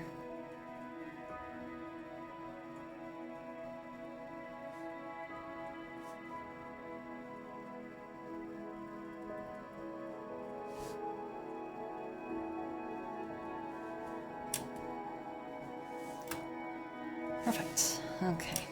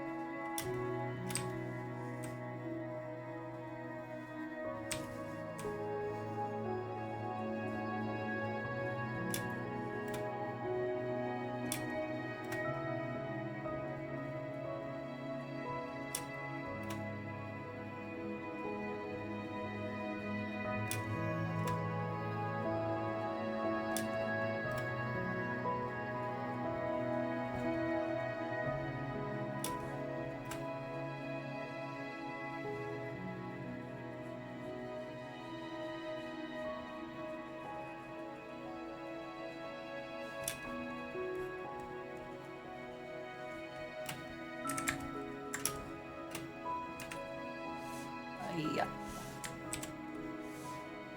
Select, modify, expand that to...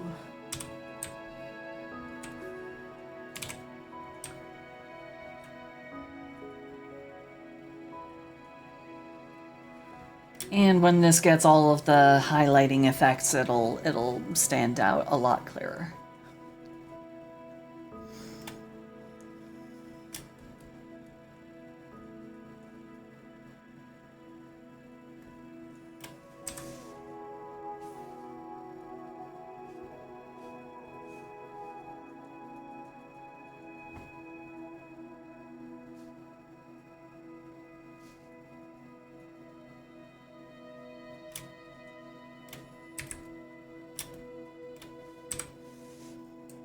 Actually,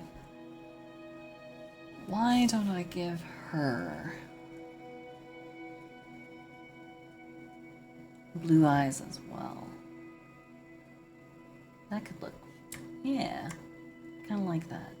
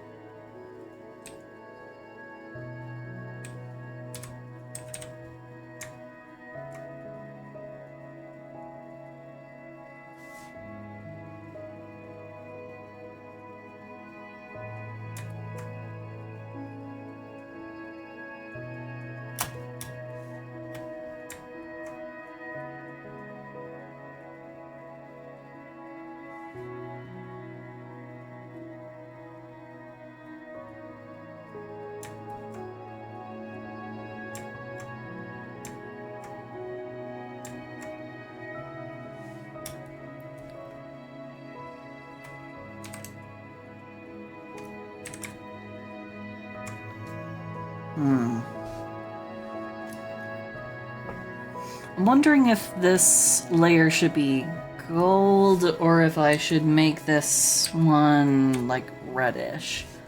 I don't know which to do. Adjustments. Because here's red, kind of a reddish violet as we go this way. Blue fades out, so we can't use blue. We need something that actually gets accentuated, so... red... There's gold. There's yellow. Here we go into green.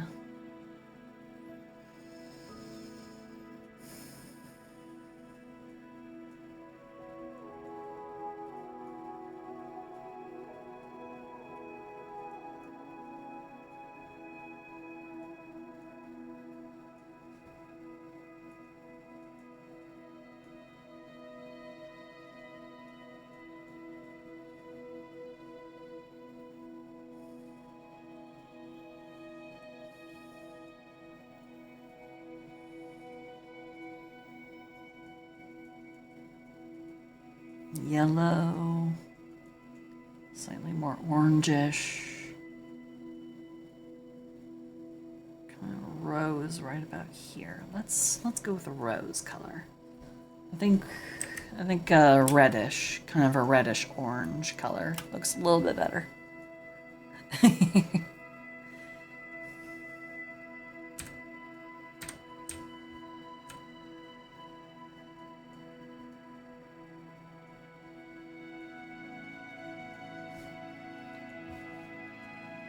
Well, it's good that somebody's getting food.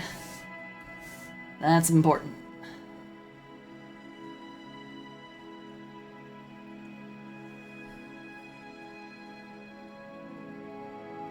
Remember to continually eat your meals at the proper times, folks. Don't skip. Bum, bum, bum, bum.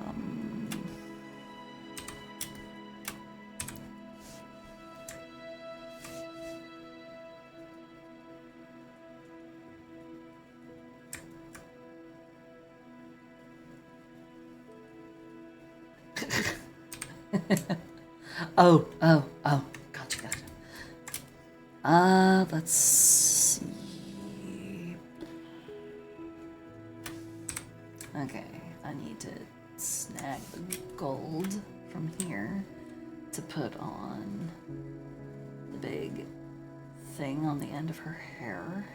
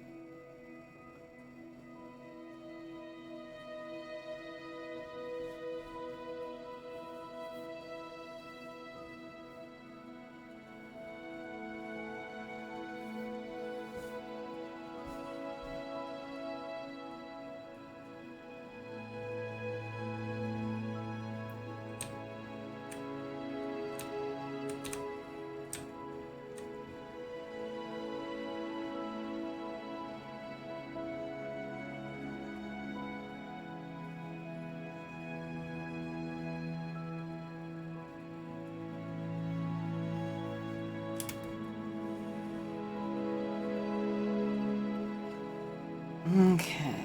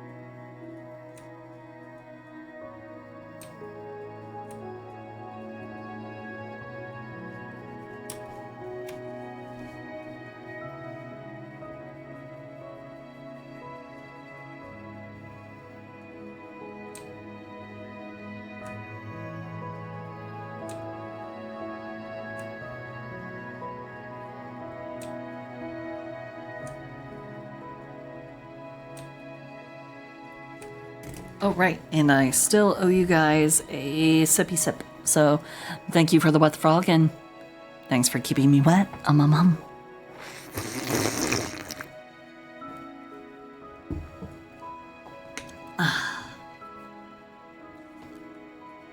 That is not coffee. That is a nice big old glass of cold milk with carnation breakfast drink mix powder put in. So it's basically chocolate milk with a breakfast meal packet in it.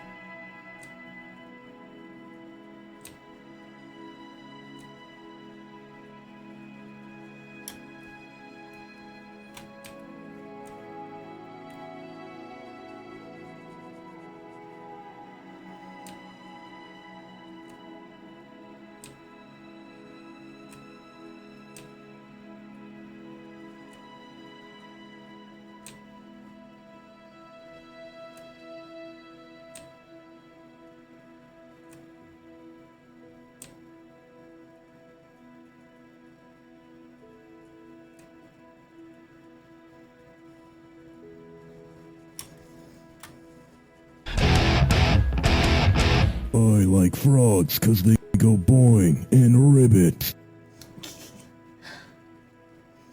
And frogs like you because you like us frogs. So thank you, thank you, thank you. Mwah.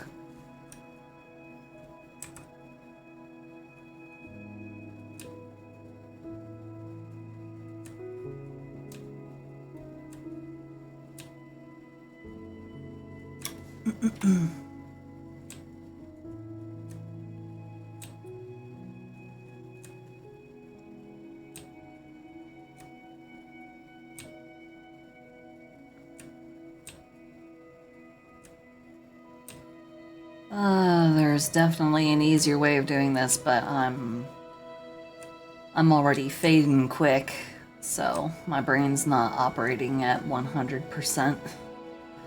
I said I would try and stream later than normal, but oh boy, my my body is telling me no instead of telling me yes.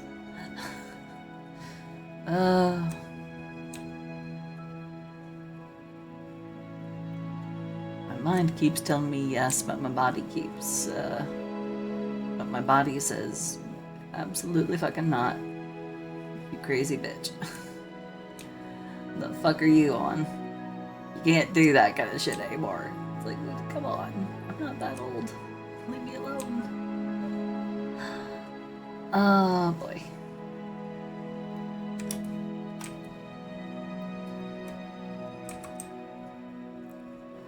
Oh, allergies. It is getting close to about that time. It's also getting close to flu season, so be on your toes, everybody. Especially with reduced vaccine mandates and support here in the US, be extra on your toes. Go back to wearing masks, everybody. It's about time we broke those back out.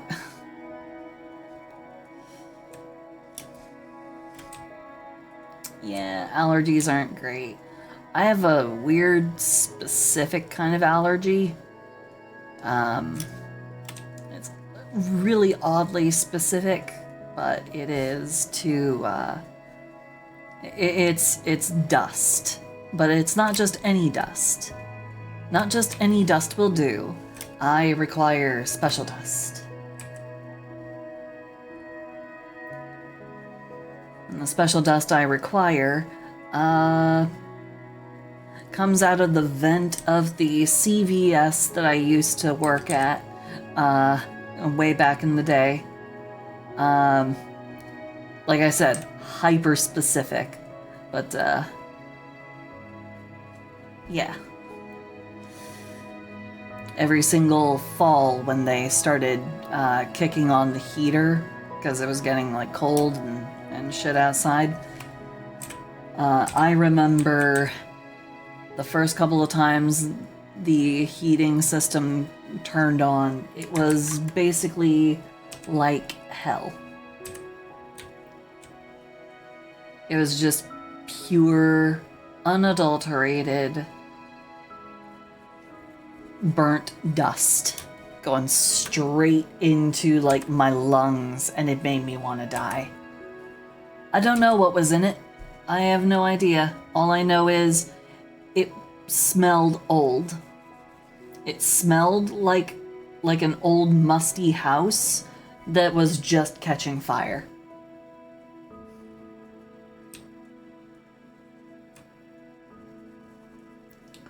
And I remember once the store manager told me, yeah, we probably haven't had all the ducts cleaned out in probably like 20 years. And I was like, you gotta be kidding me. You're telling me I am literally breathing in roasted 20-year-old dust. Yeah, pretty much.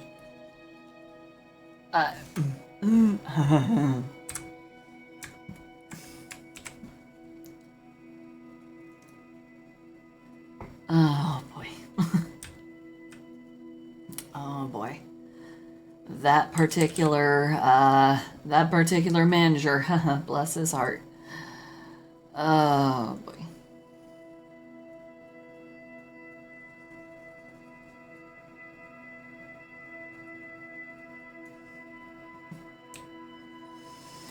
Yep, but I needed a job, kind of like I need a job now, so, you know, swallow my pride and most my innards, which want to flee and escape, you know, through whatever orifice happens to have the most force trying to push shit out.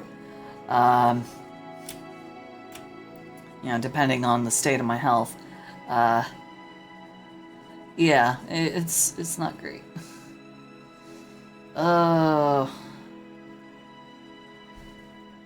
Jobs, man.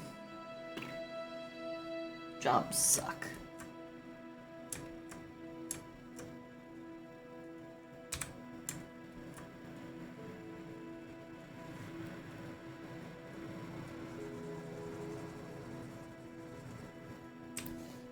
Well, at the very least, this new place I'm in doesn't cause me a whole bunch of trouble with having to keep track of what day of the week it is, what month of the year, all that other horse crap, you know, for seasonal street cleaning. I don't have to worry about that. So my car will probably not get towed anymore. Because every once in a while, you know, as soon as winter is over, I end up forgetting, you know, my dumbass can't cling to the idea that where I used to live every April, they would start street sweeping all over again, and any cars that are left out on the road would get towed. That was suspended during COVID, of course, but then once COVID mandates got lessened, then they were like, okay, now we're going to resume our form of income, and we're going to make sure that everybody gets their cars towed, and and they'll have to pay the city to get their cars back. Fantastic. The corruption is complete. Because they didn't notify us. They didn't give us prior notice. They just suddenly did it.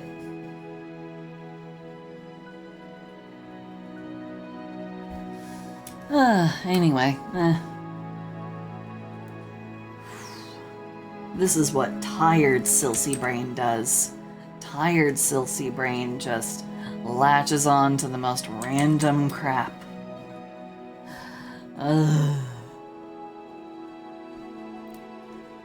Really doesn't help that the music I chose is ultra peaceful. It was okay for the start of the stream, but now it's very much working against me. Oh, it makes me want to go to sleep.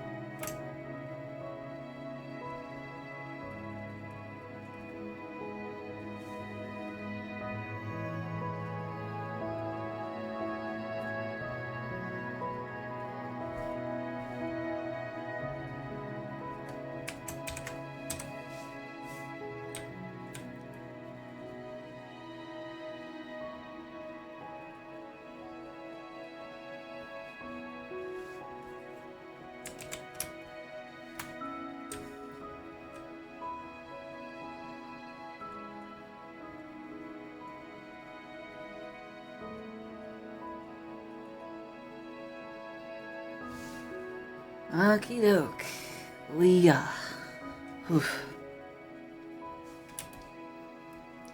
Then, well, fortunately, it looks like those are mostly just around the head, so I think for here, just put them on the ears and around the rump.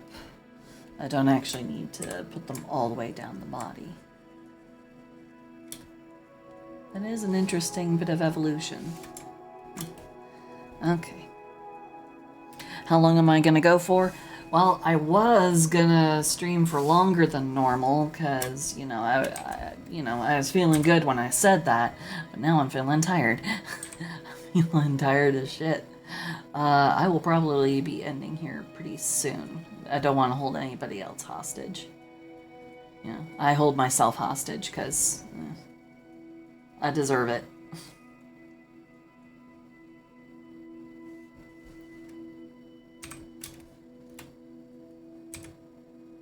This one is not done yet. I will resume this once I wake up in the morning, along with everything else I have to work on. But I'll resume working on these ones post-haste in the morning.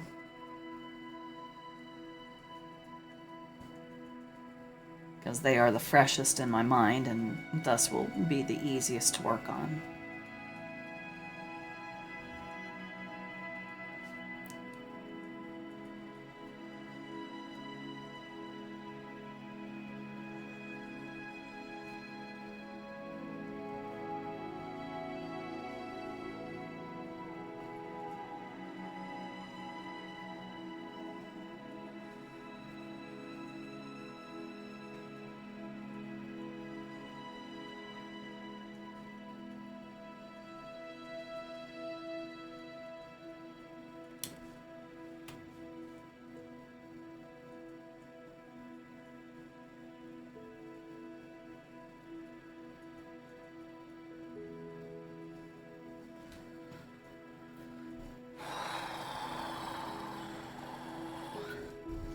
What do you mean nobody's being held hostage? I'm totally holding myself hostage. Are you kidding me? I absolutely... This is my proof of life video. Pass this along to the FBI. They need to know I'm still here. Actually, no. Forget the FBI. They're a bunch of dick waffles right now.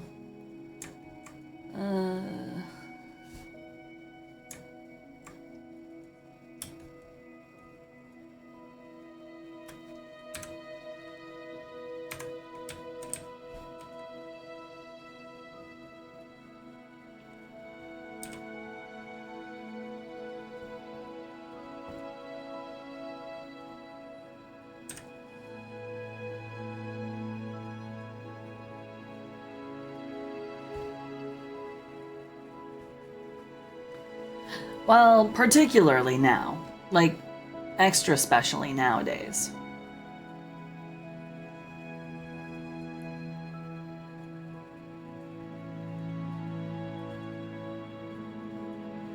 Like, extra additional flavoring of, like, extra dirty, dick cheese. Nowadays. As opposed to their normal flavoring, which is just, you know, gross incompetence.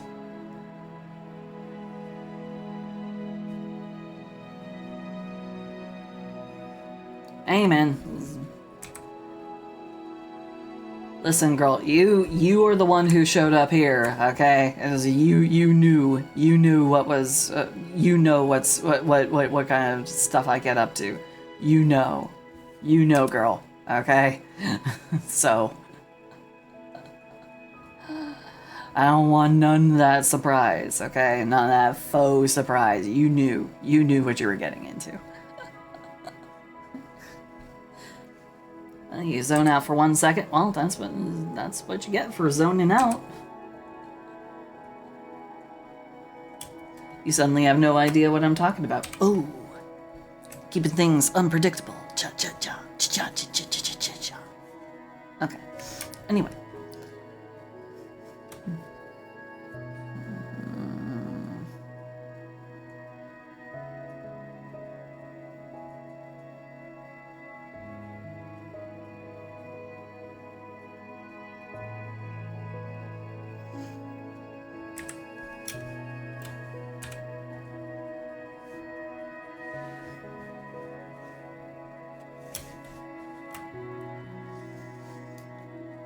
Okay.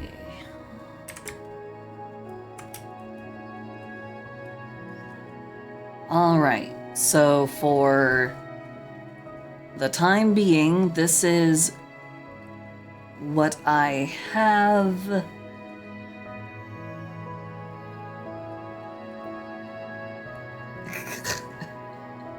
We'll get there eventually.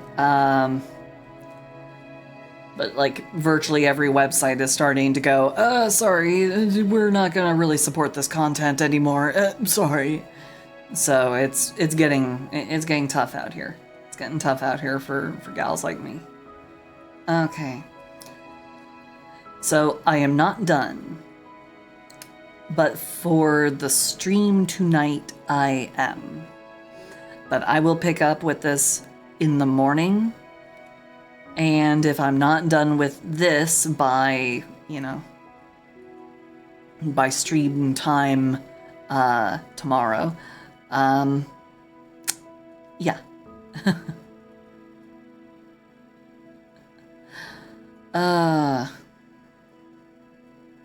You'd think they learned from Tumblr? No. Are you kidding me? Corporations don't learn. What are you talking about? The most they ever learn to do is to imitate the most profitable course of action, but never to assimilate the reasoning behind it. So, with that, this is gonna be, as far as I take it, this evening. Again, I'm not done yet. I'll be returning to this. But I will be making sure that the piece, when I send it to Ninja, it will be at least of this quality. So.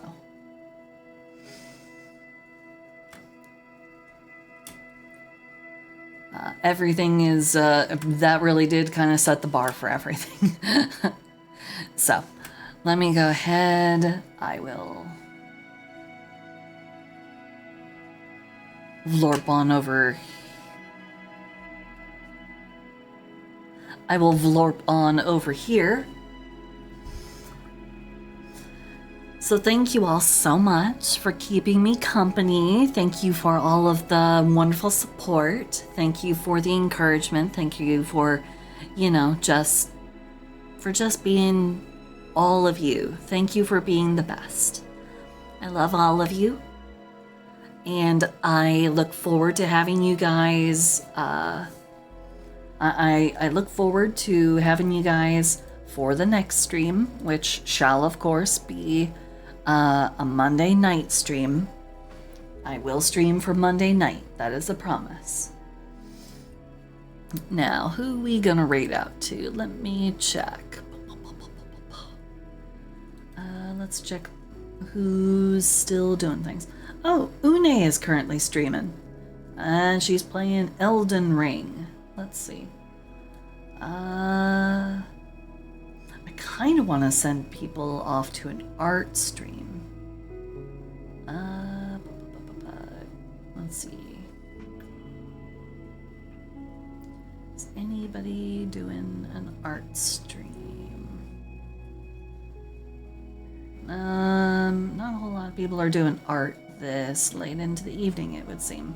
So, I will drop you guys off with my darling, my beloved Une Angelic. So, again, thank you all so much for keeping me company. I love all of you guys, and I will see you later. So, bye-bye. Bye-bye. Bye, bye, bye, bye, bye, bye, bye, bye, bye, bye, bye, bye.